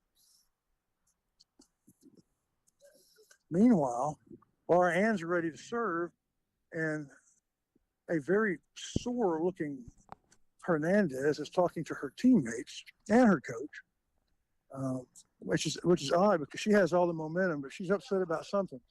Well, I almost got hit with the ball in the contest between Hernandez and Holly. Holly hit a forceful one, and Hernandez reached for it and hit her racket. The ball went. Yeah, Rodriguez. Yeah, it bounced over the fence, and I almost caught it. Dang it! I could have been a hero. So good serve to Herndon, trying to close out this match. Gets a backhand across court. Can't get to it. Beautiful shot by Herndon. Man, she has been on in this game, Mr. Shire. This set, she has just picked the shots and she's hit them with authority. She's missed a few, but she's hit way more of them than she's missed. Don't know the game score of this game, but she's trying to win, break the serve, and finish the match. Okay, that serve from Rodriguez a little bit deep. So on the second serve, Holly goes for the backhand return. It's a weak serve, and Holly's backhand doesn't have enough angles. Goes deep. So she loses that one. Serving out to the ad court. Looks like Laura Ann is fighting back in her match. Good first serve from Rodriguez. Backhand makes Holly move. She goes for the corner and misses it. Another really good idea, but just a hard shot that she tried to execute. So she's going to lose that game, Mr. Shires, but she's up 5-2 in the second set after having won the first one, and she gets to serve. Right, chance Thank to you. serve it out. Yep. And that's the way it looks. I want to say big thank you to Texas Glacier Ice and Water. I like what you said, Shires, the ice. That's something, ice and water, it's the first word. But you think about water because, I don't know, that's what I think about when I think of Texas Glacier, but it's the ice. Yeah, it's cold. It gets cold, and it's a big supply, and they bring it to you. That's right. And we have we just installed a Texas Glacier Ice and Water vending capability into the blimp. That's going to be my surprise for Captain Porterfield and First Mate Clint on Friday night when they. That's awesome. When they drive it up to Carthage. Yeah, they will appreciate that. Ice and water they can stand. Of course, you're going to end up being in the blimp a lot longer than in one sitting that they do. They're in it for 4 hours, but this is going to be a pretty long trip. So you needed the water. I do. Well, Laura Ann and Hernandez are in a marathon point. The whole time we've been talking about Texas Glacier, they've been involved with 1 point. And finally, in a war of attrition, Madisonville's Hernandez wins it. Boy, that's the longest point. That was like 2 or 3 minutes long, it seems like. And Skull, tired, over at the fence, kind of to collect herself. That was a hard point to lose. And she's pretty emotional about it. So it's an odd scene. She's over at the fence, kind of hiding her face and breathing deeply, with everybody kind of wondering what's going on. And she looks at the traffic going by, moving in for the volleyball game that Center is going to play here soon. So, interesting turn of events there in the number 1 singles. I don't know the score of that game. It's 5-2. It's 5-2. Yeah. So, and Laura Ann was serving, so it's an awfully long game. She's still serving. So we'll see about that. Now Holly is meanwhile trying to serve out and win this one. First serve, don't know what the score is, but her first serve in this particular point goes long, and her second serve goes into the net. Laura Ann loses the game, I just saw, and that means she loses the set, and with no momentum and seemingly emotionally exhausted, she is going to go to super tiebreaker. So, but that's the thing about it, though. It goes back. It's back even. That's the great thing about tennis. That is true. Take a deep breath and go. Okay. Um, Rodriguez got a lucky break on her next point with Holly as the service return hit the net and then went sideways along the tape and fell over the net. One of those that you can't do anything about. But Holly is still serving, tying her shoe now, and needs to get this one won. I'm getting a report now from Chad Neary. 4-2 in the second set. Ryder is up across the way. So still, it may not matter if Laura Ann wins or not, as long as she can stretch it. And that may be what she's doing. Maybe why she went over to the fence to collect herself is because she doesn't really want this game to go very fast. She has two friends who could win on any point. In fact, Holly Herndon has, well, I thought she had won the match, but she was going to get the ball. Yeah, everybody thought the match was over, but they're still playing. So they are close to finishing this one. And see if I can hear. She didn't give the score. Good serve. Good return to her backhand. She gets it across court with back spin. Her opponent has to lunge for it. And then a drop shot to win the match. Her backhand drop shot with back spin on it. No way Rodriguez could get to it. So you can count that one as a 6-4, 6-2 win for Holly Herndon in the 2 line. They're getting ready for the super tie break. But now that gives Center 9 wins, does it not? It does. 9-7. We're leading big in Ryder's game. It's very possible that Ryder, if Center wins, will be the one to win the last game. So I'm going to move over that way. Let's go to break and see if we can take care of some of those sponsors, including Cornerstone. We are. The rehabilitation and therapy place that it's just been so good for me and my family. We're going to do them first. Nothing but good things about Cornerstone. Remember, Center Glass brings you this exciting by-district round. We'll be right back. Cornerstone Balance and Therapy is the local place where you go to recover after surgery or after an accident. With up-to-date modern equipment and a staff that cares and knows you by name, the only thing better is where it's located, right at the 4-way stop in the middle of town. Cornerstone, helping you get better.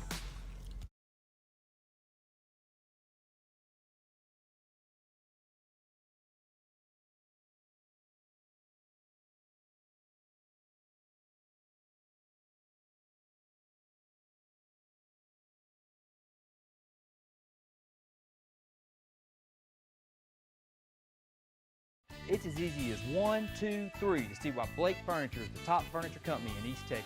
Get the lowest prices and discover our easy in-store financing and low payment plans. Plus, get the fastest delivery in East Texas. Get your credit pre-approved online at blakefurniture.com today.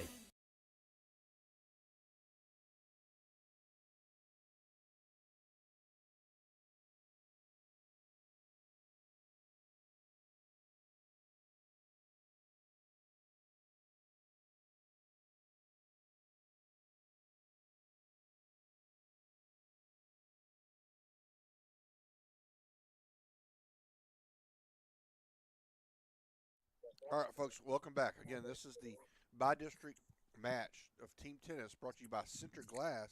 And Ryder Moody is closing in on a victory. Yes, and Center tennis is a big deal. Senior team tennis is a big deal because I'm sitting here really talking to Coach Dykes is coming over. I got the superintendent to my left, the assistant superintendent to my right, and they're all catching scores and figuring out where the action is. And here's the deal. We're sitting at 9 wins versus 7 from Madisonville. And we got Ryder, who's up a set and up 5-2, and they're about to begin this last game. So Ryder could be the one that wins it for Center if he can win this game. Behind me, Laura Ann Skull is about to begin her super tie break. So if she wins, she could be the first one. But we're over here with Ryder now to see. 9-8 is the tiebreaker? Oh, 9-8 is the game count? 9-8 is the game count. So we're missing I don't know. We are definitely missing one. I don't know where that 8th one came from that they won. But we'll have to figure that out. But Mr. Henson just told me it's 9-8. Well, there's this other match, the other boys match that we don't. Yeah, but and if that one's going on, it must be at the middle school. But I'm looking at the middle school. I don't know where it would be. It's a ghost match. Maybe they played it on the Wii. But I never saw it. What it comes down to, though, is Madisonville has to win the 2 matches that are on the court right now. One is in super tiebreaker, and one, Ryder is way ahead. Here comes the third point. Ryder with a good return of serve, and his opponent sends the return wide right. So see that 40 love here? Yeah, I know it. I know it. Trying to get the exact score. It's possible that this is championship point. I don't know if Madisonville has won a point in this game yet, but here it's serving to the ad court. It's a little bit wide. Got about 30 people here watching this one. Here comes the serve. It's in the net. And that, let's see if that's it. No. Okay, that's not the tournament. But that puts, I don't know the score, but I'm pretty certain that Ryder is ahead in this game. Only needs one more. Serve from Axel. The Madisonville server is wide. And second serve hits the net and falls. That's a double fault, and the game is still going on. That's the third point I've seen Ryder win. So he's got to have 40.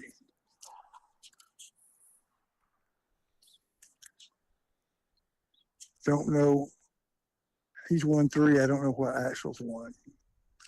But he is serving to Ryder Moody to the ad court. First serve, deep. He'll try it again. 2 more people just walked up. And for Madisonville, can Axel hold on for center? Can we wrap it up here? Backhand return, good. Axel with a good forehand, back to Ryder. They're trading forehands, trading backhands now. A deep cross-court forehand. Ryder runs it down.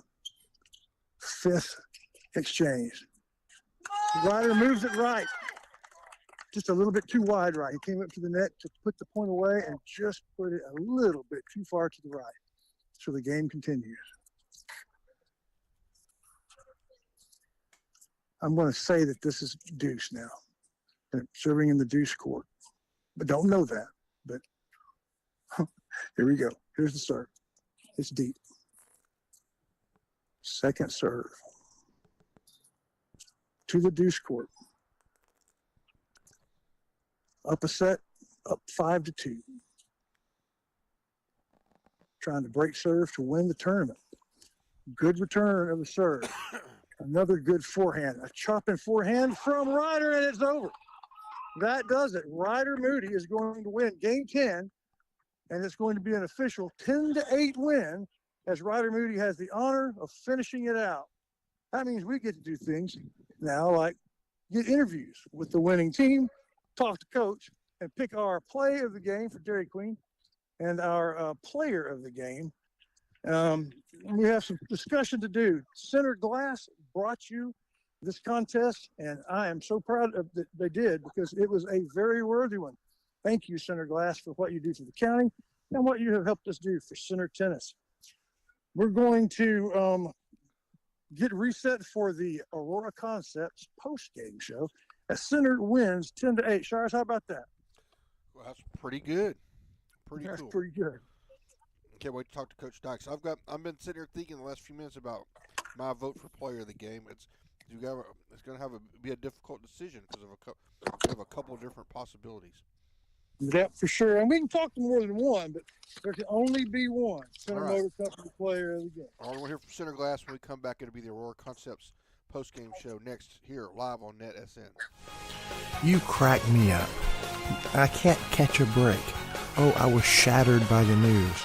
Those are fine if they're expressions, but you don't want to use those terms when you're talking about your windows at home or your windshields or your mirrors. For the finest in glass repair and creativity, call Anna Bowles-Lee at Center Glass.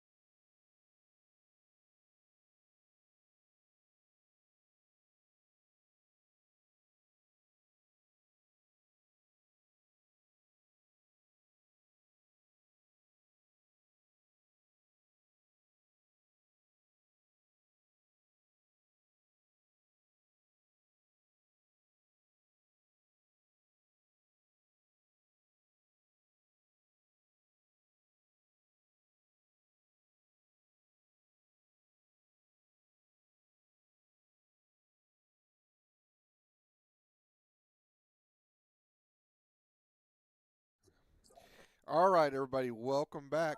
Thank you for watching the Team Tennis by-district round. I'm the counselor, Stephen Shires, in the Bowles Feed Blimp.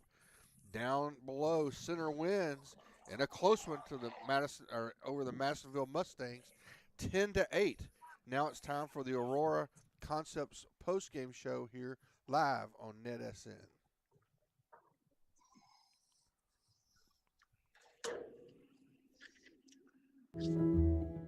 Nobody wants to be sick, but at least at Aurora Concepts, being sick is easy.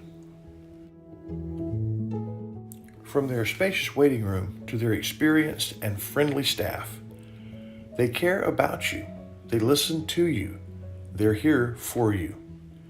From start to finish, that's the experience at Aurora.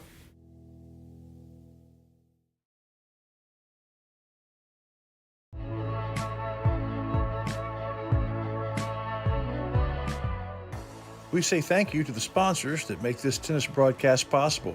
They include Sharon Nelson Medical, Texas Glacier Ice and Water, Bounds Insurance, Center Glass, Aurora Concepts, and Cornerstone Balance and Therapy.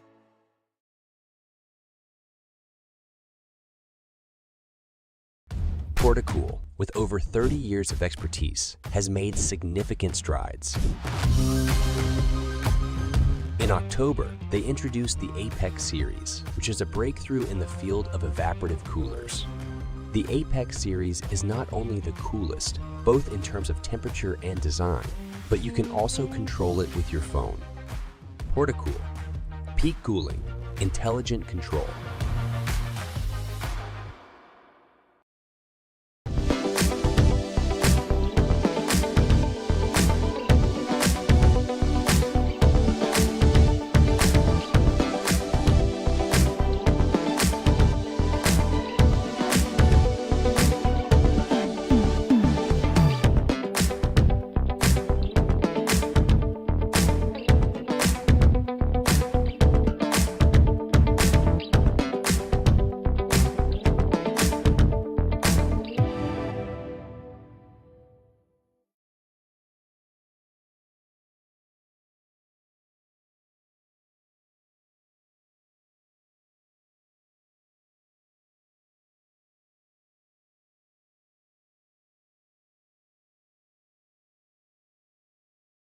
All right, everybody, welcome back to the And Aurora we're back. Concepts post-game show. Go ahead, Chris Wallington. Well, we're back here in an unusual. Everything about this has been kind of unusual. 6 different super tiebreakers. That's not just terribly unusual, but it is unusual and dramatic. And then the game is decided. Madisonville falls to Center 10-8, but the number one singles match continues because they're in a super tiebreaker and they didn't, and nobody wanted to stop it. So even though the match is decided, there is a 20th match going on. Well, a 19th match going on. Center wins in 18 matches, but the 19th match continues. I have no idea the score. I'm sitting away from it, but that's just cool. And that's my something to smile about, Mr. Shires from Wyndham Family Dental. Laura Ann, who was exhausted when we won, but she's still playing. Both of these girls were playing like the tournament depended on it. Yeah. Everyone's watching. They're going at it. It's blood, sweat, and tears, and they don't have to. So that makes me grin. Yeah. Another thing that I'm smiling about is the presence of the center volleyball team. They're no longer here because now they're warming up and getting ready for their match. I believe it's against Hudson. Central also pulled up. I don't know what Central is doing here. Maybe it's, I don't know, track or something for all I know. But Center is in a volleyball game, but they got to watch some pretty exciting tennis in the middle matches, and that was cool too. Yeah, I'm smiling about the fellas showing up and playing. The ladies have carried the team for the last few years, and it looks like we've finally turned the corner with some guys deciding to show up and play hard. Yes, exactly. With 2 wins and the 3 wins on the guy's side in singles. And then, but the doubles were very close. I mean, 2 of them. Right. One of them was the super tiebreaker that we lost 10-8. The other one, we had a really good chance of winning that second set and forcing a super tiebreaker, but losing the regular tiebreaker. So Laura Ann just keeps winning points, by the way, in the background.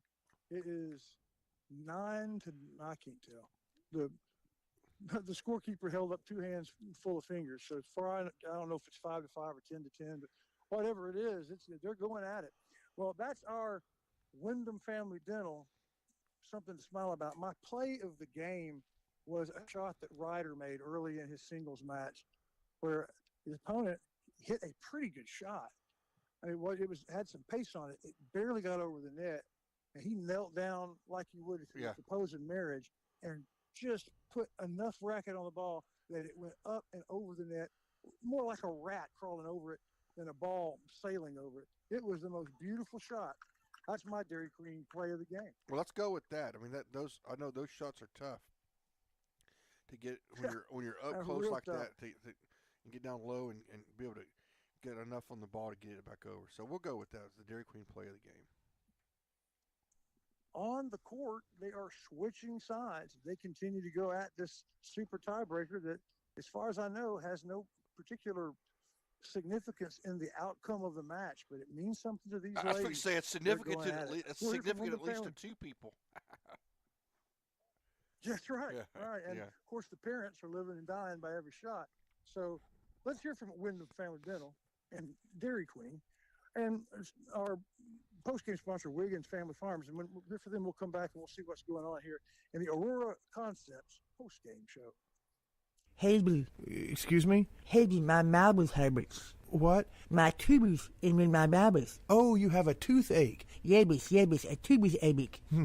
Well, you need to take that toothache to Wyndham Family Dental. Clayton Paul, Anna Joy, Danny Paul, they're the best in the business. They'll fix you up. Oh, well, thanks very much. Father, for lunch today, I would like a salad. Father, for lunch, I'd like one of those American cheeseburgers. I'm a vegetarian. Cheeseburger. That's what I need. Ice cream. Oh, when everyone in your family thinks they're royalty, take them someplace where they can all get something good. Dairy Queen.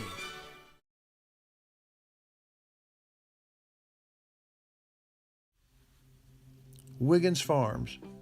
You know, they call them the watermelon family. But the product from their farm, when the melon's just a baby, all the way through to the harvest, to your table. It's the juiciest, best melons available. Wiggins Farms, hat not included.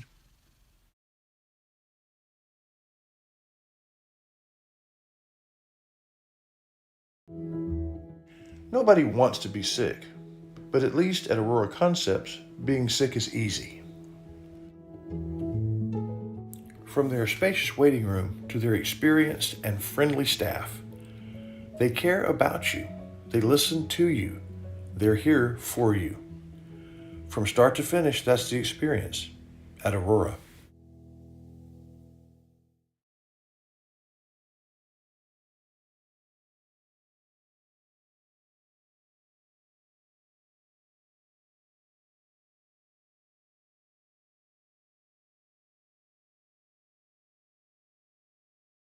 All right, folks, welcome back to Aurora Concepts post-game show here.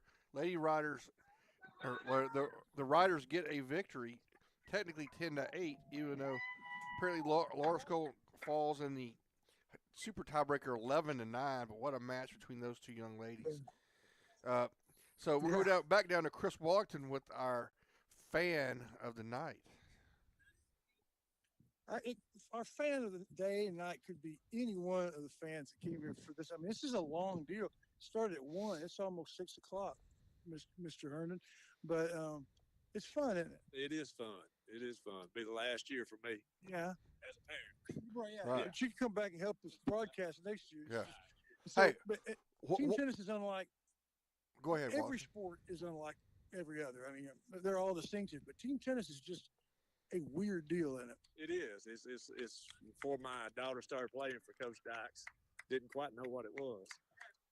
But anyway, yeah, coming out here and getting your top 7 boys and top 7 girls putting together and see what you got. It's fun. And then towards the end of it, when it's close like today, you start seeing the team tennis migration. Everyone migrates to the next game that might be the last game. Yep. Yeah, we had 4 matches going. So then we got down to 2 and everybody split up. Half the team and parents were at one, the other half were at the other, cheered them on. Great stuff. Right. And Shires, I wish you could see this from the blimp. I don't think you can. But I may bring it down just a little bit. See, it's going to be hard to be close enough, but around Herndon's neck is Nikon binoculars. Yeah. That's how he was able to keep some of the score. I know. He'd look all the way across with his binoculars and tell me, yeah, we're up by 2. Ooh, that's some special spotting binoculars that he uses on Friday nights at home. Yeah. Do you use those in the press box to spot? Yeah, that's the same one. This is Nikon spotting. and by dexterous binoculars from Nikon. No, I got to tell you though, Ward is my fan of that too, because this morning when I got up, the first text I had for happy birthday was from Ward Herndon. No. Yeah. He was ready with the score, huh? No, he was. Oh, you there? Right here. Did you play tennis? I played tennis in 1984 and 5. Yeah, they're letting alumni in the victory circle, but I think there's a statute of limitations on that. Yeah, we've won very little. And when I was playing, Leon was still in junior high. So anyway, I don't guess I qualify, but they've just had their winning celebration. Let's hear from Gaddy's, who brings us our cheerleader and fan interviews every game we play. Thank you, Gaddy's. We'll be back with more of the Aurora Concepts post-game show. You can trust Aurora Concepts for all of your family health, but for things like testing and for when you need to get a vaccine, they're very good with that too. We'll be right back with more of the Aurora Concepts post-game. Gaddy's Medical Supply.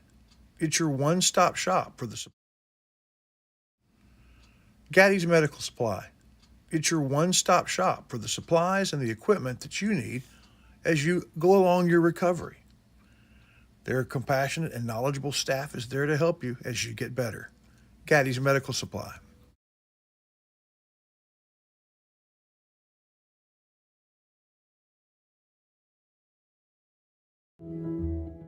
Nobody wants to be sick, but at least at Aurora Concepts, being sick is easy.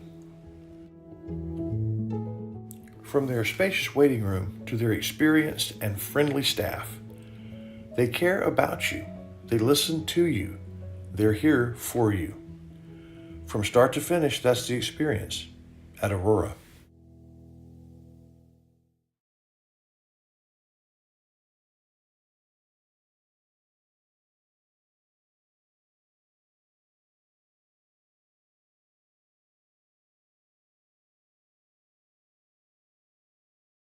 All right, everybody, welcome back to the Aurora Concepts post-game show. It's time to do our Center Motor Company Player of the Game. Yes, and sir. we have several potential nominees. My nominees was for the captain, the number one men's player, Yeah. Logan Galindo, who came out and dominated in mixed doubles, and then dominated and set the tone with these early victories for the Rough Riders. But you have one. You have an equally, if not slightly more, better nomination. I do, and she misses the team stuff, and I don't want her to. But she's getting a hug from her sister. Hey, tell everybody who you are. Avery Lawrence. Avery Lawrence. In her singles match, which we badly needed.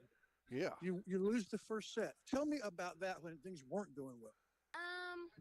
I was really stressed out. I went into it with a bad mental, and then I just got some help from my coaches after I cried and everything. A little cry? Yeah, I just had to cry it out, and then I came back. Jalen, you must have seen that because Jalen looked at me and said, "She's got this." I mean, what was the first set count? 6-1. It was 1-6. Yeah, you only won one game, and then tell everybody what happened in the second. I beat her 6-0. Just trounced her, and then now you're in the super tiebreaker. How did that work out? I won 10-5. Yeah, you just turned it on like a switch, and so that was so cool to watch. So for that reason, you were one of our 2 Center Motor Company players of the game. Congratulations! Thank you. You'll get a new Ford. Wow. Or did I say Ford? I meant a Ford. I'll give you 4 cents later. Nice. But congratulations, well done. Thank you. Everybody, that's our Jalen, Center Motor Company player of the congratulations. game. That's Yeah. awesome. See, one of our Center Motor Company players of the game. I'll tell you what we do. Let's hear from Center Motor. Okay. And then when we come back, I'll have Logan, and then we'll talk to our coach as well in our JBA Financial Coach Talk. Sounds good. And here's Center Motor Company right now. Center Motor Company. From whatever angle you look at it, you see Ford. Ford trucks, SUVs like the Bronco, and iconic cars like the Mustang. A legacy managed by Kevin Jones and created by Ray Jones. Center Motor Company on Hurst Street in Center.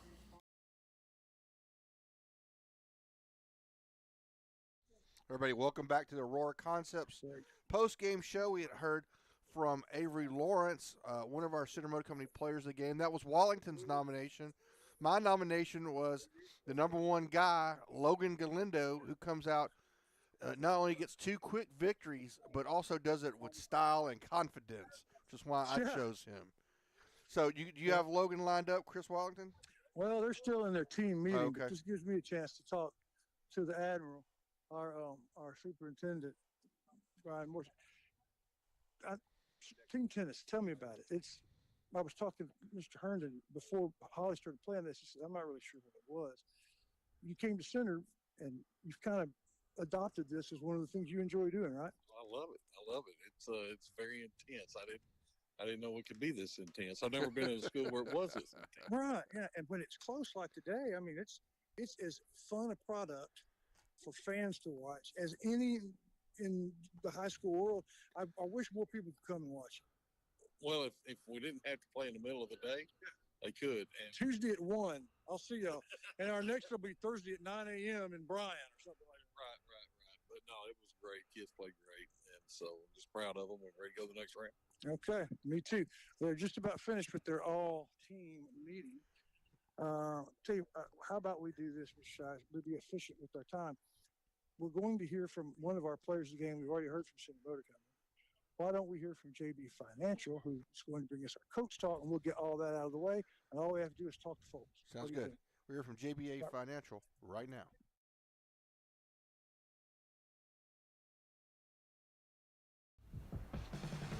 JBA Financial Services brings you Coach Talk, and there's a reason for that. John Black knows that when you're preparing for an important game, you need a plan, and they'd like to be a part of the details, the X's and O's of that plan. He's put together a good team, a coaching staff that would help you and your family get where they want to go. At JBA Financial Services, they're working to secure your family's future.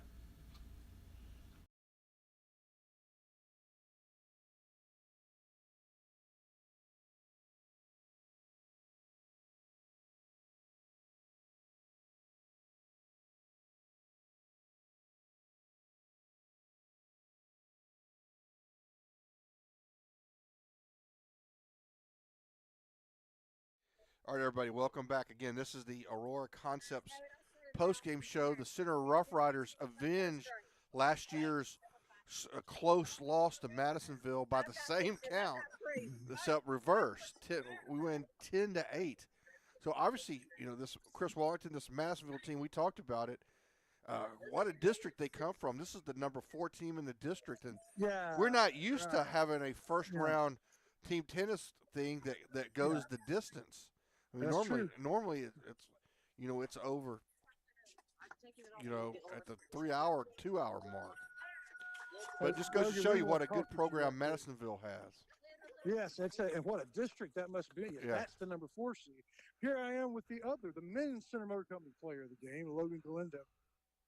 Logan, we've already talked about your performance, but let me just say again, I thought I didn't get to see a lot of your doubles because it really was over too fast. Yeah, we went in there with the mindset that we're just winning mixed and nothing else matters, and we won mixed, I'll tell you that much. And you were very complimentary of your partner, a younger player that really came on strong. Yeah, I couldn't have asked for any better. I hope I stay with her for the rest of the year, honestly. Sweet. Yeah, how often have they played together? And then you went to your singles match. Conventional wisdom is we got to win all our girls. Guys aren't going to win. And you started that and said, no, that's not true anymore. Did you feel good through that whole match, or was there any time where you were kind of shaking on your wheels? Well, when I did get shaken a few times, but it only lasted a point. I went in with a new mindset every point and tried to keep my composure through all of it. How important in tennis is the mental game? Unbelievably. 90% of the matches we lose, honestly, mental game. And 90% of the matches you win that are at least in contest are mental. Yeah. Well, congratulations, and you are the Center Motor Company player of the game, and I've been telling everybody you win a new 4. Hey! 4 cents. That's right. I'll get him 4 freshly minted pennies. They're taking a picture now. So one more time, I would like to say thank you to Texas Glacier Ice and Water. Bob Reeves is kind of like the godfather of tennis in Center. He was a fan of tennis, playing tennis, has his own tennis court, Yeah. He's instrumental in helping bring Coach Dykes here. And, he is a lover of the sport, but as well as an entrepreneur and a businessman that really is, I think, an important part of the fabric of Shelby County and Center, Texas. We want to thank them for their sponsorship. And next time we'll have an ad ready for them.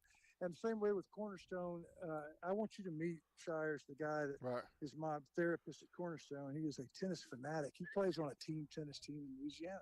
Oh, wow. I mean, he goes and plays. So when I told him about this, he was excited about it. And, well, he should be. Okay. So they're taking their team tennis picture. Aurora Concepts, our post-game show, they were big proponents of the flu vaccine. Not too late to get it. In fact, we're right in the middle of the flu vaccine season to try to beat the flu season. Go see her at Aurora Concepts. All right. Coach is signing out anybody not riding home with the team. We can't talk to him until he gets that important job done. I would talk to his assistant, but she can't talk. Just not. I just want to hear. I want you to say one, so everybody can hear you. Go Rider Tennis. Go Rider Tennis. She squeaked it out. Yeah. She squeaked it out. That's good. We have one more order of business. We're going to hear from our coach, and then we will be about ready to close down this 5-hour broadcast. And when they're good like this, they just take a long time. But it doesn't seem like it. I bet you Big E is still with us, has been the whole time. Missed you today. Hope that you can come to the next round. All right, here we go. Visit with our coach. Coach, that was absolutely exactly what you said it would be. Exactly what I said it would be. I said, I felt like we had the ups on the girls' side and that they might have the ups a little bit on the boys' side, but that we were going to have a lot of close matches and that if we could pull out a few of those boys' singles matches, that would be huge. And that's exactly what happened. Yep. We actually almost pulled out a couple boys' doubles matches, which could have been even bigger and not have to come down to as far down as we got. So because they're like at the end of doubles, the scoreboard didn't tell the story. Oh, okay, guys, I lost all theirs. Girls won all theirs. Those were wars for the most part. It was a battle. On line 2 boys, we split sets. Line 3 boys, we go into a tiebreaker for the second set. Line 1 girls, we split sets. Line 2 girls, we split sets. So even though we could have been up 5-2, we could have been down 3-4 just as easily. Absolutely. And then 3 of your guys win singles. I was hoping for 1 or 2. 3 did. You know what? I'm so happy for that senior right there, because that was a big day for him, to be honest with you, at line 1. And I don't mean to knock on Logan whatsoever, in that I had zero expectation at line 1 today, because we hadn't won a line 1 match against bigger schools pretty much throughout the season. And so for him to have that win was just huge today, I thought, for him. I watched enough of it. It was a win that you would be proud of. He was technically, tactically very good. He played solid tennis from beginning to end, and sometimes he's his own worst enemy. And today, the key word today was patience and having some inner peace with yourself, and he showed that. Zen, man. Yeah. Some zen. What's next? Do you know?